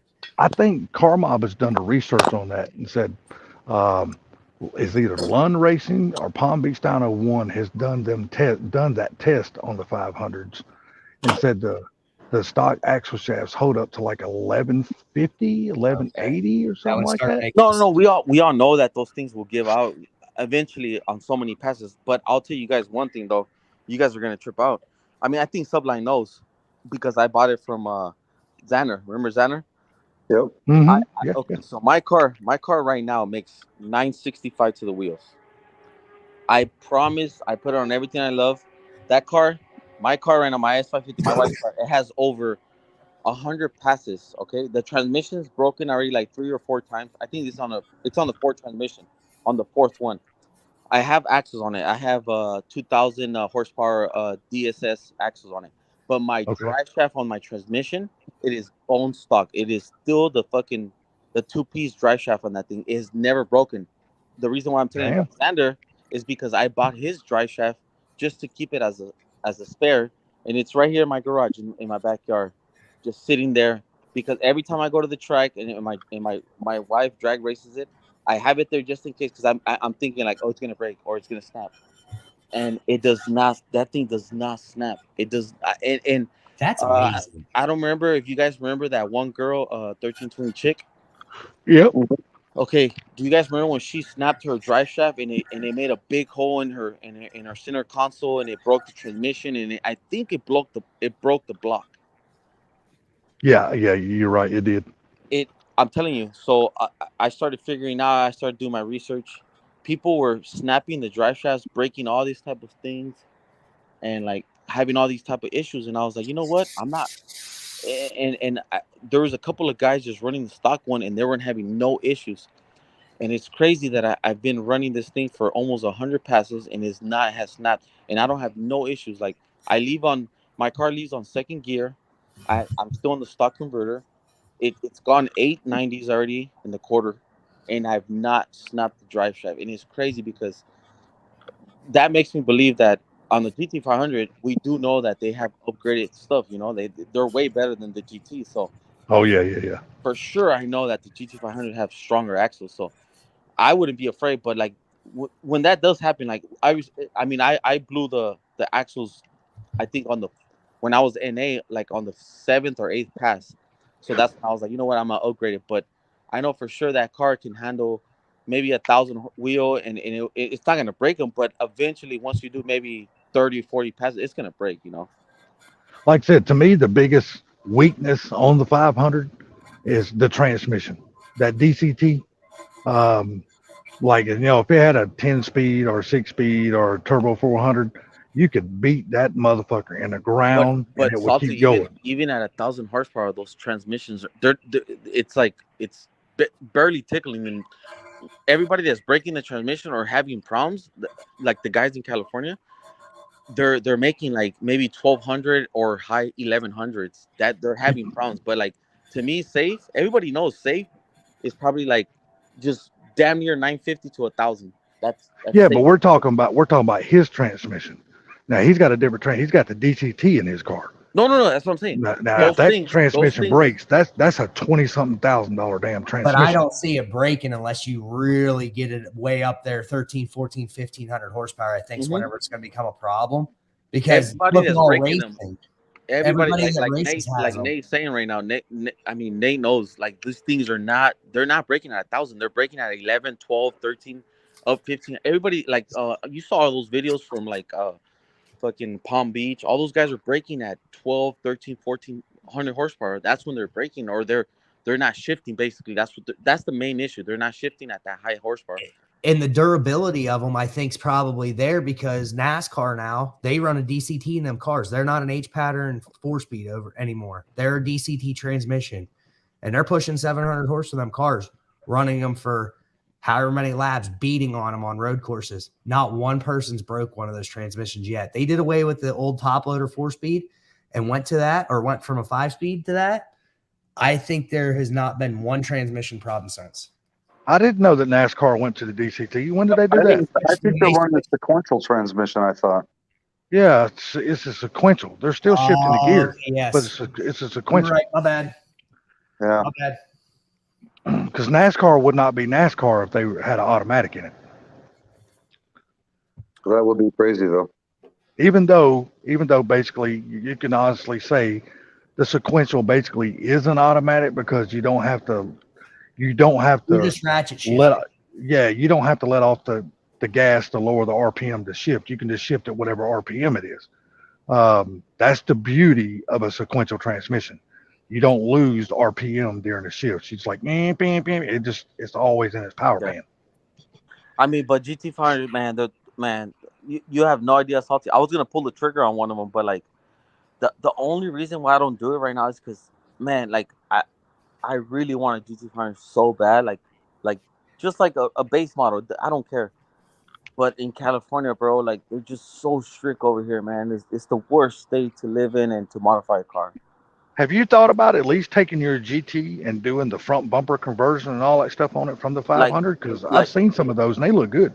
Yeah, no, they're beautiful. But like to me, like I've always been like, even when I had my new edges back in the day with back in the day when I had my new, because I've always had them boosted. When I had my new edges boosted and everything, people would tell me just put a Cobra front bumper. But like I used to like keeping them looking stock and just like, and if I was able to beat a Cobra, like just to let them know, like, all right, a GT did that, you know, like, Yeah. Like you just got bitch slapped by a GT. yeah. But you know, I do want a Cobra so bad, but like a GT500, I want to buy a new one. And I was gonna pull the trigger, but I was like, man, like if I move to Arizona, my plan is to move to Arizona or Texas, and if I do pull the trigger in 2 years from now, I best believe I'm gonna go out there with a GT500. I'm gonna pull the trigger on one of them. It just sucks because right now, like my mentality is to buy an old school car. Like my first car was a '69 Camaro. I want to buy another one, and if I could, I'm gonna Coyote swap it. If I'm definitely gonna Coyote swap it. If not, I mean, if I have to go the cheaper route because I don't have the money, I'll put an LS on it. But I just want an old school car where I'm not gonna have to worry about smog in California. That's the only way you're gonna get away from smog right now in California. Either I'm you buy surprised. I'm surprised you're still living in California. I mean, unfortunately, it's my wife makes really good, decent money, and right now I'm in my stage. I'm 30. I'm 36 right now, and I'm in my stage of my life where I'm making the most money ever, and it's scary to pull the trigger to go somewhere else and make less money because. Well, here's the thing. Here's something it you're not is. factoring in. Now, let me ask you this, and I'm sure you've thought about it. When you leave California and move to a different state, you may make less, but how much are you gaining because of cost of living being so I've much? just been to say you're going to be. I have heard the cost of people living that is are going to be making- so much less. So we have that example. A guy moved from New York City making like $250,000. He went to $100,000 and moved to Pennsylvania and still makes more because of the cost of living over there in New York City. Yeah, no, I that's definitely something to look into. I've looked into it, but like not to brag or anything, but like I mean, to be honest, like I mean, man to man and everything, I would not have the things that I have because of my wife. Like and I'm very happy because I brought my wife into this industry that I do. So I basically work for a company, and I brought my wife into the tire industry as a salesman. My wife used to sell embroidery machines, like the machines to do shirts, hats, all those things, right, for a Japanese company. And she used to travel all over the world to sell these big ass machines that were like 40, 50 grand. But she was working for a Japanese company that wouldn't pay her commission or nothing. It was a base salary. And my coworkers, the big bosses, met her one time at a Christmas party, and they fucking, these guys brought me into an office one time. They're like, hey, we're gonna talk to you. We don't want you to take this offensive, but your wife's very, very pretty, and we think that she can, dominate the tire industry because she's a girl, and there's no girls in the tire industry that sell tires, and she's already coming from a experience from a company that sells things, and she's gonna open doors that guys can open. And as soon as my wife went in there, bro, like she was dominating. Like she would go to accounts that these guys been trying forever to open, and not to say, because she's walked into accounts that guys don't care, that if just because she's a girl, they want to know if she knows her shit. They don't care, and she's really good. And that's the scary part, where if we move, like, is she gonna be making the money that she's making here? Like that's the scary part. And I really want to pull the trigger. And I think in the next 2 years, I'm gonna pull the trigger. I told my wife, we talked about it so many times, and we said we're gonna do it. Because everybody knows you get more bang for your buck in another state besides California. California, Oh God, yeah. California's bad. I mean, I live in upstate New York, and it's not like I don't pay New York City prices by no means, but I pay for New York City, but just like the rest of this state. So like, it isn't like New York's very far off. Like, but that's what kills me about California is they screw the whole state. New York State, they screw New York City, and they make the rest of the state pay a small portion of it. They don't fuck them as bad, though. I think is that the fact that we grow up here and we get established and we get comfortable and you don't know any better. Yeah, exactly. You don't know what you don't know. Yeah. Well, what it is, you're scared to make a move because you'll be going to an unknown place. Yes. Yeah. And you won't have your everyday surroundings, what you're used to. The comfort, the convenience. Scenery, yep. Friends. Yeah. Family, everything. Yeah. Everything changes when you move to another state. But once you get there, you're like, what the fuck was I thinking? Why didn't we do this years ago? Yeah. You know? I mean, I lived in Pennsylvania, so it wasn't like people were like, "Oh, it costs so much more to move to New York." I moved to New York. Don't get me wrong; things are more expensive, but it wasn't as dramatic as everybody made it out to be. But they'd also never lived here. My boss, who had me move here, he says he has property in Syracuse, so he knows, you know, what cost it was. He's like, it's going to cost you a little more, not a lot more, because he said, because I know, because he has property. Nobody else did. Everybody else was just speaking from what they know. I know. I mean, I when I listen to Salty and these guys, that I know Salty just purchased a house out there or land. If I tell you guys what I paid for my house that I just purchased the other day, you guys will You know laugh. what? Here's the thing. A lot of people don't understand. You can sit here and tell us what you made, and then honestly, we can't complete, you know, what would that even be equated to in another state, just because you guys are going to make more to make up for the cost of living. And it's that much more that you could say you made $400,000. And in all reality, it might equate to $200,000. People take that shit out of proportion because they don't understand. Nate, I paid $5,200 for my 1,000 square foot house right now, bro. That's ridiculous. And I mean, that's asinine. But so you pay $5,000 something a month? $5,240 for my 1,000 square. So for You know what?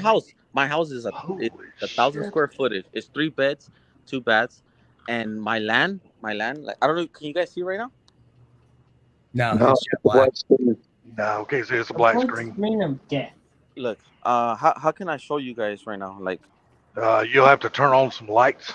A light. Because all we see is a black screen. Can you guys see me right now? No, we can't see anything but a black screen. Except for the black. It's just Yeah. black screen. Yeah, he's got you full screen, but all we see is black. We don't even see your shadow. We can't see nothing. You guys can't see me right now at all? No, at all. It's just like your camera's off. No, your camera's on. We know your camera's on, but it's so black out there, we can't see anything. Really? Yeah. That's All right, weird. let me tell y'all this. Nate, listen to me. I mean, not Nate. Well, I'll tell Nate too. But Sabino, let me tell you. You got a 1,000 square foot house. Okay, now how much land do you have? 5,000 square foot. Okay, and let me tell you the difference of cost of living where you're at and where I'm at. My brother, his house is 4,980 square foot. All right, that's crazy. He lives. He's got 7.5 acres. Mhm. All right, he only paid $152,000 for his house, and he built his house. My house is 1,000 square foot on just a touch under an acre. Half of it's woods. Don't get me wrong. I live close to stores, but I'm kind of in the boonies, and that's fine by me. That's the way I like it. 1,017 square feet, 2-bedroom, 1-bath house with, I got a 2.5 car garage attached. Nothing was updated. I paid $1,085 in 2017 for it. That's a damn good deal, dude. But it was back in 2016 when housing market wasn't out of control. So I paid $700,000 for my house. The one that I just bought recently, for 5,000 square foot. My house is only 1,000 square foot with 3 beds, 2 baths, and a garage. But what I'm saying is, like, it's ridiculous what we're paying out here, what people have to go through to get it, and that's what I was telling you guys earlier. If it wasn't for my wife, I would not have the things that I have. Like, and it sucks because, I mean, as a man, sometimes we want to provide for our family. Like, my tradition, my dad gave everything to my mom and everything. Like, he did it on his own, and I wish I could do that to my wife. But I mean, eventually, now in the generation that we live in, we can't do. There's no way you can do that in California. Dude, every family, I don't care who it is, maybe Sublime's the exception to the rule.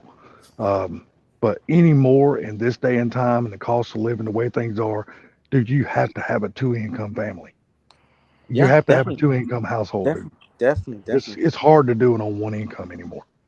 I would not have what I have if I didn't have my girlfriend working right with me. I mean, I could do it on my own. I did it on my own, but like it makes a big difference. I would not. That's I would what have 100%. You wouldn't be able to live the lifestyle you live if it was just your income. No, No? I would pretty much halt everything I'm doing right now. Yeah, that's what I'm saying. I mean, anymore, man, you have to have a 2-income household, just about. I mean, you really do. Like I said, Sublime's the exception to the rule. He's the only one that works in his house. But you know, that's Sublime, and that's what he's comfortable with. And him and his wife can make do on their money, and they can pay all their bills, and he can still have his fun toys and things like that. There's a lot of people that are like that. I mean, it's a good feeling that you can establish your life like that. That you can take care of yourself. You can do that. You know, who wouldn't want their wife to be home and just, handle their business at home, clean the house, do this. You know, that's a good thing. But unfortunately, some of us out here, we can't handle all this. Exactly. I don't know how you guys make it on 2 incomes.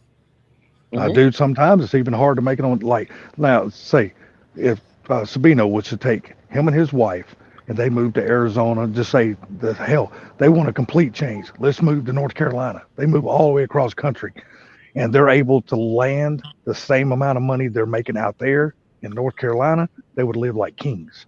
If you can make half, they would live like still kings. live like kings. They would live like kings Just because of the cost difference.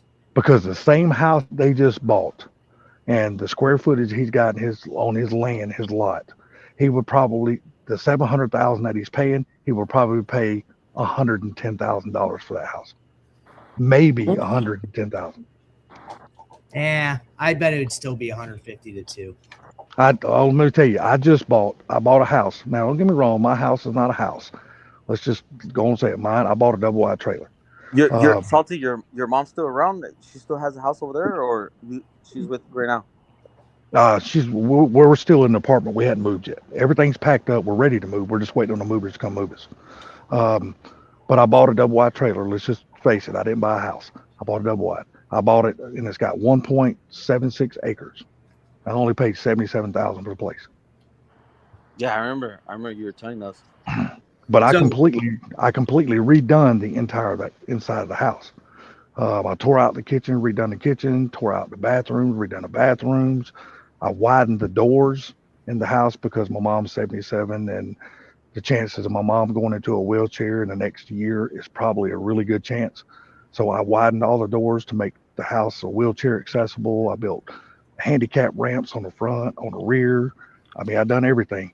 And I don't even have $108,000 in the entire place, and my shit's paid for because I pay cash in my place.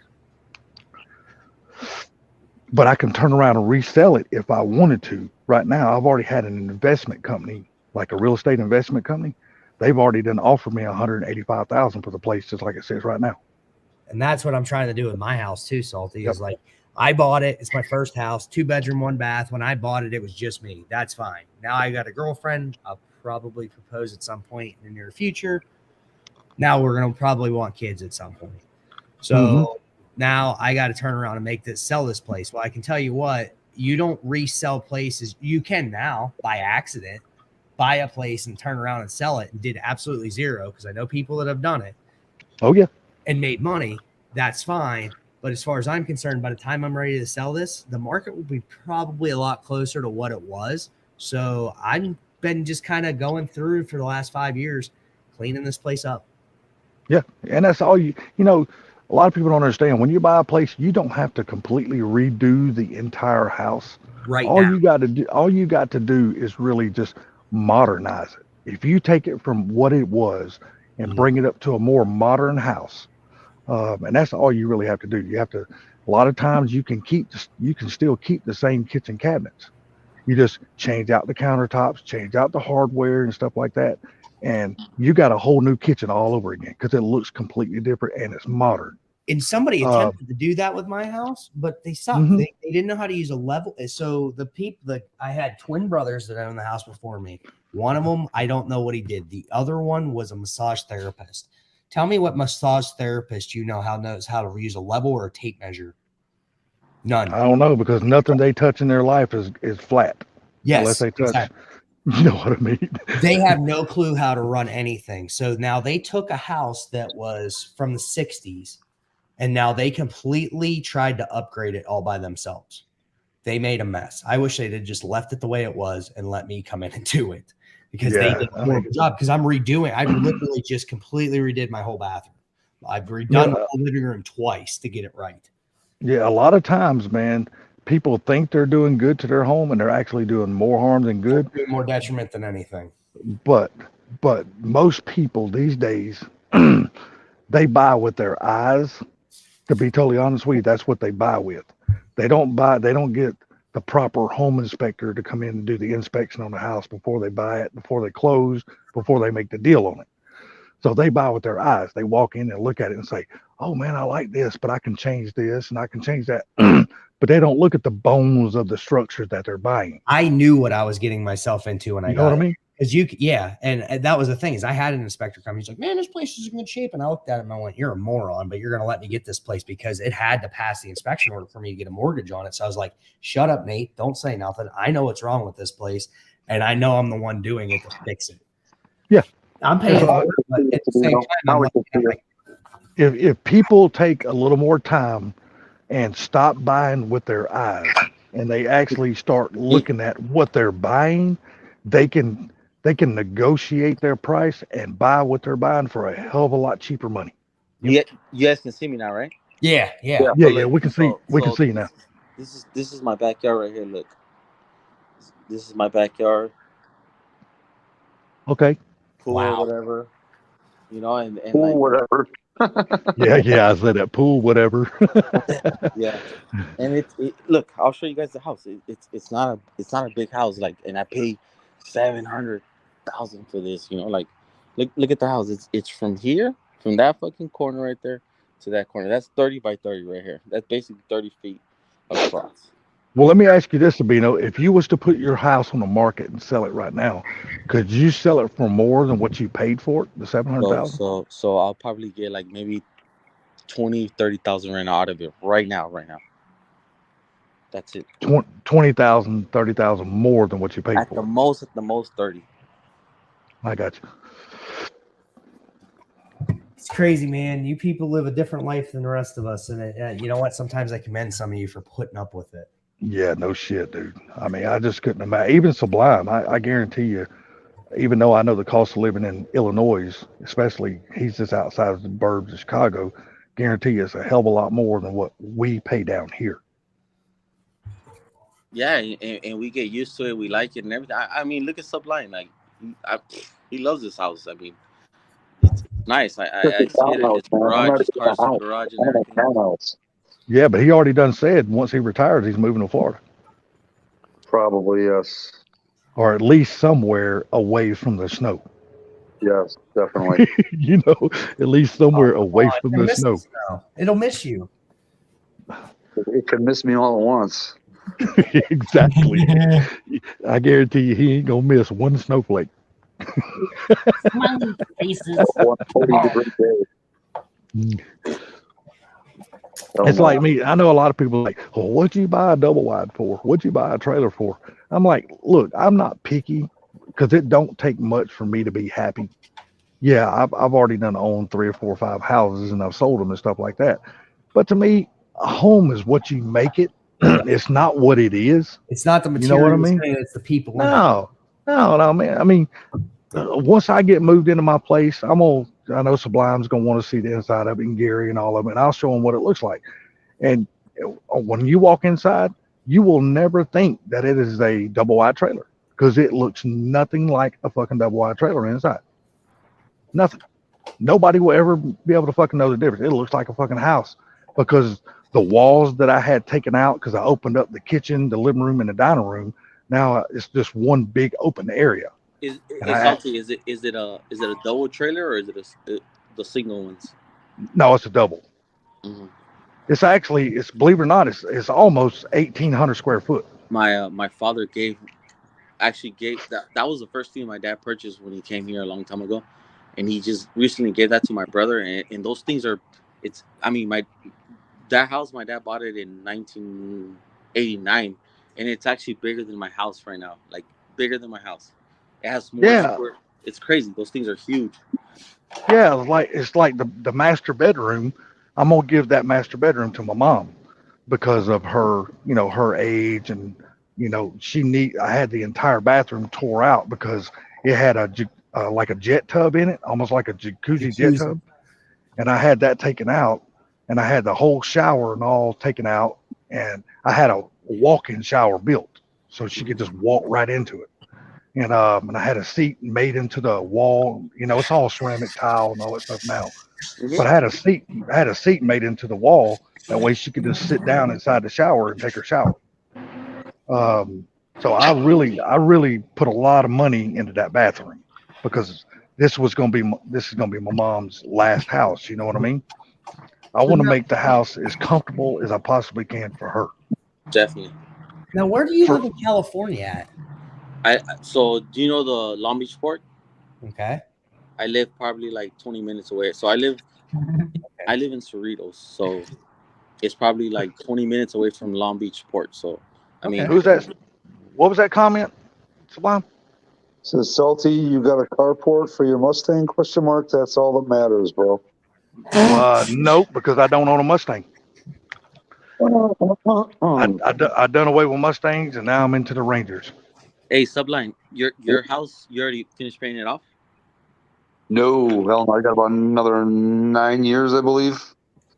How much? I mean, 9 years. So that means you have more than half of the equity in that house already, right? Probably, yes. Now, when you bought your place, you buy it on a 30-year loan? Yeah. Yeah, but it's been refinanced a couple times already. Okay. But what type of refinance? Because remember, some people pull out money.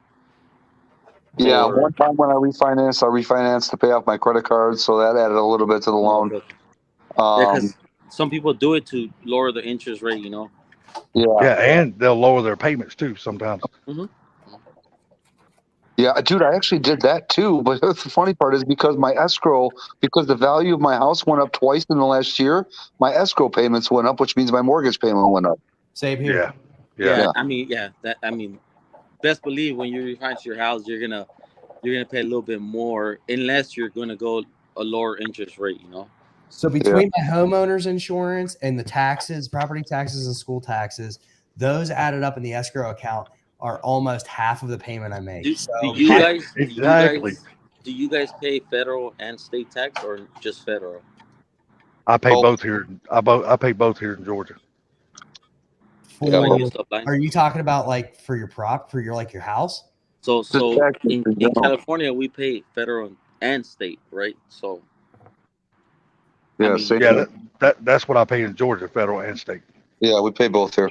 And state, dude, trust me, the state of Illinois, they bend you over 10 ways till Sunday if they can. Boy, you ain't lying. Georgia does the same fucking thing. But I will say this.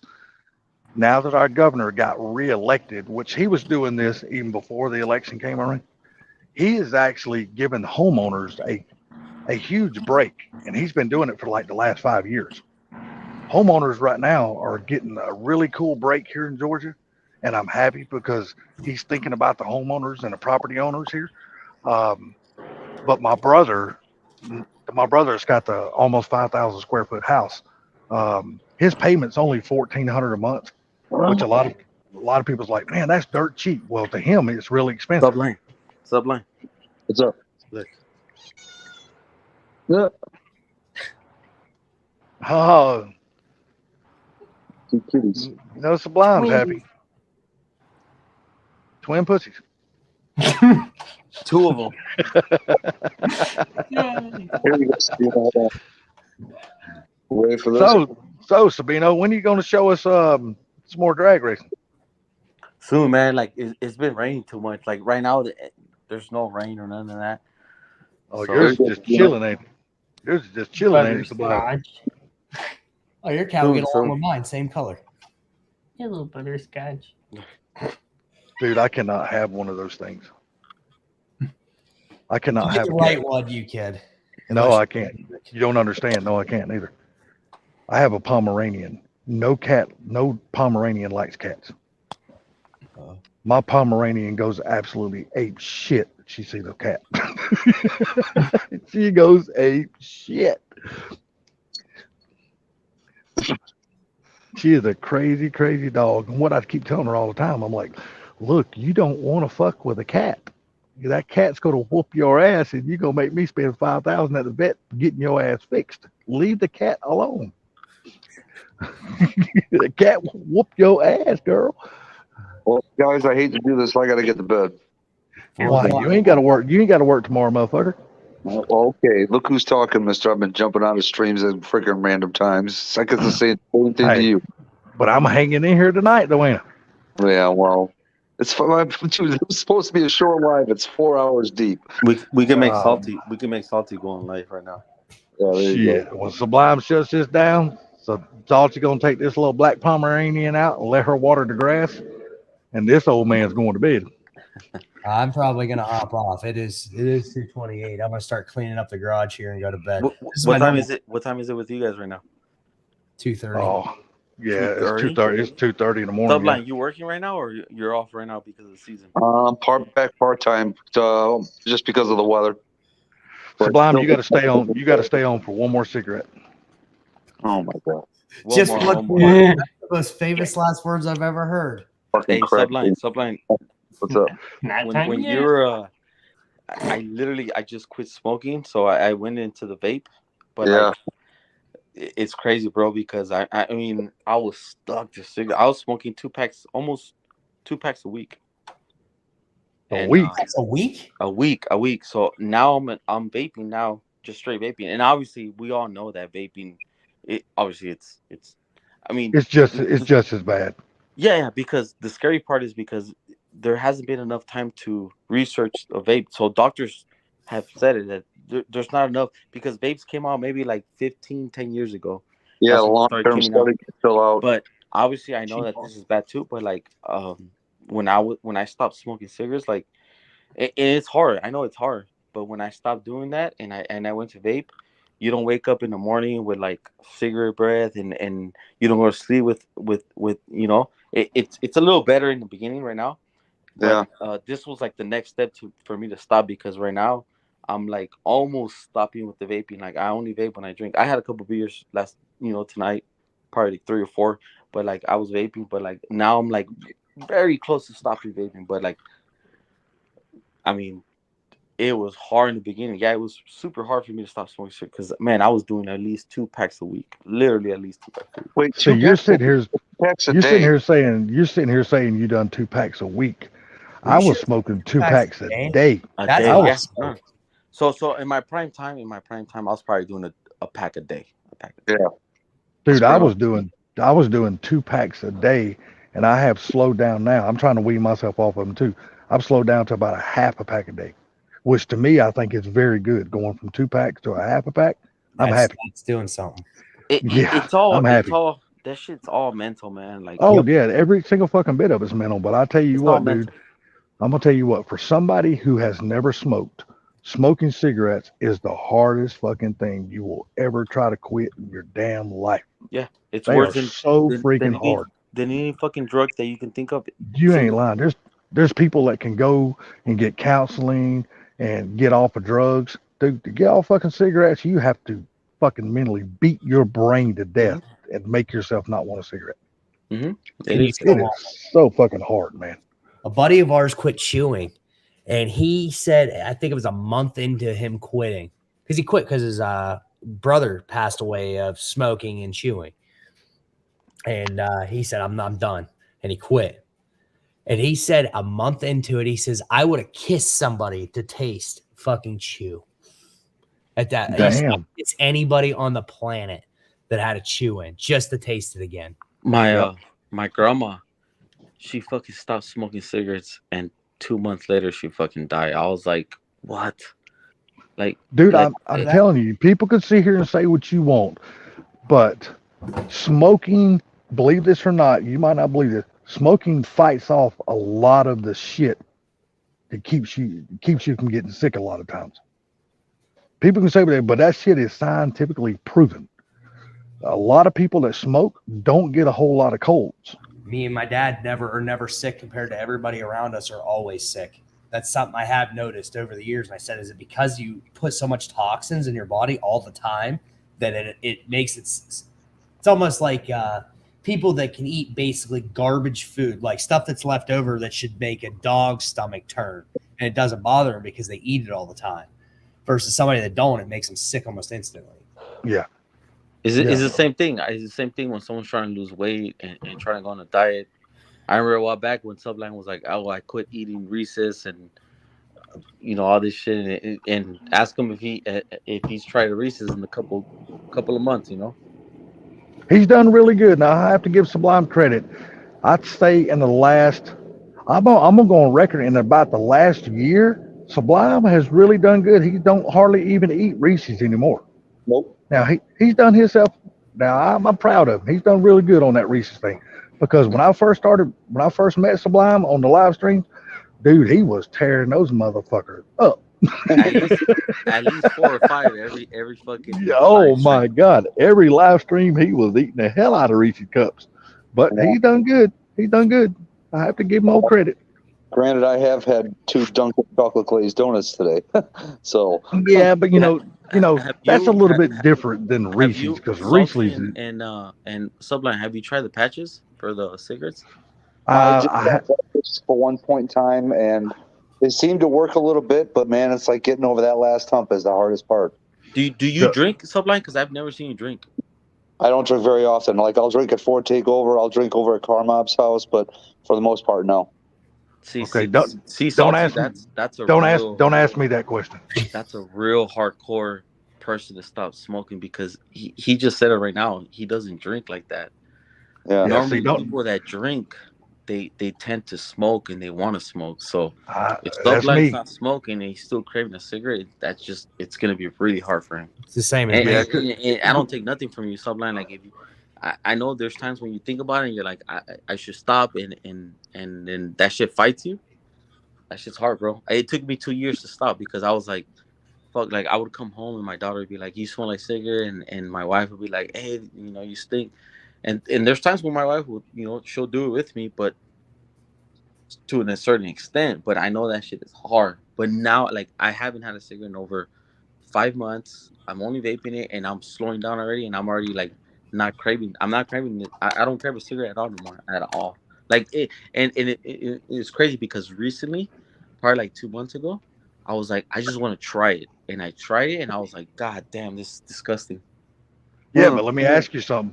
How much are you, okay, going by this, you knew the amount you were spending on cigarettes. Now, how much are you spending on vaping? As far as dollar amount compared to what you're paying for cigarettes? Salty You is said worse. you're only, It's worse. I was finna say, you're probably Worse. spending more on vaping than you did smoking cigarettes. It's worse. Yeah. It's worse. That's interesting. All right, so Yeah, well, I'm gonna let you go, man, Because because people don't understand, man. I don't want to keep. People don't you up, understand. Subline. The cigarettes are what they are per pack, but when people vape, most people mix their own vape, and they buy that shit by the jars and shit, or Salty, containers, and they this- mix that shit.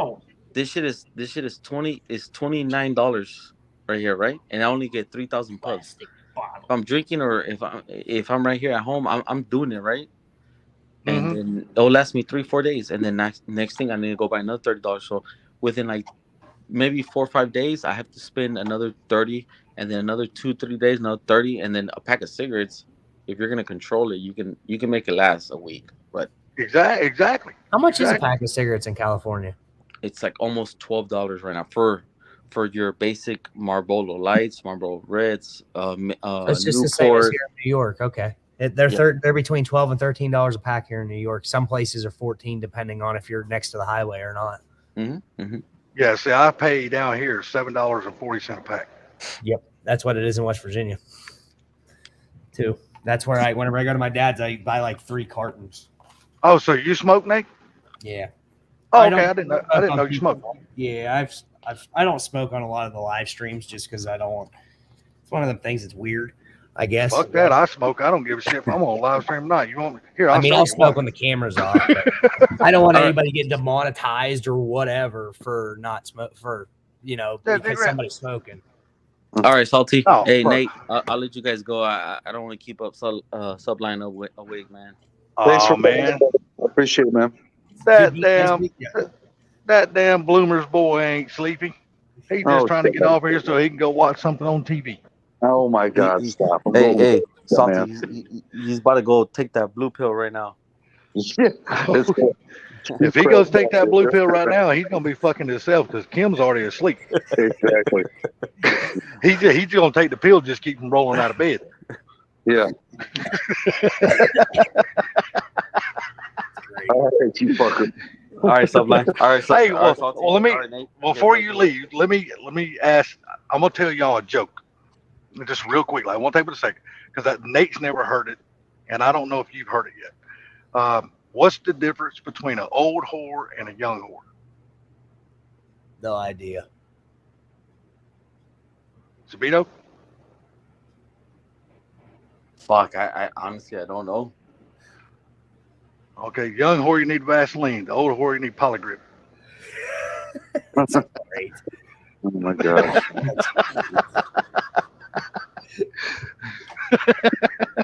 And on Well, on that- that note, yeah. Say what now? Oh, On yeah, that on that I'm gonna on get that off. note. Hey, make sure y'all tell y'all's wives that. Just see what the wives say. I bet they can say, "Oh my god, that's fucking gross." All right, guys. right. Sublime, we will see you tomorrow in Funky's live stream. Hey, look, if Funky don't go live tomorrow, are you going live in his place? I don't know. We'll see. Because you got the 10-person panel. So that's the reason why I'm asking. So does Pinks. We'll see. We'll figure it out. Okay. All right, buddy. Y'all have a Talk good to you night. guys Enjoy later. the Thanks for putting conversation. up with us. All right. See y'all tomorrow. Everybody. Sabino, nice seeing you again, buddy. Hey, same. Likewise, bro. All right, Yeah, thanks. take it easy, everybody.